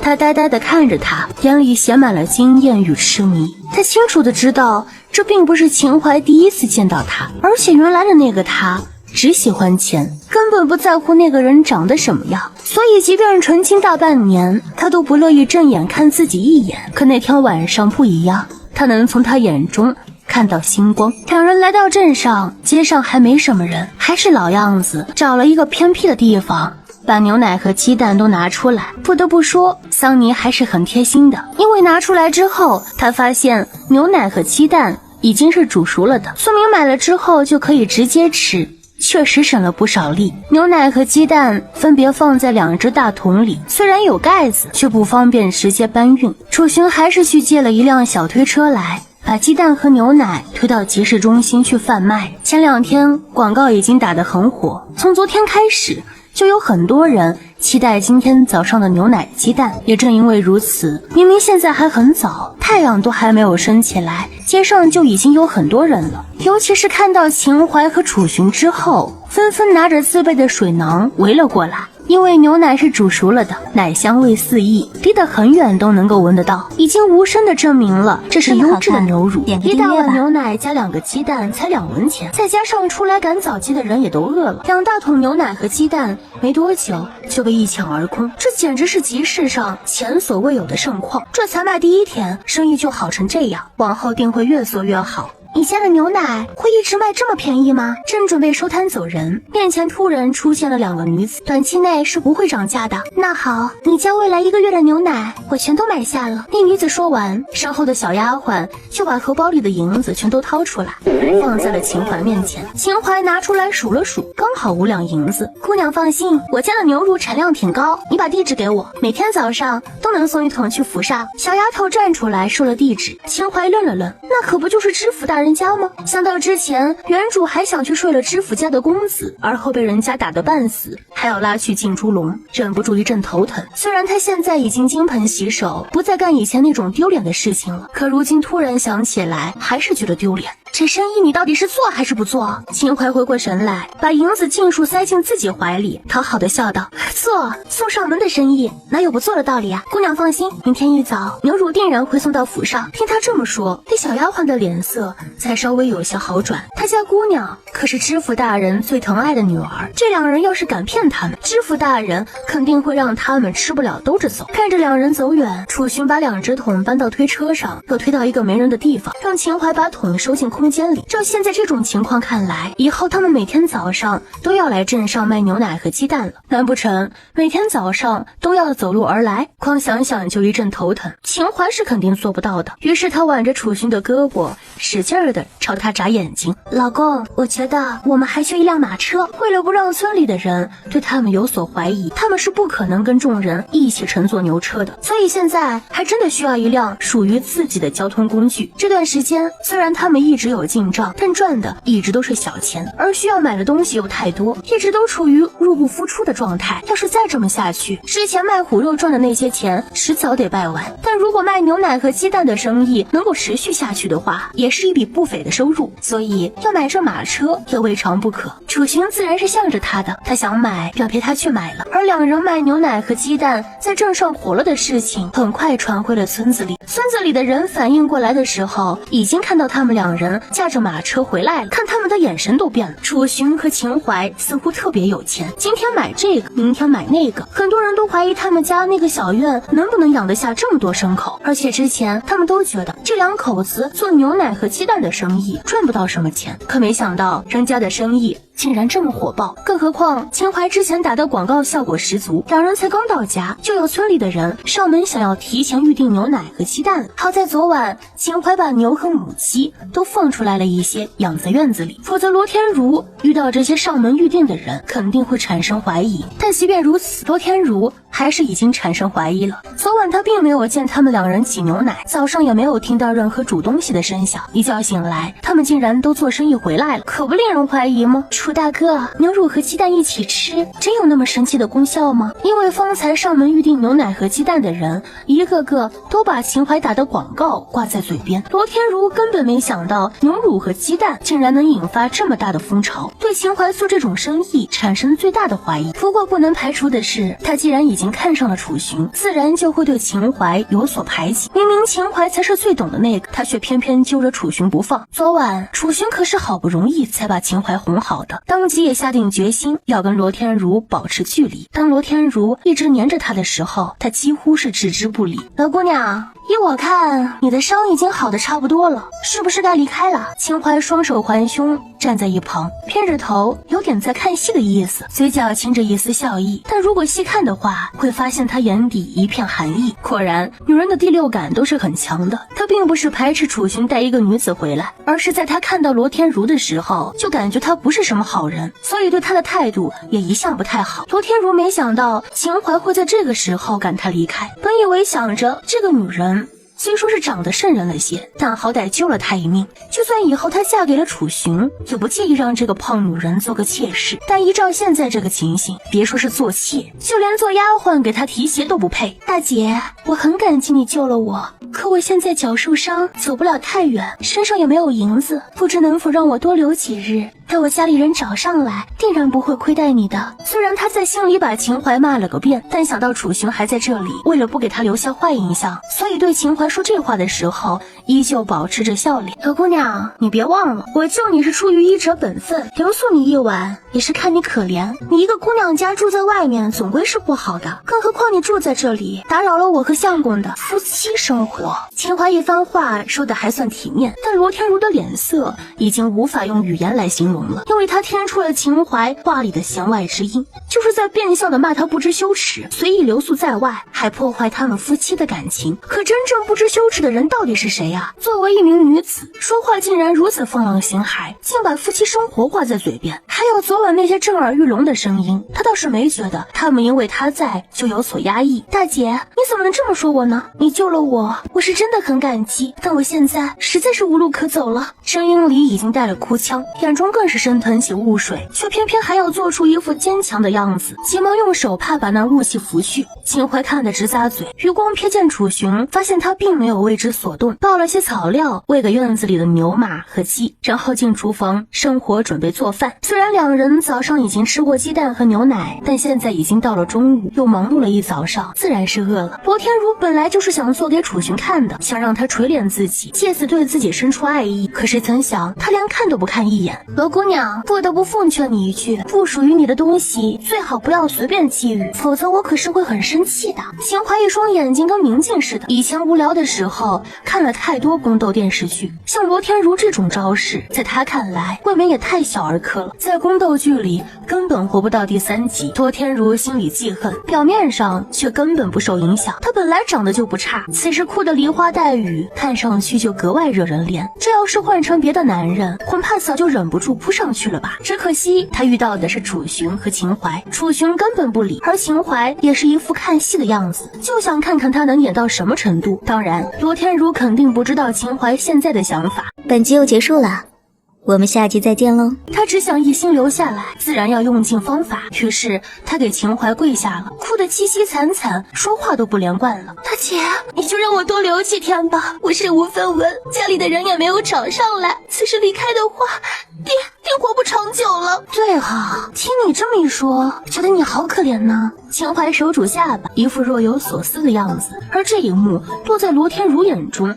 就觉得有戏。唉，可是这跟我有什么关系呢？说完，他似笑非笑地看着罗天如，似乎在等他的下文。罗天如已经完全愣住了，按照他的想法，秦淮肯定会答应让他留下，他本来都已经想好了接下来的措辞，可谁知秦淮却打得他措手不及。大姐，你怎么能如此狠心？罗天如越哭越凶，有种秦淮要是不答应他就晕过去的架势。秦淮不为所动，伸出手指比划着：第一，我不是你大姐；第二，留不留你是我的权利，不要随便道德绑架；第三，我既然能救你，自然也能毁了你，在我没有生气之前，最好给我尽快离开。她就是个寻常女人，明知道别的女人对自己相公有所图谋，却还要让那个女人留在家里，那可不就是傻吗？更何况从细节就能看出罗天如不是一个安分的主，要是再不把她打发走，说不定会惹出什么麻烦呢。竟连自己下跪都没有让她心软，罗天如也不愿一直跪着，假装艰难地爬起来，往厨房里意味深长地看了一眼，这才哽咽着回答：既然夫人不留如儿，那如儿就不打扰了。说着就打算往外走，可谁知还没有走2步呢，那弱不禁风的身体就缓缓地倒了下去。秦淮无语了，遇到个碰瓷的怎么办呢？而且还是想碰她老公的那种。遇到这种情况，她也不能把人直接扛出去扔了吧。正在这个时候，肚子突然咕噜咕噜响起来，秦淮揉揉肥大的肚子，进厨房准备吃东西。他既然爱晕倒，那就让他躺着吧，天大地大，吃饭最大，等吃完饭再来收拾他。一进厨房，楚雄问他：处理完了？秦淮认真的想想，一脸正色：算是吧，饿死了，吃完饭再说。楚寻也没多想，甚至没有朝外面看一眼。两人坐下来开始吃东西，一边吃还一边在聊牛奶和鸡蛋大卖的事情。最悲催的莫过于罗天如了。他本以为自己装晕，那女人定会吓得过来把他扶进屋子里，谁知他根本就不搭理自己，甚至还若无其事的去吃饭。现在正值正午，阳光烈得能把人烤熟。罗天如被晒得格外不舒服，后悔没找个阴凉地再晕。为了给他个教训，一顿饭秦淮故意吃得很慢。罗天如从小到大也没有受过这种苦，再加上身体也没有完全恢复。等秦淮真正出来的时候，发现他是真的晕过去了，被晒晕的。秦淮看见他就觉得烦，自然不乐意再让他留在自己家里。于是他想到了一个两全其美的办法，把罗天如扶起来放在马车上，直接把他送到李大夫家去了。李大夫无语了，一个秦钟就够他受的了，现在又送来了一个罗天如，秦淮到底把他家当成什么地方了？李大夫，你放心，这姑娘家有钱，醒来知道是你救了她，定不会亏待你的。点个订阅吧。这姑娘不过是中暑而已，你为何不……说到一半就被秦淮打断了。这姑娘可病得不轻，李大夫你医术高明，我觉得也只有你才能救得了她。李大夫，相信自己，你能行。李大夫已经无力吐槽，不知道他到底在玩什么把戏。既然来都来了，顺便也就帮秦钟针灸，还把药换了。这段时间秦钟恢复得不错，相信还用不了3个月就可以正常的活动了。只要秦钟的腿一好，他会医术的口碑也就打起来了。再加上上次帮众人解毒的事情，秦淮觉得用不了多久他就能开一间自己的医馆。医学空间系统最主要的还是医学，他只有做跟医学相关的事情，劳力值才能上涨，才能将空间系统开发到极致。而他现在做的这些也不过就是能勉强维持生活而已。他永远不会忘记自己的身份，他是一名医者，是要从阎王手里抢人的人。秦淮离开没多久，罗天如就醒了，看着陌生的环境，半天回不过神来。你醒了，把这碗解暑药喝了吧。李大夫笑眯眯地走进来，把刚熬好的药放在他旁边的矮桌上。罗天如警惕地观察周围的环境，随后目光又回到李大夫身上，问道：你是什么人？我呢是村里的大夫，你中暑晕倒了，是楚家媳妇儿送你过来的。那个女人，罗天如下意识的就握紧了拳头。他之所以晕倒，还不是拜那个女人所赐，而且不过是中暑而已，躺一会儿就没事了。他竟然还大发慈悲的把他送到了大夫家里，就这么着急赶他走吗？李大夫看他这表情，觉得自己可能又被秦淮给坑了，莫非是因为看他好欺负？罗天如现在满脑子都在想要怎么回去，自然没有注意到李大夫愁苦的表情。不过经过这么一闹腾，他已经明确的知道秦淮是个妒妇，相信是个男人都不希望自己的妻子善妒吧。只要他让楚寻看清楚秦淮善妒的本质，定然会更加厌恶这个妒妇。届时他再适当的在他的面前献殷勤，他就一定能够注意到自己。把罗天如一送走，秦淮回来就把院子里的牲口全都收回空间里去了。2头鹿和2只小老虎又被他重新放出来，2只小虎长大了不少，性情比较活泼好动，在院子里追赶打闹。楚寻又上山打猎去了，秦淮养的那些牲口根本不需要他操心，而他有一身武艺，也只用在打猎上，否则时间一久，他就真的要变成那个吃软饭的了。秦淮吃了解毒药，就躺在床上休息，然而一闭上眼睛就进入了医学空间系统。桑尼第一时间迎上来：主人，需要我帮什么忙吗？秦淮先是摇头，后又点头，想了想，还是尝试着问道：这空间里有健身器材吗？桑尼摇头：没有。秦淮有些失落地低下头，他把这个空间系统想得太全面了，这可是医学空间系统，不是生活空间系统。虽然没有，但如果主人需要的话，我可以为主人幻化一个虚拟健身房。秦淮眼睛一亮：可以吗？当然可以，不过需要消费主人的劳力值，而且如果主人在空间里利用虚拟健身房健身的话，劳力值并不会有所提高。没问题，他毫不犹豫的就点头。劳力值没了可以再挣，他现在的目标就是甩掉这一身肥肉，然后给自己完美塑形。脑海里又出现罗天如那张脸，瞬间一阵鄙夷，长成那样还敢出来勾引别人的老公，简直臭不要脸。等姐姐瘦下去，要让你知道什么叫美若天仙。想到这里，瞬间动力十足。等他瘦成一道闪电，看那些妖艳贱货还敢不敢来勾引她老公？于是，一整天她都在空间虚拟健身房里挥汗如雨。而与此同时，沉寂了许久的秦张氏身体恢复的差不多，想到自己好几天没有去看儿子，心里着实挂念，杀了院里的一只老母鸡，熬成汤给儿子送过去。见到罗天如的时候，秦张氏眼睛瞬间一亮，把罗天如上上下下打量了一遍，发现她不仅长得好看，而且穿着不凡，一看就是有钱人家的姑娘，瞬间打起了他的主意。为了得到罗天如的好感，本来是带给秦钟喝的鸡汤，就直接端到了罗天如面前。罗天如其实已经好的差不多，只是现在暂无去处，就只能留在李大夫家里。面对热情的秦张氏，也只当他是好心，很自然的把鸡汤喝了个空。秦钟在一旁看着，气红了眼，他娘这是怎么回事啊？几天不来看他，一来就把鸡汤给别人喝。娘！他不满的叫唤了一声，秦张氏立马不满的瞪他一眼，佯装骂道：罗姑娘身体虚弱，该多补补，你要是想喝的话，明日娘再给你送来。秦钟自然不知道他娘打的什么主意，看到一碗鸡汤就这么见了底，一个人转过头去生闷气。而秦张氏也难得的没有管他，罗姑娘是哪里人啊？怎么会到我们这个山村啊？秦张氏一心讨好罗天如，态度也格外殷勤，罗天如对他印象还不错，也就没有隐瞒。我是阳城人，此番出来是想寻得一如意郎君，不曾想在身上被毒蛇咬伤，幸得楚大哥相救，这才捡回了一条命。虽然他一醒过来看到的是秦淮，但他坚信肯定是楚雄把他带回来的。秦淮一个女人自然没有那么大的力气。听到前面的话，秦张是满心欢喜，这罗姑娘想要寻得如意郎君，他儿子可不就是吗？像他儿子这么优秀的青年，如今可是少之又少了。可是听到他口中说的楚大哥，脸色瞬间就沉了下来。这全村也就只有一个姓楚的，可不就是他那个倒霉女婿？再看罗天如在提到楚雄的时候，那满脸痴迷的样子，就知道这小妮子定是看上了楚雄。楚雄不就是长得好了些？除此之外，哪里比得上他儿子呀？秦张氏暗暗咬牙，心里发誓定要让自家儿子跟着罗姑娘扯上点关系。虽然心里已有定论，但还是假意问了一句：不知姑娘说的可是楚雄？罗天如摇头，我只知他姓楚，并不知其名字，不过却知道他有一个肥胖的妻子。秦张氏撇嘴，是楚雄无疑了。不过这个时候，秦张氏并不想透露自己跟秦淮的关系，否则只怕会扰了他儿子的好事，只试探着问道：姑娘既是被楚雄所救，又为何会在李大夫家里呀？不得不说，这句话就直接戳进罗天如心上了。他也正因为这件事心烦着，本不想多言，但看秦张氏一脸关心他的样子，便一副悲惨的模样开了口：他妻子对我有些误会，便将我赶出来了。秦淮这段时间一直跟秦张氏作对，但此时听罗天如这么一说，觉得秦淮终于做了一件让自己称心如意的事。也亏了他把罗天如赶出来，这才给了他儿子表现的机会。那秦淮泼辣在村里可是出了名的，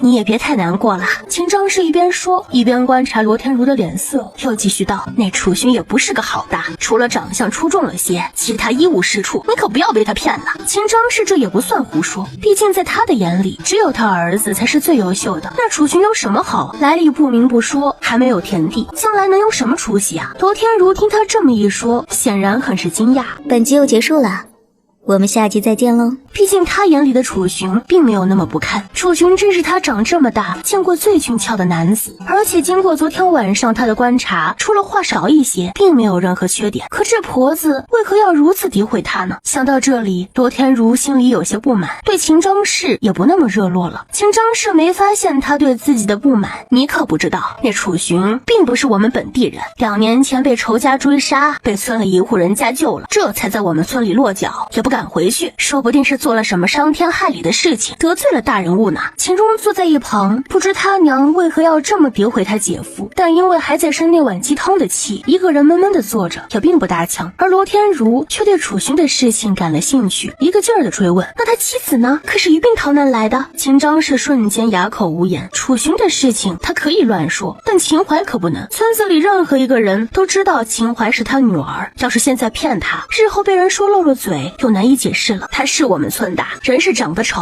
又泼辣了些，可好歹对那楚寻是真心实意的，不在乎他的过去，一心挣钱养着那个家。话说出口，秦张氏都不敢相信自己竟然会这么夸秦淮，真是便宜了那个小贱蹄子。要不是为了他儿子，他才懒得浪费口舌呢。罗天如低下头，眸光微敛，心里已经做了比较。这么说来，楚寻之所以对那个女人好，是因为那个女人一直养着他，这就好办了。他家底宽裕，这是有能力养他，只要他愿意收了那个女人跟自己回去，这辈子铁定是丰衣足食。秦张氏怎么都不会想到罗天如竟然曲解了他的意思，他都已经把楚寻说的这么不堪，罗天如竟半分都不介意，实在令人难解。那又如何，我也能养他。一时心急，竟把心里话给说出来。罗天如发觉失言，急忙捂住了自己的嘴。在这个时代，姑娘家如果说出这种露骨话，是要被拉去进猪笼的。秦张氏更是瞬间睁大了眼，心里火冒三丈，这女子也未免太不知羞耻了些。可是想到她刚刚说能够养楚寻的那句话，便知道她家底雄厚，深深将那股怒火压了下去，重新换上了一张笑脸。嗨，罗姑娘，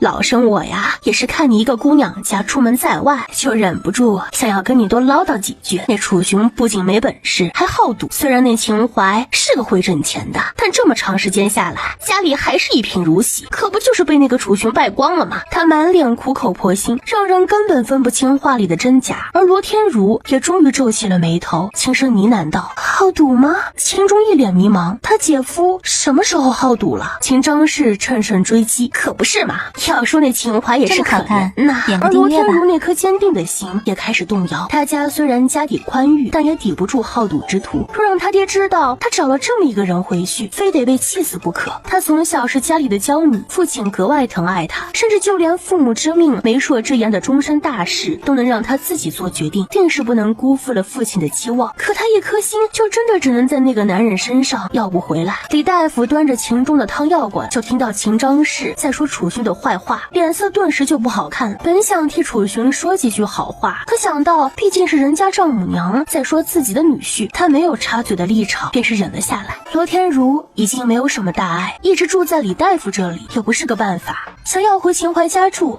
又不是那么容易，更何况他现在身无分文，一时间竟落魄无比。秦张氏却在这个时候聪明的不行，主动邀请道：小姑娘，一个姑娘家住在李大夫家怕是不妥呀，若是不嫌弃的话，便去我家里住吧。正好这段时间钟儿在李大夫家养伤，我一个老婆子住着怪无聊的，罗姑娘正好与我做个伴如何？罗天如自是欢喜答应，因为腿脚不是太方便，由秦张氏离开了李大夫家。秦钟无语了，他说不出自己心里是个什么滋味。他娘打的来看他的名义，看都没看他一眼，鸡汤也给了别人喝，现在还带着别人回他们家去了。他这才在李大夫家住了半个多月，他娘对他的态度就变得这般冷漠。等到3个月后还得了啊，人是秦淮送来的，现在却被秦张氏带了回去。李大夫觉得不妥，急忙去了秦淮家，把事情说给他听。我可是从没见过秦婶子对谁这么好过，那姑娘看起来呀，比你更像她亲女儿。李大夫感叹了一句，秦淮倒是听得眼睛一亮。据他对秦张氏的了解，要不是有所图谋，任何人都比不上他的宝贝儿子。可如今他对罗天如这么好，目的就已经很明显，正好他不知道罗天如该怎么解决。如今秦张氏一出现，完全替他解决了这个后顾之忧啊，也省得他再去费心了。没事，他爱怎么样就怎么样吧。李大夫，你也别管这件事了，就当什么都不知道。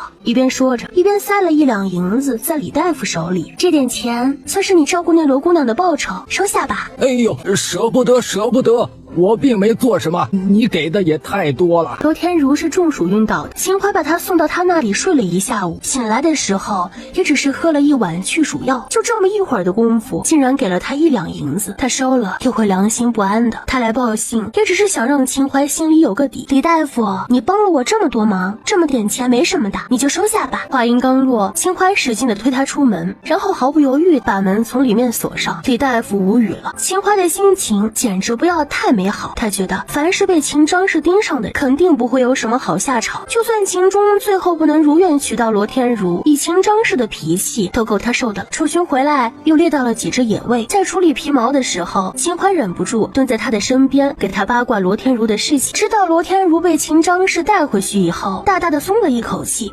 如此一来，你就不用再为他的事烦恼了。经过秦淮那么一闹，他是真的有些后悔把罗天如带回来。知道他被秦张氏看上，觉得倒也不错。你不生气吗？一点都不心疼吗？秦淮紧紧地盯着他的眼睛，脸上满是戏谑。楚寻不高兴地瞪他一眼，反问道：与我何干？秦淮笑得更加开心，心里跟抹了蜜似的，只觉得能在这里遇到楚寻是自己几辈子修来的福气。笑过之后，才跟他说起了正经事儿。等过段时间钱攒够了，我想去镇上开一间医馆，当然最好是能够去阳城，那里人比较多，生意也会比较好的。届时你就不用上山打猎了。听他这么说，楚寻手里的动作顿时就停了下来。他也就只有打猎这么点本事，要是去阳城的话，还真不知道能做些什么。那我做什么？楚寻有些苦恼，第一次觉得妻子太能干也不是件好事儿，这样会显得他很没用。秦淮看他一脸迷茫地看着自己，那呆呆的模样实在可爱，与平时高冷的他形成强烈的反差萌，使得秦淮起了闹意。趁他不注意，双手揪住他的脸，使劲蹂躏了一番，笑道：你当然是在家带孩子啦。楚寻无言以对，他一个大男人在家带孩子算什么事儿啊？那不得被周围的人给笑死呀。见他这样，秦淮实在不忍，故作神秘的道：放心吧，我早就考虑好了，一定不会让你失望的。天黑的时候，秦淮提前取出了一些牛奶和鸡蛋，挨家挨户的送去了提前预定的人家。因为大家都是一个村子的，秦淮毫不吝啬的多买多赠，引得大家再次对他改观。为了不让秦张氏来找麻烦，送完货之后，剩下的全都给他送了过去。不过介于罗天如在，又想起李大夫说的话，他并没有喊秦张氏娘。罗天如在一旁一脸怨念的看着自己，仿佛自己欠他很多钱似的。但秦淮也并没有理会，把东西递给秦张氏就离开了。秦张氏看他挺上道的，罕见的给了他好脸色，这似乎是他们俩第一次联手对付一个女人吧。秦淮眨眨眼睛，感觉还蛮不错，只不过还是觉得秦张氏有些癞蛤蟆想吃天鹅肉。这罗天如一看就出身有钱人家，人家怎么可能同意把女儿嫁到这种小山村里来呢？左右不过是异想天开罢了。不过这也正合他意，只要秦张氏能够帮他稳住罗天如，对他而言并没有什么坏处。相反的，他还要更加勤快的往秦张氏这边送好东西过来。第二天一早，两人赶着马车去了镇上，先送了一桶去知府大人府上，另外的又拉着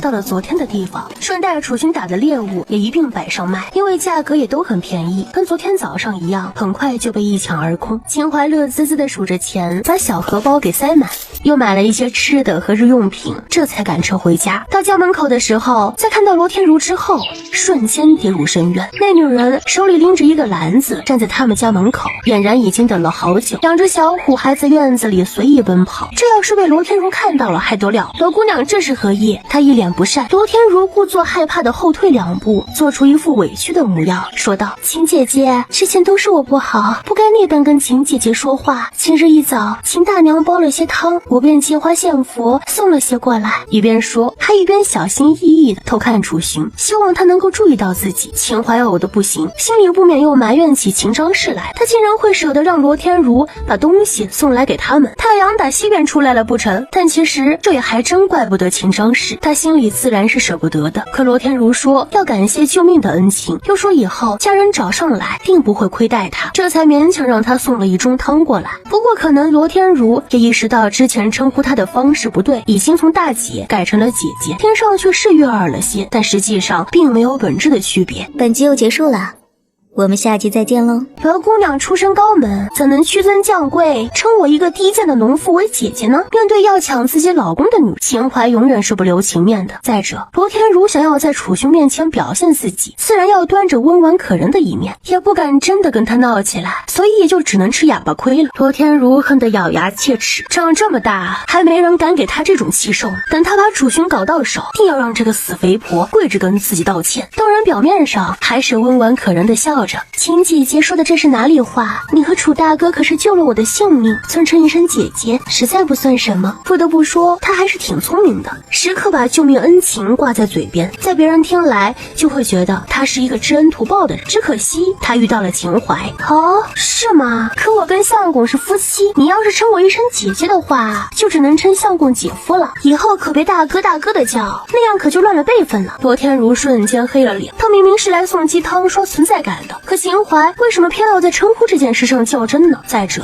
他又不是真的要认他做姐姐，凭什么要叫楚寻姐夫呀？这样一来，就算他以后跟楚寻事成，也会顶着一个不伦不类的名头。怎么，罗姑娘不愿意吗？为什么叫我姐姐叫得这么热情，却不肯叫相公一声姐夫？莫不是罗姑娘有什么非分之想？话已经说得这么直白，罗天如明显不是秦淮的对手，小脸煞白煞白的，看上去像是受了极大的委屈。楚寻始终没有开口说话，就像没有看到这个人一样，默默地站在秦淮身后，目光全都落在他的身上，柔情似水。我知道秦姐姐对我有些误会，但我真的只是想报恩而已啊。说着，眼泪已经不由自主地溢出了眼眶。秦淮最是见不得这种说不了两句话就开始哭的女人，就好像眼泪不值钱一样，除了哭还会干什么？唉，行了行了，我救你纯属我高兴，你要实在难受的话，我也可以让你再中一次毒，这样我们就扯清了。你怎么看？他不耐烦地挥挥手，甚至已经从怀里掏出毒药，只要罗天如一点头，他就能一把毒药撒过去，圆了他的梦。罗天如自是不相信这青天白日的他敢这么对待自己，娇滴滴的张开口还想说什么，但秦淮已经不想给他机会，一把迷药撒了过去。罗天如顿时倒地，手里拎着的鸡汤还洒了自己一身。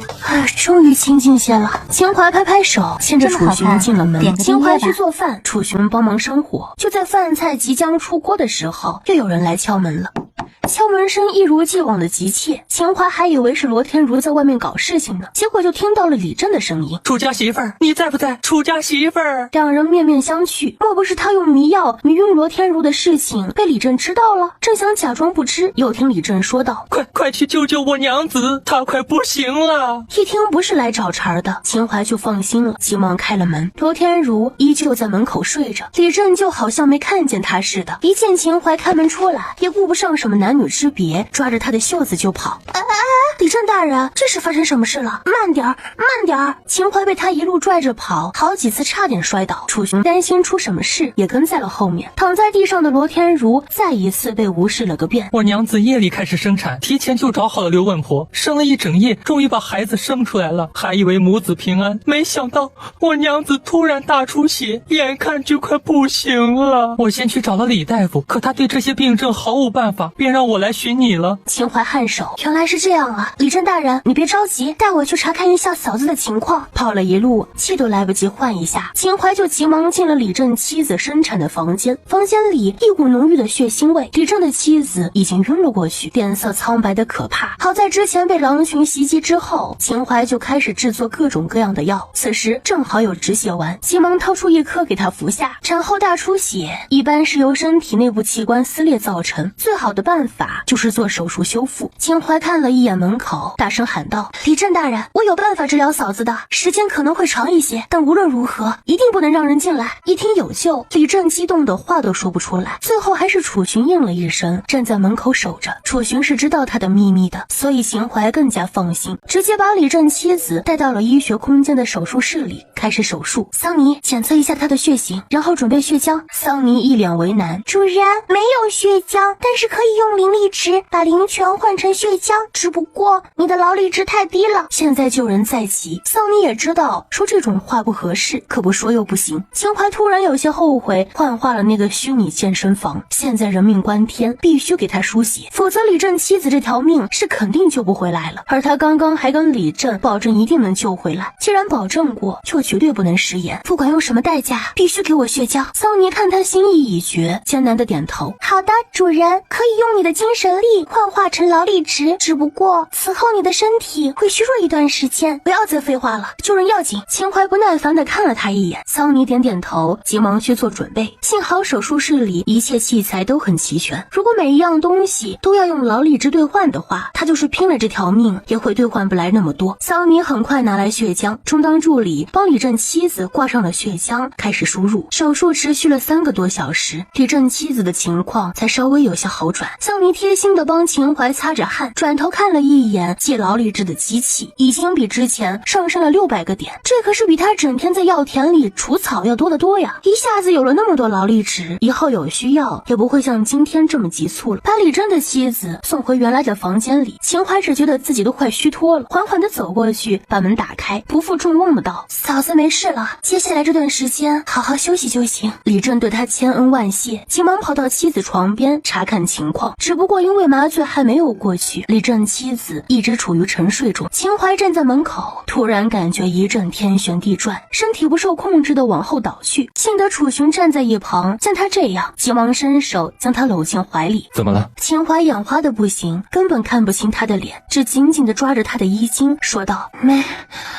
没事，我们回去吧。”肯定是因为刚才强行用他的精神力兑换血浆，所以身体才会这么虚弱。而且桑尼之前也提醒过他的，倒也不是很意外。楚寻嗯了一声，将他打横抱起来，往自己家里走。秦淮心里有些庆幸，幸好这老公孔武有力，否则又怎么可能这么轻易的将他打横抱起呢？罗天如已经被秦张氏带回去了，此时正好醒过来，一时气愤，挥手把桌边的碗扫落在地。秦张氏以为他摔倒，急忙进来一看，发现他竟然把碗摔了，抿着嘴唇，眼里闪过一抹怨恨。家里条件本来就不好，他一住进来，把所有好的都紧着他用，结果呢，他还摔东西。早知道就不救他了，可是想到那雄厚的家底，瞬间又把所有的怒火都忍了下去。乐姑娘，你醒了呀？怎么会晕倒在楚寻家门口呢？若不是我刚好路过，你现在还在那里躺着呢。听上去虽是关心的话，但其实是在邀功。罗天如在气头上，见他进来，立刻收敛怒气，立刻跟他道歉：“秦大娘，真是抱歉啊，失手将碗打碎了。不过你放心，待我家里人找过来，定双倍奉还。”听他这么说，秦张氏笑得更加开怀。既然是双倍奉还，那他打碎多少都无所谓的。乐姑娘说的什么话呀？你身子弱，端不稳也是正常的，可你又怎会晕倒呢？大娘，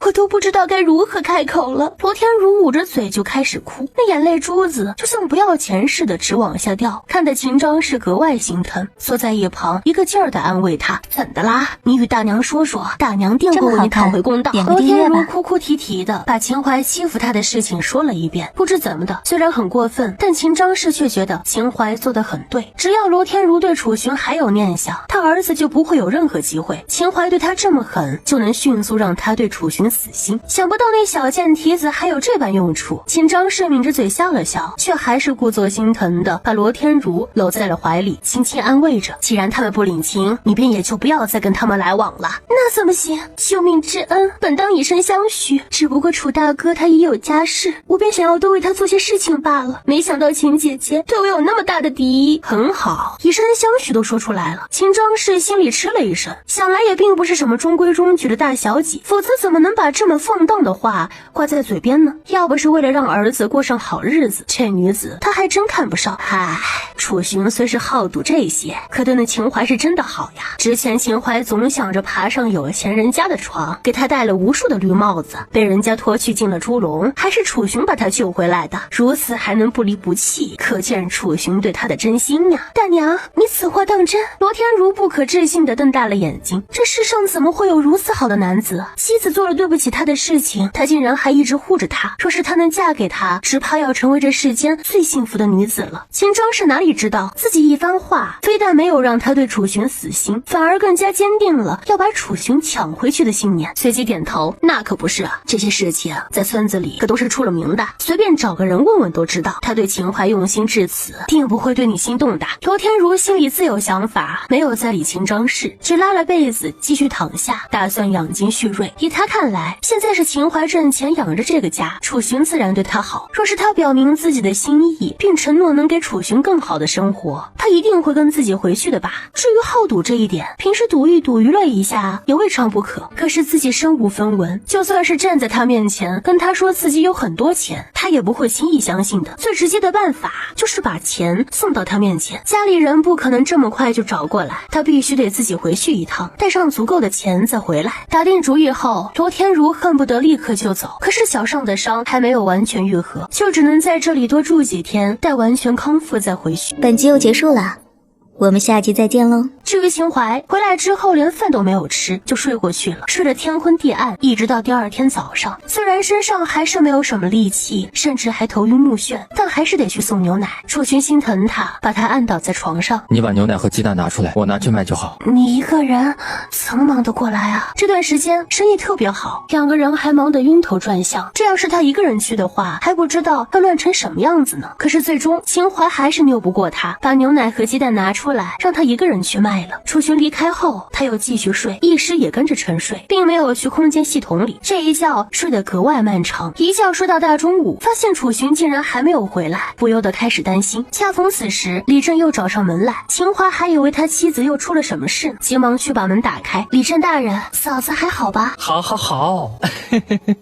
昨天夜里就已经醒过来了，早上我就过来找过你，结果没人开门，我现在又再来一次。李正笑得合不拢嘴，这一次母子平安，可真是多亏了秦淮呀。他手里提着一箩筐自家田里种的菜，塞到秦淮手里。家里也没什么拿得出手的东西，希望你不要嫌弃啊。说着又塞了1、2碎银子给他，对他是千恩万谢。秦淮只收了菜，却把银子还给了他。都是一个村子里的人，这是应该的。这些菜我收了，至于银子拿回去给嫂子买些补身体的东西吃吧。哎呀，这怎么能行？李正不依，偏要把钱塞进他手里。两人正推搡着，又有一个人朝他们这边跑过来。楚家媳妇儿啊，你家的牛乳害了人，楚兄弟被人押去见官了，你可快去看看吧。轰！秦淮脑袋里似有什么东西炸开，身体有些承受不住的后退了2步，紧张的盯着那人问道：我家牛乳如何会害人？那人摇头道：这我可就不知道了，只是在镇上听说了这个事儿，就回来跟你说一声。秦淮急得不行，也没心思跟李正在这里推搡，把那碎银子塞进李正怀里，关上门就去找村里的牛车去往镇上。牛奶是绝对不可能出问题的，更何况桑尼还会进行杀菌消毒，倒是有许多东西不能与牛奶一起喝，若是有人误食造成食物中毒也是常事。一路上他心慌的不行，早知道早上还是不能偷懒跟楚寻一起去，遇到事情可以现场解决，现在也就不会这么着急了。因为楚寻被抓，街道上没什么人，很多人都去衙门里看热闹。秦淮一路狂奔而去，到达衙门的时候，外面已经围了一大群人。他挤开人群跑进去，一眼就看到了被压跪在地上的楚寻。民妇秦淮见过知府大人，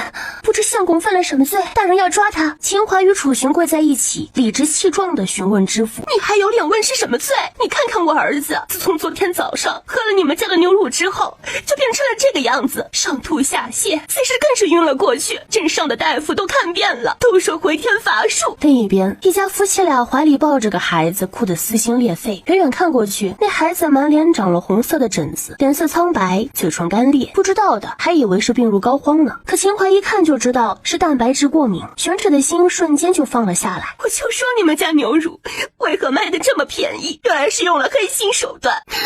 我儿子要是真的出了什么事儿，我要你们夫妻俩偿命。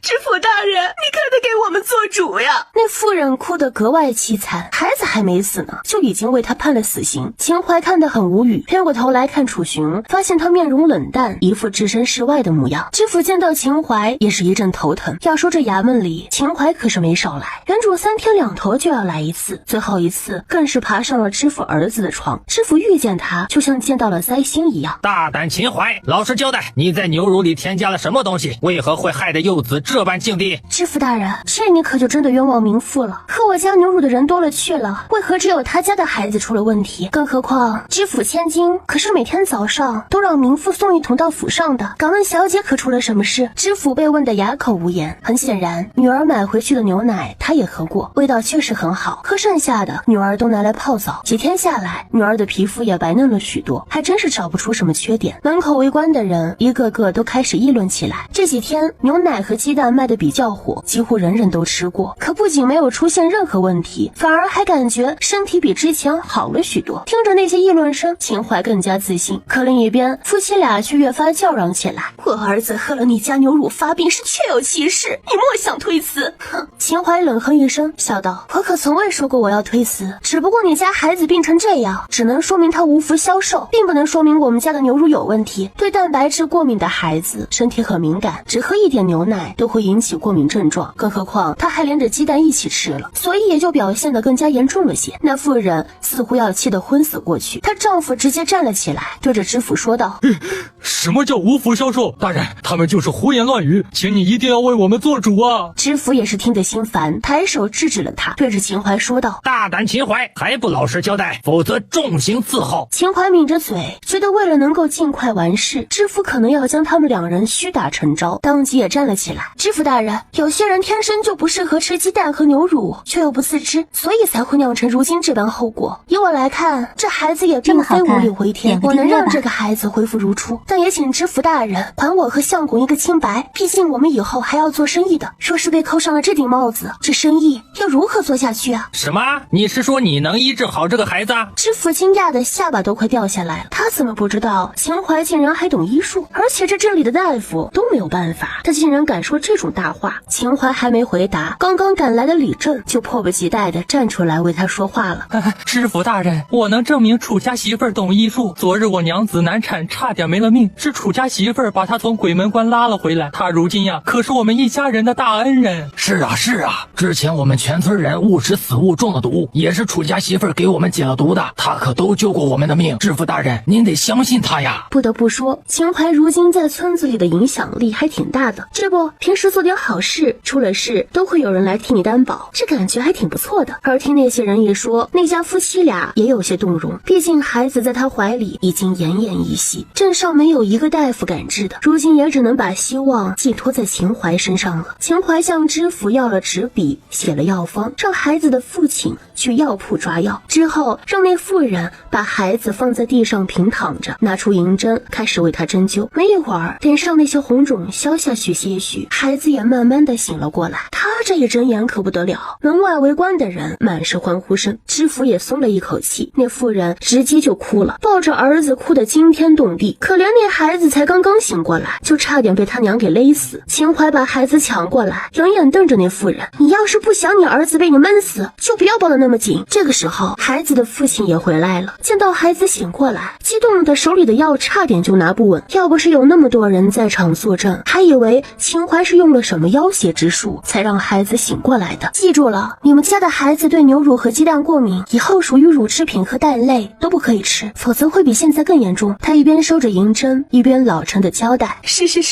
多谢多谢。夫妻俩连连给他磕头，他急忙把人扶起来，谢就不用了，只是日后不要再诬陷我家的牛乳和鸡蛋不好就行，毕竟我还是要做生意的。好，为了表示感谢，我们愿意赔偿早上打翻了的那一桶牛乳的钱。说着，那妇人从怀里掏出3两碎银子递给秦淮，3两银子买一桶牛乳是绰绰有余，但秦淮也没有推辞，毕竟他也救了他们儿子一命，这是他该得的。不得不说，他当场救了人，让人对他的敬佩之情又上升了一个高度，就连知府都看直了眼。早就听闻秦淮最近改邪归正了，今日一见，真是让人大吃一惊。两人一路回了家，楚勋一进家，秦淮再也忍不住，直接扑进他怀里，闷闷的道：夫妻本是一体，我之所以能做，是因为身体特殊，走了捷径。你不懂医，解决不了也正常，但这不代表你就一无是处。秦淮一语点破他心里的矛盾，每个人所擅长的领域不同，像你身手那么好，能徒手与虎搏斗，而我遇到这种情况，如果身上没有毒药的话，就只有死路一条。今天这种事，只是碰到了我所擅长的事情而已，你不要为此自责，可好？男人的自尊心总是比较强强烈。楚寻平时话虽然不多，但他一直在给自己找事情做。他有事的时候就帮他，没事的时候就上山打猎，就是不想让别人以为这个家是由秦淮养着。这一点一滴他全都看在眼里，只是觉得没有必要随时挂在嘴边而已。他说这些话的时候，楚寻都没有插嘴，只是低下头看着他，眸中含着笑意。看到他依旧苍白的脸蛋时，怜爱的轻抚着。虽然不知道他为什么救了李正夫人之后身体就一直不好，但他身为丈夫，没有让他好好休息，便是他的过失。你就不会觉得为夫没用？秦淮使劲摇头，表明自己的心意。自然不会，2只虎儿子还不是得靠你才能养活。他觉得很有道理，格外认真的点头。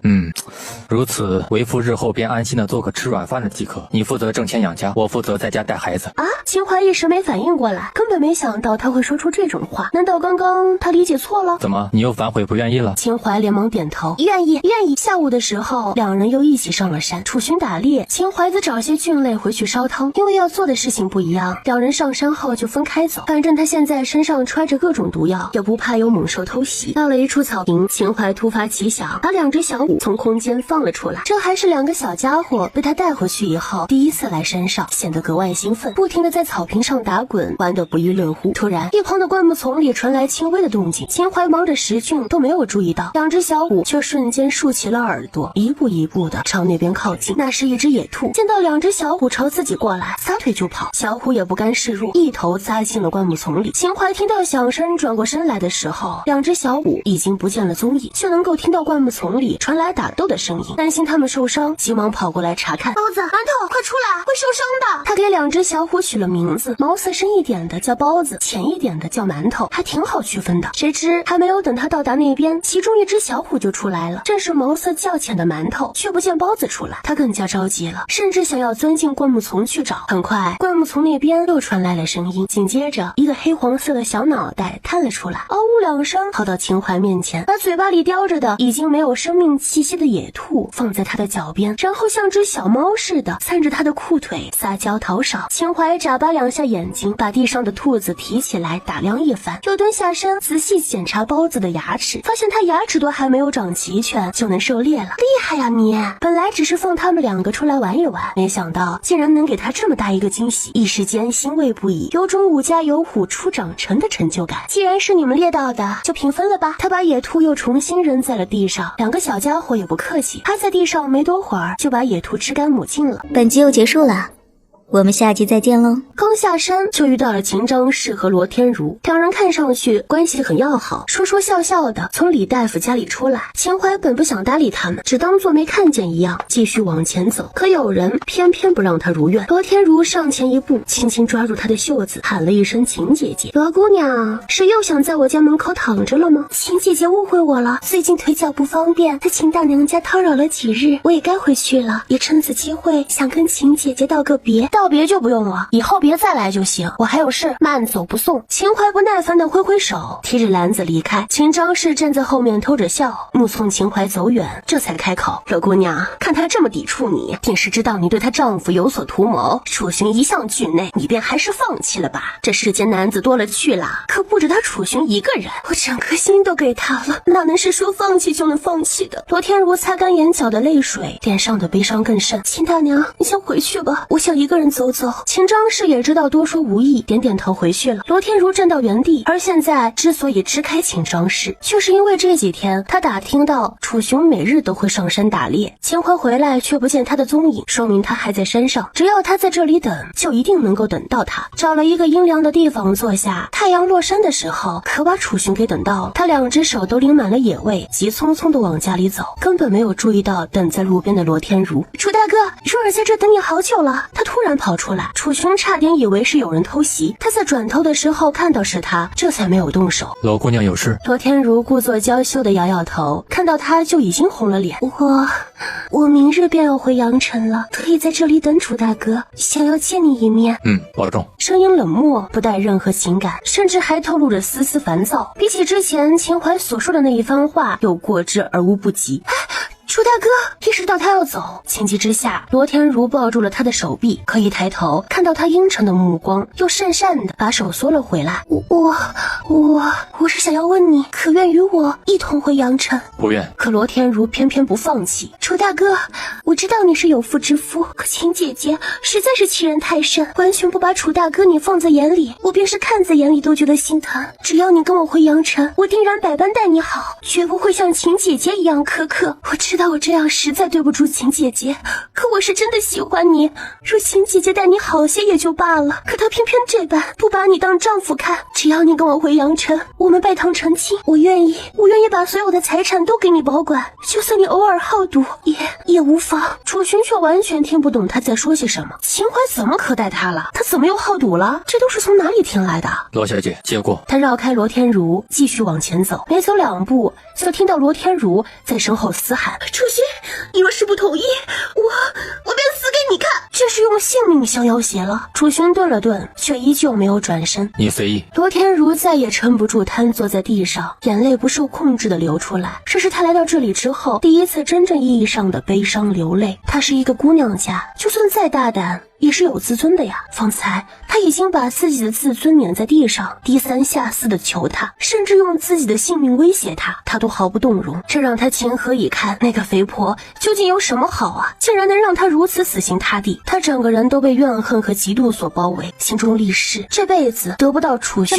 绝不罢休。回到家的时候，秦淮刚好把饭菜做好，吃饭的时候迫不及待的把中午2只小家伙的壮举告诉了他。听完，他很郑重的点评道：有前途。是吧？我也觉得以后打猎你可以带他们去，都不用自己动手的。秦淮就像捡到宝一样，越说越兴奋。不妥，会被村里人看见。好吧，突然觉得有些无趣，想起罗天如，就又跟他说起罗天如要离开的事情。我知道，回来的路上我也遇到他了。对于这件事，楚雄并没有想要隐瞒，反而大方的把罗天如说的那些话都说给秦淮听。秦淮差点被气炸了肺，没想到他竟然还等在那里堵楚雄，这女人是真的没谁了。这女人不教训一通，真是无法无天了。秦淮摔着筷子就要去找罗天如算账，好在楚雄及时拉住了他，劝道：不用为了他做损己的事，他明日就离开了，以后井水不犯河水，不必烦躁。虽然也是这个理，但秦淮实在咽不下这口气，他都已经这么冷眼相向了，那女人竟然还能凑上来，这做法比原主还要更加无耻好吗？不过好在最后秦淮还是冷静了下来。罗天如身份不明，说不定是哪家高官小姐，若是招惹了他，以后麻烦事定会接二连三的来，惹不起就躲着吧。令人欣慰的是，罗天如第2天早上就低调的离开了，日子终于平淡的过了1个多月。等卖了药材，我们就去看看土地吧，这件事得尽早定下来，否则还不知道要损失多少钱呢。秦淮一脸心痛，要不是那些奶牛养在空间里，产出的奶也可以用特殊手段保鲜，他现在还不知道要心疼成什么样呢。好，收拾了一番，2人赶着马车去往镇上给药铺送药。以后2位又来送药材了，快请进，快请进。药铺的小二识得他们2人，客气的将人请了进去，好茶招待上，然后进后堂去叫老板出来。求求你们买一点药材吧，我娘生了重病，再这样下去会没命的。距离他们位置的不远处，突然跑进来一个男孩，二话不说跪在地上就开始哭。药铺另外一个小二觉得晦气，过来赶人，那男孩不仅不走，反而还抱着小二的腿苦苦哀求：要你们买我一些药材，救了我娘的命，让我做牛做马我也愿意。去，没钱还治什么病啊？快滚出去，别拦着我们做生意。小二不予理会，一脚踹在男孩胸口，把人踢出去。他还是个孩子，你怎么能这么对他？秦淮一见，急忙去把那男孩扶起来。男孩看起来也就只有6、7岁的样子，这么小的孩子，他怎么能下得去这么重的劲？夫人，这可怨不得我，这小子没钱，却每日都要来一次。要是照这样下去，我们东家可不得亏本。我有钱的，只是还欠了一点。男孩一边说，一边从怀里掏出几百个铜板。秦淮大致看了一眼，这些钱虽然不多，但买一副药应该还是能够买到的吧。更何况老板答应他会降价出售，还真不至于这么被赶出去。你要抓什么药？可以给我看看药方吗？男孩重重的点头，掏出一张格外陈旧的药方。秦淮拿过来看了看，发现只是很普通的感冒方子。男孩手里这些钱，别说是1副，就算是要买2副也是足够的。小弟弟，你买这副药，他们要收你多少钱？一旁的小小二这才知道自己坏的事，可想要阻止已经来不及。男孩怯生生地伸出一个手指，说道：“一两纹银，很好。”秦淮抿着嘴，已经不知道要用什么语言来形容自己的心情。而就在这时，药铺老板见他来，眼睛都笑得没了缝。不知夫人今日又带了什么好东西来？快请里面坐，我们再细谈。秦淮满腔怒火正无处发泄，直接把药方扔在老板身上。张老板，与你来看，这张药方上的药材值多少钱？药铺老板瞪了小二一眼，拿过药方看了看。这个误会，这小二啊，前段时间回老家去了，这2日才回来，并不知道我把价格下调了。看什么看？还不快去给这孩子抓药！小二也不傻，伸手来拿药方，却被秦淮抢先一步拿走，用这种拙劣的伎俩就想来骗他，真以为他是吃素的吗？想到自己这段时间卖了多少物美价廉的药材给他，秦淮恨不得让他全都吐出来。张老板，做生意要讲诚信，没想到我这般相信你，你却把我当猴耍。我是个商人，自然一切以利益为先。再者，这药材是你心甘情愿低价卖给我的，我也没有强迫你。有这等送上门的好事儿，我又何必拒绝？秦淮都被气笑了，就因为知道他是个商人，所以当初谈价格的时候，他也是做出了很大的让步，就算把价格中也可以赚很多，可谁曾想到他竟然来玩阴的。那既然如此，你把我之前卖给你的那些药材，按照你之前进货的价格，把剩余的银子补给我，少1分都不行。他从来不是一个肯吃亏的主，既然药铺老板翻脸无情，那他也没有必要再给他留情面。补钱绝不可能！药铺老板一甩袖子，转身就走。可他哪里是想走就能走的？楚寻一伸手贴着他的后里，像提小鸡一样，轻而易举的就将他提了回来。你刚刚说什么？再说一遍。语气轻飘飘的，却饱含威胁。尽管被楚寻威慑到，但药铺老板却并不是太害怕，周围几个小二也拿起了家伙，随时准备攻击楚寻。张老板，现在你就只有2条路可以走。第一，把多余的钱补给我；第二，我们一起去见知府大人。知府大人要是知道你们做这种暴利的生意，肯定不会放任不管。秦淮随意找了个凳子坐下，一副上位者的姿态。而这张老板既然能开镇上最大的药铺，说明背后也是有人的。恐怕你们的药材也来历不明吧？这么优质的药材，价格又这么低，你们赚什么？我自有门路，就不劳烦张老板挂心了。至于之前的差价，不管去不去衙门，你都得补给我。给我拿下！药铺老板不跟他们多说，吩咐那些小二开始打人。那小男孩吓得躲在角落里瑟瑟发抖，秦淮却依旧跟没事人一样坐着。楚寻一手钳制住药铺老板，仅靠一只手跟其他那些小二搏斗。尽管他手无寸铁，却根本不吃力，没一会儿就全都扑倒在地。张老板，确定不再考虑一下？秦淮笑着看了楚寻一眼，又转过头看向药铺老板，反正他们之前也是签了合约的，张老板违约，按律也是罚得不轻。快放开我，放开我！半个时辰后，秦淮揣着银两，挽着楚寻的手从药铺出来，发现那个小男孩依旧缩在角落里，那可怜巴巴的模样让秦淮瞬间母爱泛滥。小弟弟，我是一名大夫，带我去看看你娘亲吧，说不定我能治好她。好啊，可是我的钱不够。秦淮笑笑，拍拍他的脑袋。看在你长得这么可爱的份上，姐姐不收你的钱。男孩有些不可置信，激动的声音都有些颤抖。真的吗？自然是真的，带路吧。男孩使劲点点头，跑在前面带路。本集又结束了，我们下集再见喽。男孩的家就在镇上，但那破烂程度却比他们山村的茅屋都比不上。住在这样的环境里，想不生病都难。家里一贫如洗，墙角有一张床，男孩的母亲躺在床榻上，见他们进来，只是一味的咳嗽，连话都说不了。男孩跑到床边，握住母亲的手。娘，我找到大夫来给你看病了，你很快就会痊愈的。妇人欣慰的点点头，眼中闪现着泪光，想要坐起身来。秦淮上前一把拦住，秦淮给妇人诊脉，检查了一番，倒也不是什么重病，用意识操控着，让桑尼配好了一副药放在他的怀中。他伸手取出来递给男孩，去把这副药熬来给你娘喝下，现在喝一次，天黑之前再喝一次，明日一早到集市上来寻我，我会给你第2副药，不出7日，你娘的病就能痊愈了。谢谢姐姐，谢谢哥哥。男孩接过药，抹着眼泪想给他们下跪。男儿膝下有黄金，出了父母不要随意给任何人下跪。秦淮看他这个样子是格外心疼。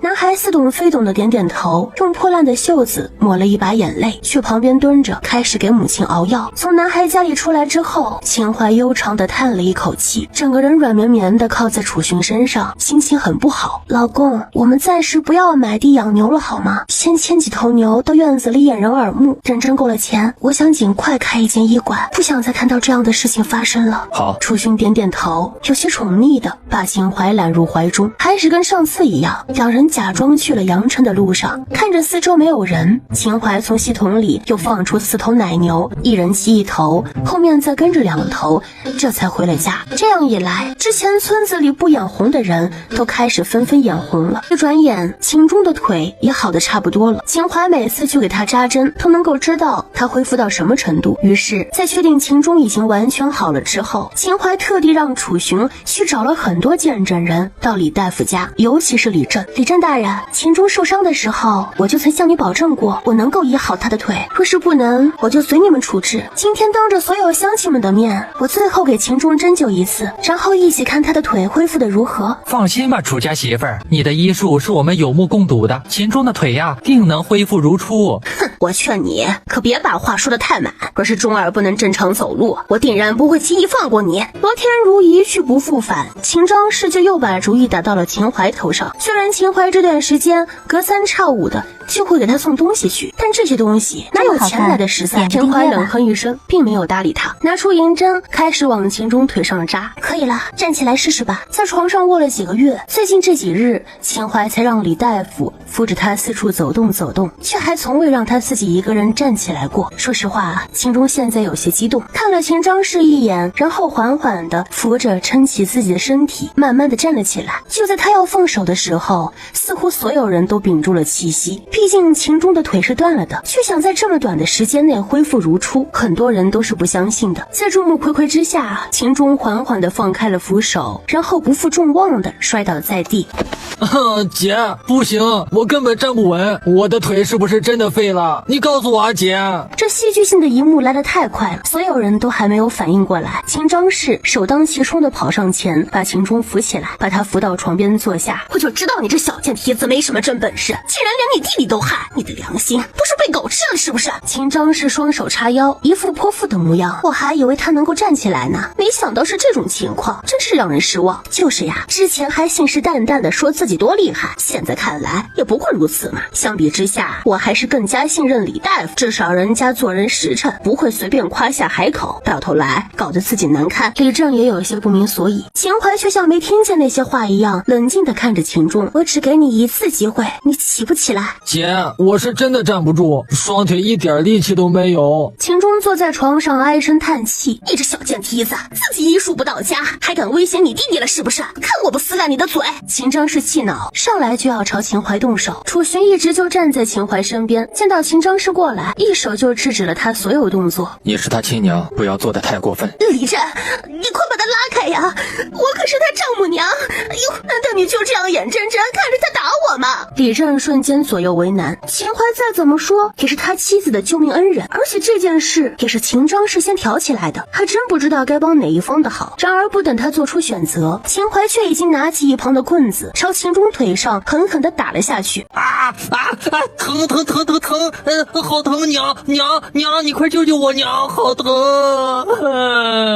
秦钟狼狈地躲着秦淮的棍棒，很想拔腿就跑，可是想到秦张氏的交代，就只能这么忍着。你放开他，放开我儿子！秦张氏尖叫着想要过去帮忙，奈何自己也被楚寻钳制住，根本无法帮他。秦淮下手很重，每一棍子下去都往秦钟痛处打。见秦张氏也自顾不暇，终于忍无可忍，直接站起来跑到了人群中。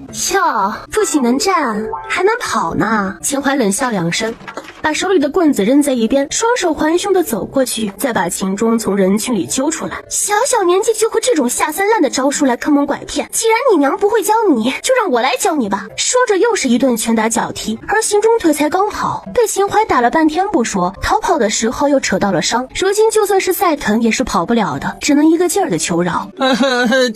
姐，你快别打我了，都是娘让我这么做的。她说只要我假装腿还没好，就能从你们这里拿到钱，可以存着给我以后娶媳妇儿用。再说秦钟那也是个没骨气的，才3两下就把他亲娘给招供出来，而这理由又实在令人唏嘘，根本不敢相信这是一个当娘的能够做出来的事情。秦张氏刚刚还在死命的挣扎，听到秦钟这么说，瞬间像泄了气的皮球，他怎么就养了这么个没出息的东西啊？这才打了几下呀，就让他全招了。李正大人，他说的这些你都听见了吧？这样的娘家人，哼，真是让人寒心呢。你这个小贱人，他是你弟弟，你竟然屈打成招，你最好赶紧给我们钱，并且赔礼道歉，否则我跟你没完。秦淮看了他一眼，突然有些心疼这段时间送出去那些东西，这要是养条狗，为了那么多好东西也该乖了，至少见主人还会摇摇尾巴，可养个人呢？李正大人，乡亲们，今天在这里还是想请你们做个见证，这样的娘家人不要也罢，我要跟他们彻底断绝关系。秦淮冷着脸，似乎已经被他们逼得走投无路了，想要活得长久些，就得跟这些人断了来往，否则迟早有一天会被气死。想跟我们断绝关系？你做梦！你是我养大的，就得给我养老送终，凭什么要断绝关系？想要断绝关系，必须双方都同意，所以只要秦张氏不同意，这关系就断不了。我倒是想为你养老送终，可你看看你做的这都是些什么事儿啊！我作为出嫁女，对娘家和婆家一视同仁，这一点我相信没几家人能够做到，可你总是不知足，一而再再而三的陷害我，这样的娘家不要也罢。秦淮本就不是一个让人欺负的主，本来之前就想不管秦张氏母子，可想到自己占了原主的身体，还是勉强替他照顾母亲。你这小贱蹄子，说的是些什么话呀？我是你亲娘，养你这么多年，让你给我点钱花怎么了？你明明那么有钱，今天买鸡，明天买牛，凭什么不给我钱？你说你也往家里送东西，就那玩意儿能值几个钱？你以为你在打发叫花子呢？这一番话说出来，让人唏嘘不已。秦张氏这是掉进钱罐子里了吧？开口闭口都是钱，我可从来没有把你当成叫花子，是你一直把自己定义为叫花子的。反正我今天话就放在这儿了，从此以后我不会再给你任何东西，大不了就上公堂，我还能请知府大人帮我跟你断了这关系。秦淮拉着楚寻就要准备离开，秦张氏就像一条疯狗一样扑上去。好你个小贱人，竟然连知府都勾搭上了，难怪突然挣了那么多钱，都是脏钱黑钱。真的，自古以来从来没有自家母亲会这样骂女儿的，尤其楚寻还站在这里，他却公然诋毁秦淮的清白，这样的人真的根本不值得任何人同情。秦婶子，就像你自己说的，你是他亲娘，你怎么能这么说他呢？秦淮的努力我们大伙都看在眼里，那还真不是什么黑钱脏钱，劝你日后还是好自为之吧。娘，你别闹了行吗？你不丢人，我都嫌丢人了。一直坐在地上的秦钟突然吼了一句，从小到大他娘对他确实是好，有什么好吃的好玩的都先给他。你说什么？你嫌我丢人？我做这么多都是为了你，你居然嫌我丢人？秦淮倒是没有心思看他们内讧，挽着楚寻的手就回家了。迟早有一天我要跟他断绝关系，那女人就像一条吸血的蚂蟥，我这次如果给了她钱，她下一次还会再来的，也不知道是谁给惯出来的毛病。点个订阅吧。回到家，秦淮依旧气呼呼的，双手叉腰在院子里走来走去，整个人烦躁的不行。楚寻倒是一如既往的平淡，进屋倒了一杯凉茶出来递给他，这才开口说道：对付这种爱贪小便宜的人，只能以其人之道还治其人之身。听到这话，秦淮皱着的眉头瞬间就舒展开了。在这之前，他一直是用蛮力跟秦张氏对抗，久而久之还会落下不孝的罪名。可如果是以其人之道还治其人之身的话，她老公怎么就这么聪明呢？烦心事有了办法解决之后，秦淮二话不说给了楚寻一个熊抱。楚寻倒是能够接得住他，抱住掂了掂，感觉有些不对劲。瘦了。秦淮得意地扬起下巴，体重瘦下来是绝对的。他这段时间可谓是忙得团团转，一边管着药田和牧场，一边还要去虚拟健身房里使劲地流汗，一天24个小时，他就从来没有真正的休息过。好在因为有这个空间系统的存在，他才能在一天之内做这么多的事情。坚持了2个月，小肚腩已经减下去了不少，四肢也变得纤细了很多。不过因为他之前实在是太胖了，现在瘦了这么一点，不仔细看的话还真是看不出来。也只有楚寻这样能够抱起他的人，才能够感受得到他体重的下降。我胖胖的时候好看，还是瘦瘦的时候好看？秦淮满怀期待地看着他，想着如果他的回答令自己满意的话，就给他一个么么哒。不知道，我没见过你瘦的时候是什么样。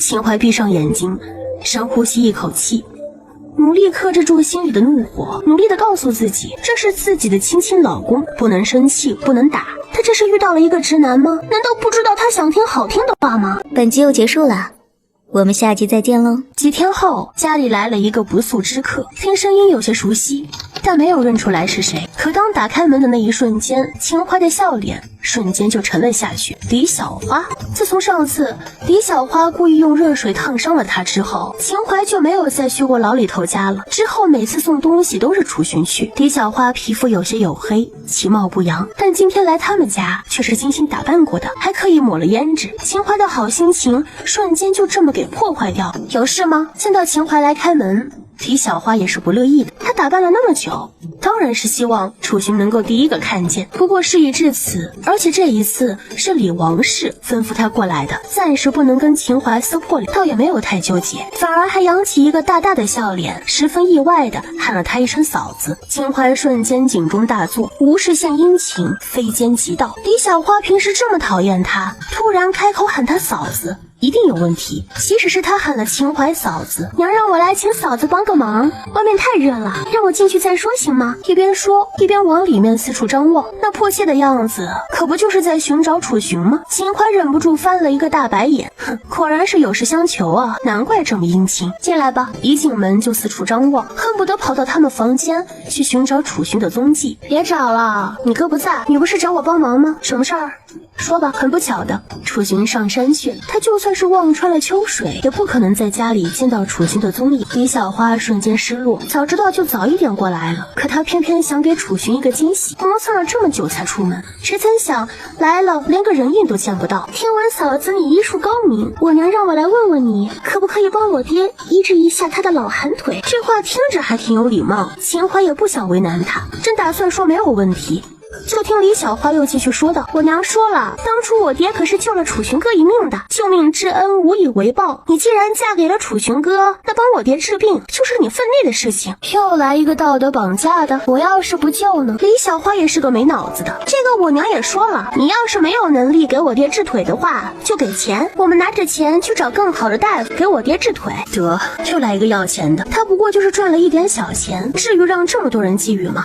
哼，你爹那腿我还真能治，但我就是不想治，你能把我怎么样？你怎么能这样？怎么不能？之前不需要我帮忙的时候随意用开水烫我，现在有求于我态度还这么强硬，求人就要有求人的样子，懂不懂？好，你等着，我这就去告诉我娘，只要你不给我道歉，你去跟谁说都没用。李小花已经跑了出去，但秦淮可以肯定他一定是听得到这句话的，否则也不会跑得这么快。晚上楚寻回来的时候，秦淮还是把这件事跟他说了，毕竟需要治腿的是老李头，对楚寻有救命之恩，帮他治腿确实是应该的。那你是怎么想的？想到他这么尊重自己，秦淮心里美滋滋的。虽然中午我拒绝了李小花，但给养父治腿是应该的。吃完晚饭，我们还是过去看看吧，否则不知道他们又要把话说得多难听了。楚寻这么为他着想，他也不能不顾他的感受。李王氏对楚寻可比秦张氏还要苛刻呢，他不想让那些人说楚寻的坏话。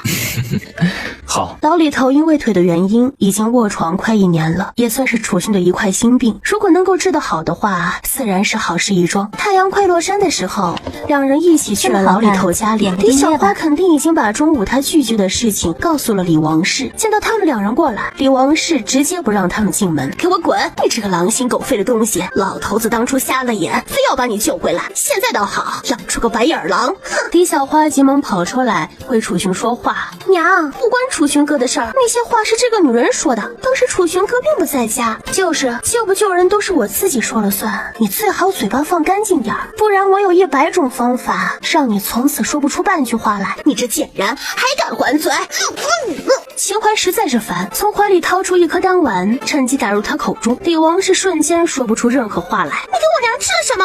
你这个毒妇！我这就去找李治，让他来看看你这个毒妇是怎么欺负我娘的。李小花被吓得不轻，她正要往外跑，却觉得后背一阵刺痛，整个身体瞬间动弹不得。楚勋竟然点了他的穴道。李王是见状倒过来打人，楚勋也不想跟他们在这里耽搁时间，同样点了穴道把人定住，然后两人轻车熟路的进了门。二狗，去把你娘和你姐夫的房间里休息，我带你嫂子去给爹看病。委屈你们了。楚勋摇摇头，秦淮也开始帮老李头检查他的腿，可以治，并且我能够让您的腿在短时间内恢复，只不过我有一个条件。老李头本来以为自己下半辈子都得躺在这床上度过，此时听到能够在短时间内恢复，是激动的眼泪都快掉出来。听到秦淮还有条件，你说他们母女俩对我们夫妻的态度您也是知道的，想让我给您治病，除非让他们给我和相公道歉。老李头瞬间不说话，脸上尽是为难。这么简单的一个条件，似乎比让他登天还难。我也知道您迫切的想要康复，毕竟您这1年多一直卧病在床，吃喝拉撒全要靠别人帮忙，也不能为家里维持生计，听人受了很多白眼。所以只要您让他们2人给我和相公道歉，我保证您的腿能够在1个月之内恢复。秦淮说完就站起了身，最后看了老李头一眼，选择权就在您自己手上，考虑一下吧。不得不承认自己这么做确实有些趁人之危。说完两人也没有停留，直接离开了。从老李头家出来以后，夫妻俩缓缓地走在小道上。秦淮仰头看着楚勋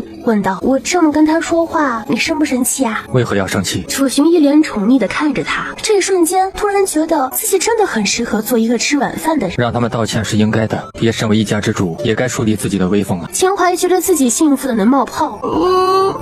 你怎么就对我这么好呢？不得不说楚勋是真的宠他，不管他做什么决定，楚勋都站在他这一边。秦淮突然想起一句话，人间不值得，但你值得。爹，有什么话您就说吧，咱们都是一家人，突然这么严肃做什么？花儿啊，爹知道你不喜欢秦淮，但她现在是你嫂子，你不能做一些越矩的事情，尤其你上次故意用热水泼她，那是万万不能的。爹，你找我们来难道不是说传家宝的事情吗？怎么突然提起那个女人了？听到他口中的传家宝，不由得愣了一下，家里还有传家宝，他怎么不知道？什么传家宝？老李头和李二狗同时看见他，李小花这才惊觉传家宝完全是他自己想象的，他爹可从来都没有说过这3个字。没什么，爹，有什么事你就说吧，我们都听着呢。我当年虽然是救了楚勋，但是在我卧床期间，家里一直都是他在补贴，他已经不欠我们了，但是他每次来你都不给他好脸色看，实在是不该呀。李王氏站在一旁，气得脸都红了，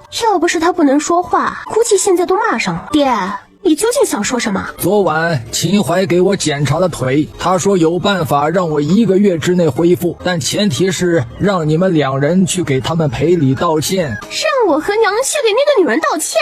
爹，你没搞错吧？李小花瞬间就瞪大了眼睛，想得美。李王氏更是气得双手叉腰坐在一旁，一点都不想理他。这是能让我站起来的唯一办法。老李头也动了怒，爹，我可是你亲女儿，你不能为了站起来就委屈了我吧？李小花情绪有些失控，让他去给秦淮道歉，凭什么？还有我娘，她一把年纪了，那女人竟然还给她下毒，让她到现在都说不了话。该道歉的是秦淮，能有没有做错什么？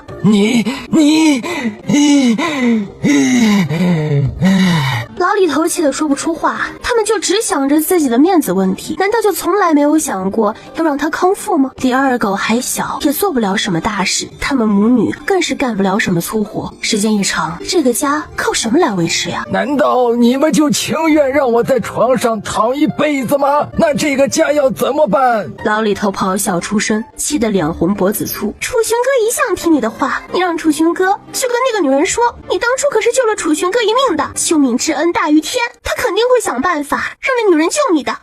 姐，楚勋哥的态度跟嫂子的一样，就得让你和娘去给他们道歉。李二狗一直在旁边听着，这会儿实在听不下去，才小声的插了一句：当时秦淮的条件他也是听到了的，还有楚勋的态度跟秦淮是完全一致的。好啊，连你也帮着那个女人说话是不是？李小花正好没处撒泼，李二狗插话，矛头直接指了过去，但他实在低估了李二狗在李王氏心中的地位，直接把李二狗护在了身后。娘，难道你真的要去给那个女人道歉吗？你可别忘了，你现在说不出话，都是那个女人的杰作。李王氏说不了话，回应他的却是很辣的一巴掌。被打之后，李小花捂着脸，不可置信地看着他。你竟然打我！说着，眼泪就不受控制的掉了下来，也不等李王氏回答，直接跑了出去。李王氏冷眼看了老李头一眼，也拉着李二狗离开了。老李头满脸问号，这些都是些什么事儿啊？如果他们不去道歉的话，他下半辈子就真的得躺在床上度过。娘，你是嗓子不舒服吗？李王氏连连点头，眼里都闪出了泪花。李二狗也是个孝顺的，急忙去找李大夫过来。可李大夫的医术实在是有限，别说是给他治疗了，他连李王氏这是什么症状都看不出来。你娘怎么会变成这个样子？李二狗有些犹豫，也不知道该不该说，但看他娘这么痛苦，还是把秦淮为他娘吃了一颗药的事情说了出来。解铃还需系铃人呐，既然是楚家媳妇儿的手笔，那还得去找他。李二狗觉得不行，托李大夫暂时照看着李王氏，自己迅速地跑去秦淮家。此时秦淮正在午睡，一时在医学空间里疯狂地运动着。此时被吵醒，努力克制住自己的怒火，才去开门。结果看到是李二狗之后，就明白他的来意了。嫂子，我娘嗓子疼，你去给她看看吧。李二狗一脸迫切，倒不像李小花那样虚情假意。我已经说过了，想让我出手，必须让他们两个人来给我们道歉，否则我不会管这件事情。秦淮语气格外冷漠，虽然觉得李二狗很无辜，但他要救的那个人并不无辜。可是嫂子，我娘已经疼得在地上打滚了，我担心她受不住。李二狗哭丧着脸，五官都皱到了一起。那就赶紧让他们来跟我道歉，否则这么疼下去会出现什么后果，我也不敢保证。说完，毫不犹豫地关上门，继续去睡一会儿。李二狗现在急得没有任何头绪，他娘现在疼成这个样子，可能没办法好好的来道歉，而现在也只能去把跑出去的李小花找回来了。不知道李小花跑去了哪里，李王氏已经疼得晕了过去。李大夫看着都有些替秦淮着急，这李王氏要是撑不过去一命呜呼，秦淮可是要为此偿命的。等李二狗强行拽着李小花回来的时候，李王氏已经第3次晕过去了。那痛楚并不会因为他晕过去而有所减缓，反而越发强烈，深深将晕过去的李王氏都痛得醒了过来，然后又痛得晕过去。这几番折磨简直生不如死。李小花也没想到回来的时候会看见这么虚弱的李王氏。姐，你就去给嫂子道个歉吧，再这样下去娘会没命的。本集又结束了，我们下集再见喽。我不去。难道你就要眼睁睁的看着娘这么痛苦吗？娘平时对你这么好，你就当是为了娘去向嫂子低一下头会如何？对我好？哼，他刚刚打我的时候，你怎么不说他对我好呀？正吵着，李王氏又疼得醒了过来，见到李小花拽着他的胳膊就要去找秦淮。你要干什么？我不去，我不去。李王氏现在可说不出话来，嗓子又疼得要命，也不顾李小花的挣扎，死命的拽着他就往秦淮家里去。再次敲响了秦淮家的门，这一次秦淮来开的时候已经睡醒，看着李王氏那狼狈的样子，倒是提起了许多兴趣。这是什么意思啊？来我家门口演苦情大剧呢？秦淮心情颇好，贱人。于是他非但不道歉，还开口骂秦淮。李王氏着急了，担心秦淮不给他医治，一脚就把李小花踢得跪在地上，然后对着秦淮一副讨好的嘴脸。他说不出话，只能一个劲儿的指着自己的嗓子。这倒是稀奇了，虽然李小花并没有开口真正的跟他道歉，但李王氏能够做到这一步已经很不容易了。于是他大发慈悲的给了李王氏一颗解药。李王氏迫不及待的吞下。你个小贱人，竟然敢对老娘下毒，看老娘不打死你！吃下解药以后，李王氏瞬间又变了一副嘴脸，冲上去就要打秦淮。好在秦淮一直站在门边，见到他冲过来，眼疾手快的就把门给关上。有本事你出来，你个小贱人！李王氏在外面格外嚣张的叫骂着，一脚又一脚脚的踢着门，恨不得现在就进来将他生吞活剥了。好在秦淮提前留了一个心眼，刚刚给他的并不是真正的解药，这个只能缓解一时的痛苦，过不了多久就会复发。我给了你们机会，是你们自己不珍惜，希望你1个时辰后还能叫得这么欢快。秦淮把门堵好，准备回医学空间里继续耕耘。闹够了没有？李小花从地上站起来，拍了拍自己满是灰尘的衣裳，看向李王氏的眼里，头也不回的走。1个时辰以后，李王氏的喉咙果然又疼了起来，声音逐渐变得沙哑，直到再也发不出任何声音。这一次他是怎么都拉不下脸来求秦淮了，只得跑到老李头床前哭闹。狗子呀，去你楚勋哥家一趟，你娘不能受这种折磨。李二狗也舍不得母亲受这种罪，一溜烟跑了出去。他这次运气比较好，在路上刚巧遇见楚勋回来，就把李王氏的情况说了一遍。李二狗并没有说李王氏中途已经吃过1次解药，甚至还想打秦淮的事情。他担心把这件事一说，楚勋都不愿意帮他们。楚勋也没有想到秦淮内药还有这种效果。你回去吧，我会跟他说。一进门，秦淮就跑出来迎接他，然后兴奋地给他讲李王氏自作自受的事情。本来我看他可怜，都打算帮他解毒了，给了1颗一次性的解药试探，没想到才拿了药，他就立刻翻脸不认人。要不是我跑得快，估计你回来我的尸体都凉了。说这话的时候，秦淮故意吸了吸鼻子，倒是有几分可怜巴巴的模样。他打你？楚勋立刻皱眉，瞳孔里似有一团火焰在燃烧。秦淮连连点头，不过我给跑了，他没打到。看到他确实没什么事，楚勋的脸色才变好了一些，搂着他往里面走。是该让他吃点苦头。秦淮使劲点头，突然想起什么，问道：“你刚刚好像有话要对我说。”忘了，不是什么大事。他回答的泰然自若，秦淮并没有任何的怀疑。李二狗跑回家，告诉李老头已经把事情告诉了楚勋。老李头觉得按照楚勋的性子，应该过不了多久就会过来，可谁知等了1晚上，依旧不见人影。狗子，你真把话带到了。自然，楚勋哥说他会跟嫂子说的。这么晚了，你姐怎么还没回来？毕竟是自己的女儿，就算她再错，当爹的也不能不管。李二狗很实诚的摇头，不知道啊，他跟娘闹了一阵就跑了。哎呀，那还不去找？这么晚了不安全，叫上左邻右舍的几家人一起去找。李二狗点点头，出去找人帮忙一起找。老李头就只能在床上干着急，找了1晚上，依旧没有发现李小花的踪迹。李王氏腾晕过去好几次，这一夜老李头家全家都不得安宁。楚勋和秦淮倒是睡了一个好觉，第2天照样早早的起床，要去镇上做生意。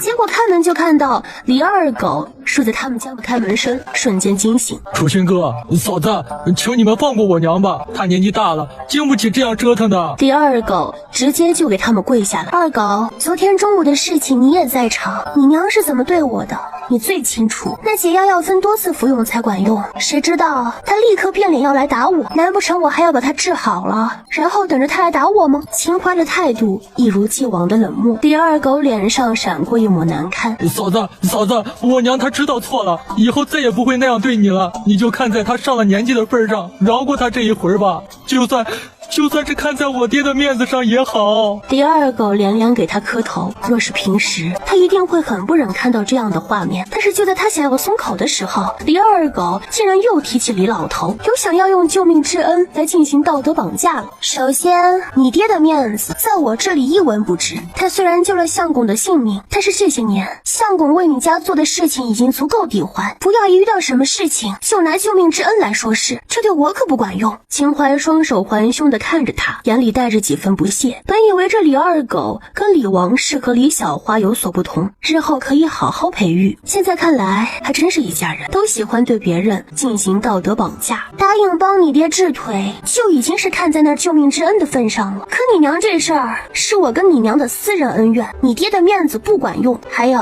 要是你娘不真正的给我道歉，我也同样不会给你爹治病。秦淮书叫了一顿，挽着楚寻的手上了马车，两人驾车离开，独留下李二狗在门口不知所措。今天早上秦淮罕见的没有一个人躺在车里补觉，而是跟楚寻并排坐着，脑袋枕着楚寻的肩膀，在反思自己刚刚说的那些话。老公，你有没有觉得我很凶啊？楚寻点头，是有点凶啊。秦淮把头埋进楚寻怀里，一个劲儿的撒着娇，你不可以嫌弃人家。楚寻再点头，不嫌弃，我知道你这么说也是为了维护我，最终还是会帮他们治疗的，我相信相信你，所以尊重你做的任何决定。相信，所以尊重。秦淮心里像抹了蜜似的，刚刚的不愉快瞬间就被抛到脑后。只要老李头的腿一康复，他们就会立刻搬去镇上，准备开医馆的事情。回来的时候，李二狗依旧站在他们家门口，那样子是他不答应就不罢休了。秦淮当作没看见，径自往家里走。楚寻牵着马走在后面，倒是被李二狗抓住了时机，跑过去抱住楚寻的腿，使劲的哭。楚寻哥，求求你劝劝嫂子吧，我娘真的受不住了。楚寻把他扶起来，回去吧，你娘不会有事的。可是回去吧。楚寻没有再看他，拉着马车进了家。李二狗这才反应过来，楚寻哥都说他娘不会有事，那就肯定不会有事。一直以来他都是相信楚寻的，抹了一把眼泪，兴冲冲的往家里跑。老李头还等着他的回复。吃过午饭后，楚寻两口子悠哉悠哉的到了老李头家。李王是正好清醒着，见到他们来，恨不得直接拿刀剐了他。楚寻媳妇儿，算是我求求你，帮我老婆子解了这毒吧，太折磨人了。老李头眼眶里有泪花在闪烁，活了大半辈子，还从没有遇到这么糟心的事情。李小花现在都还没有回来，是生是死都不知道。想让我给他解毒很简单，让他给我道歉。李王是冲上来就要打他，被楚寻拦下，警告道：你若是敢碰他一下，我便废了你这手。李王是到底是有些害怕楚寻的。老婆子，你不要再闹了。老李头嘶吼一声，真的是你错了，你好好的给楚寻媳妇道个歉，就不用再受这种折磨了。老李头颤抖着声音，语气里满是无奈和痛苦。不道歉也行，我可以帮你治腿，只不过等你腿好之后，以前的恩恩怨怨全都一笔勾销，以后就不要再拿救命之恩来说事了。我相公不欠你们的。你们确实已经不欠我们了。老李头缓缓地点着头，好，我同意了。李王氏却不同意。楚寻对于他们家来说就是一棵摇钱树，他本想上前阻止，可突然嗓子又开始疼了起来，整个人捂着嗓子在地上打滚。秦淮是不可能这么轻易心软的，扫了一眼痛不欲生的李王氏，把李二狗赶出去，这才掏出银针，准备给老李头针灸。针灸通淤处理好之后，秦淮收东西离开。此时李王氏已经在外面打滚了好长一段时间，已经疼到崩溃。见到秦淮出来，哪里还有刚才的气焰，连滚带爬的奔到秦淮面前，抱着他的大腿就不松手。他说不出话，只能用动作比示着，想让秦淮给他解药。秦淮依旧不为所动，想要继续往前走。李王氏实在没有办法，直接给他跪下。这一跪倒是让秦淮有些震惊，他既然都已经跪下了，他总不能视而不见。从腰间取出一粒药丸扔给他，这才离开。娘，嫂子说这药要分好几次服用才有效，你暂且忍着些。本集又结束了，我们下集再见喽。老公，开了医馆之后，我可能就没有时间陪你一起去卖牛奶和鸡蛋了。开医馆也挣不了多少钱，这个家还是得靠你养着。我知道。身为一个男人，这点担当还是有的。况且他们的牛奶和鸡蛋如今卖得很好，也不存在有人找茬。等日子再好过一些，我还想开个武馆，正好你满身的武艺可不能就这么浪费了。这倒不必，镇上没那么多人，而且村民们也没什么钱，不愿意把钱花到这种地方。楚寻揉揉他的脑袋，露出一个会心的笑容。他知道秦淮是担心他心里不舒服，妻子能干是他的福气，更何况医馆开起来肯定会有很多病人，他一个人肯定忙不过来，他完全可以帮他跑堂什么的。正所谓夫妻同心，其利断金，只要把日子过好就行了。太阳快下山的时候，村里一个猎人把李小花送回了家里。李小花满身泥泞，头发乱糟糟的，身上还受了些轻伤，脚也一瘸一瘸的。见到他的那一瞬间，李王氏瞬间就哭了出来，一把将他抱在怀里。小花，娘对不起你，娘不该打你的。在李王氏抱住他的时候，李小花也忍不住哭了出来。娘，是我的错，我不该这么自私，不救你和爹。娘，你放心，秦淮让你受过的所有苦，我都会一一帮你讨回来的，我要让他双倍奉还。小华，那女人我们惹不起，我们就不要再去招惹她了。你年纪也不小了，过段时间娘会帮你物色一个好人家，把你嫁出去，娘也就知足了。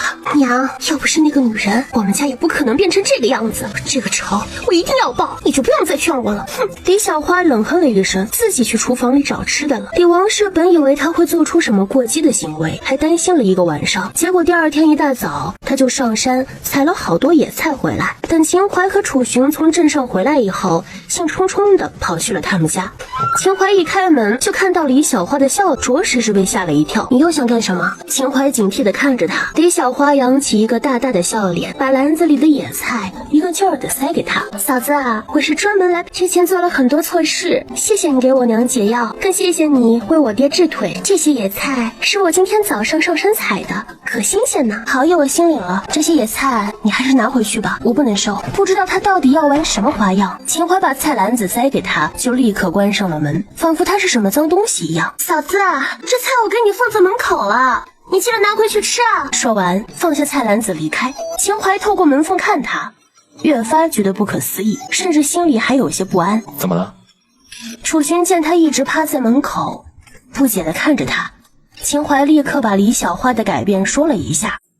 楚寻抿着嘴唇，也是不敢轻易相信。虽说他跟李小花接触不多，但仅凭那几次接触，还是能够看得出来，李小花是一个野心不小的姑娘。同时不，如果就这么突然转了性子，那八成是有问题。点个订阅吧。这段时间你究竟在搞什么名堂啊？娘，我没事，我只是感谢嫂子救了你和爹，我打心眼里感谢她。以前我是不懂事，做了些错事，现在得多做些好事，求得嫂子原谅呢。这一番话说的情真意切，李王氏都不知道该如何反驳，好像那天晚上跟他说要找秦淮报仇的人不是同一个似的。唉，你能想明白也好，娘就怕你做了傻事，到时候后悔都来不及。李小花点点头，又提着水壶进去了。见到他进来，秦淮忍不住的想要吐槽了，那些茶水他根本就没喝过，李小花却不厌其烦的一次又一次的给他更换热的茶水，这都殷勤过头了吧？李小花越是这样，秦淮就越是不安。不是他多疑，有些时候女人的第六感真的很准，像李小花这样的，那肯定是非奸即盗。但他是真不知道李小花是吃错了什么药，本以为只是心血来潮，没想到一晃就过去了1个月。而这一天，老李头的腿也恢复了，他第一次尝试着自己坐起来又站起来，然后又缓缓地迈出了第一步。楚寻媳妇儿，谢谢你，真的谢谢。老李头老泪纵横，知道的耐心已经无法用语言来形容。他能够重新站起来，说明这个家的将来又有救了。是啊，嫂子，真的谢谢你为我爹治好了腿。李小花凑上前来，既然我已经遵守承诺治好了你的腿，那么也请你们遵守承诺，不要再来打扰我和相公，否则我绝对不会再手下留情。说完，自己转身去了院子里，给楚寻和老李头留下一些属于他们自己的空间，也算是一次道别吧。自从他穿越过来以后，这个山村给他留下了太多不好的印象，这次去了镇上，应该就不会再回来了。虽然他们也会去赶集，说不定以后还会去他的医馆，但彼此都已经换了身份，不会再有这么多牵绊了。而老李头屋里，楚寻坐在老李头对面。这一次啊，还真是多亏了你们，孩子，从这次以后，你便不用再管我们了，你欠我的都已经还清了，现在反而是我欠你的多了些呀。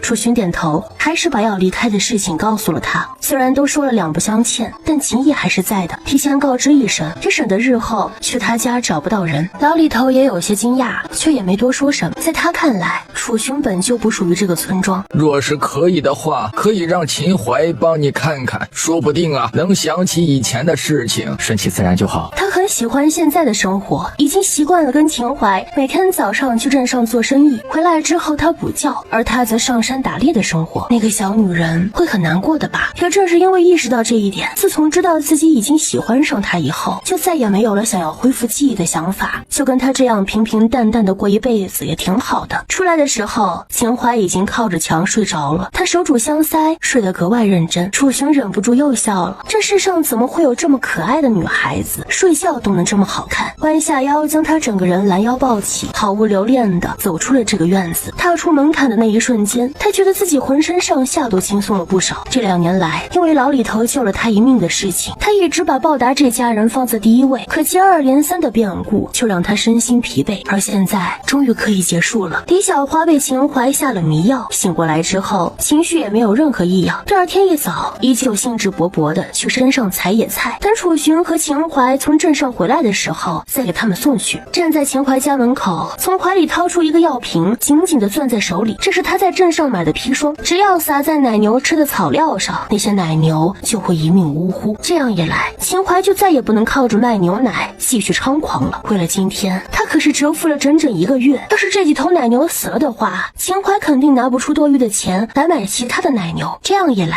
他之前预定下的货就送不上门。光是想到那些人上门吵闹的场景，他就忍不住偷着乐。抬手正准备敲门，却发现秦淮今天意外的没有锁门，这正好给了他下手的机会。李小花窃喜不已，连老天爷都在帮他。谁知才刚推开门，就看到了2个黄褐色的庞然大物在院子里打闹。见到他进来，目光突然犀利，不约而同的朝他走过来。救命啊！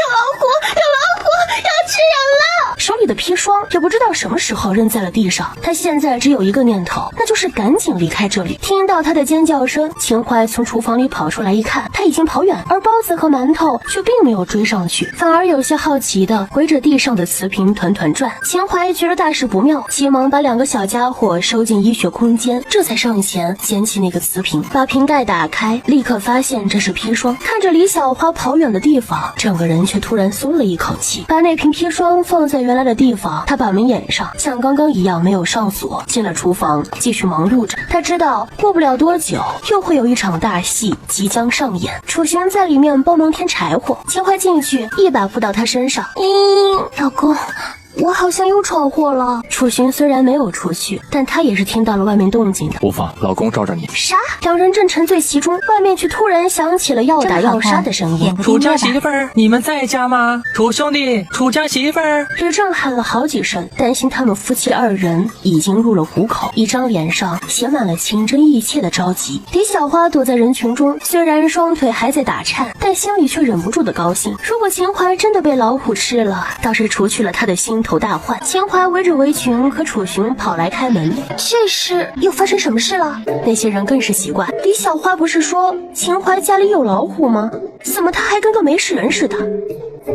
楚家媳妇儿啊，小花说你家里有老虎，此事可当真啊？李正多虑了，家里倒是有一副虎骨，却没有什么能吃人的老虎。李正大人问这种话，不觉得很奇怪吗？如果我家里真的有老虎，你觉得我和相公还能站在这里跟你们讲话吗？秦淮满脸不可思议。我和相公一直在厨房里做饭，哪里见到什么老虎啊？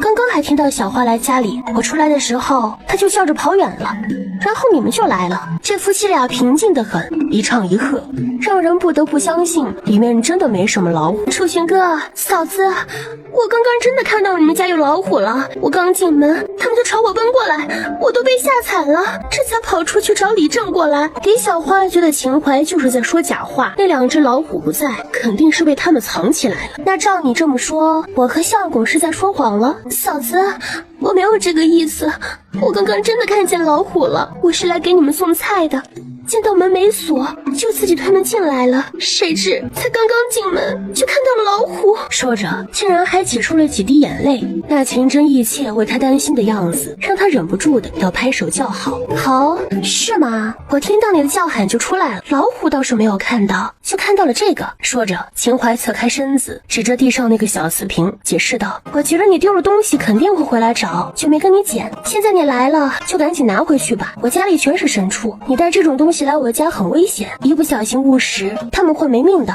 嫂子在胡说些什么？我怎么会带这种东西啊？那肯定不是我的。李小花发现正是装砒霜的瓷瓶，眼中出现一抹慌乱，急忙想要撇清自己的关系。本集又结束了，我们下集再见喽。我还没说这里面装的是什么，如果这东西真不是你的，你又何必这么慌乱？李小花这才发现自己中了秦淮的诡计，额头缓缓有冷汗冒出来。其他人也看到了李小花的变化，不解地看着她。嫂子误会了，我并不是慌乱，只是有些担心。刚刚嫂子也说了，这东西吃了会没命的，我就想肯定是什么不好的东西。这个解释倒也还合乎常理。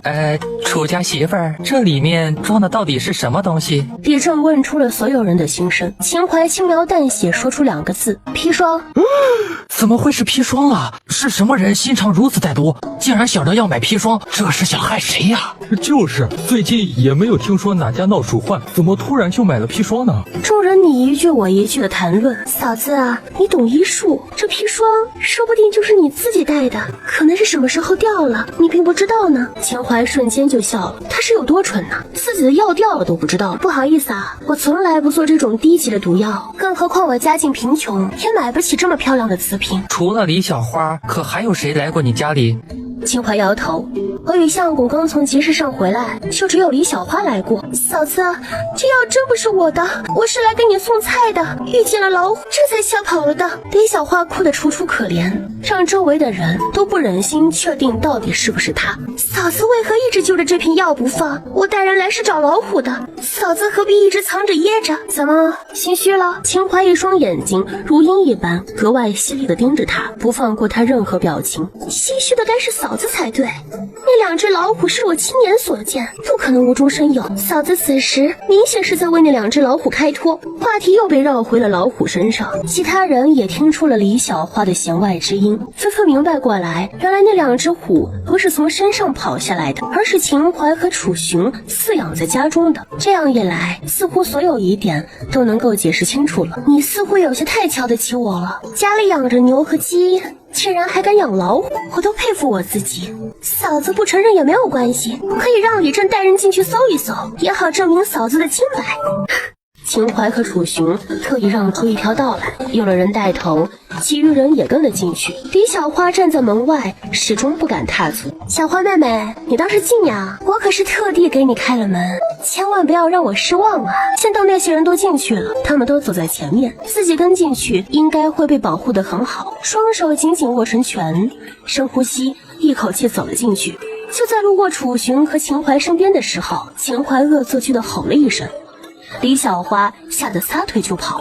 屋子里的人听到声音，急忙跑出来，只看到秦淮在没心没肺的大笑。怎么样，各位，可有什么收获？家里挺简陋，就只有一间主卧，一间偏房，还有一间厨房。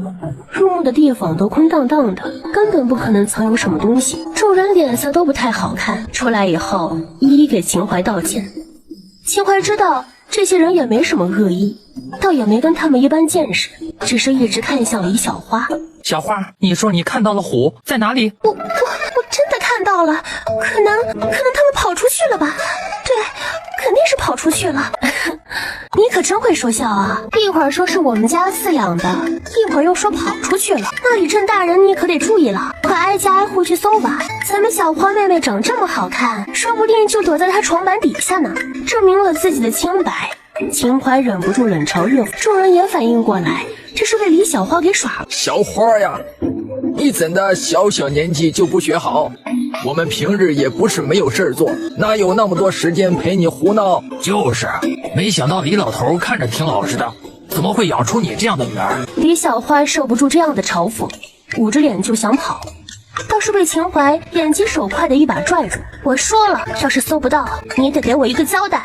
嫂子，对不起，我真不是故意的，我是以为你们家进了老虎，担心你和楚雄哥的安危，这才叫了人来的。弯腰捡起地上那一瓶砒霜，老虎这件事我不知道你是真心还是假意，但这瓶砒霜你必须给我一个解释，你带砒霜进我家究竟有什么目的？李小花使劲摇头，这不是我的，平日里我也没有什么钱，哪买得起这种东西啊？是吗？既然如此，那就去镇上的药铺一家一家的问，我倒是要知道究竟是谁买了这瓶砒霜。镇上的药铺也没几个，而且买砒霜的人更是少之又少。只要拉着李小花到镇上的药铺一问，就什么疑问都解释清楚。李正大人，你觉得呢？然而李正还没有开口，其他村民就已经帮他做出回答。点个订阅查吧。这件事必须查，带砒霜进别人家里还落在了地上，这要是家里有小孩，不小心捡起来吃了可怎么办？像这样心肠歹毒的人，绝不能轻易放过。就是啊，别说是小孩子了，我们这些普通人都认不出什么是砒霜，要是当成普通的面粉吃了，那还得了？其实李正隐隐猜到是李小花，看在老李头的面子上，只想大事化小，小事化了。怎么样？你说不说？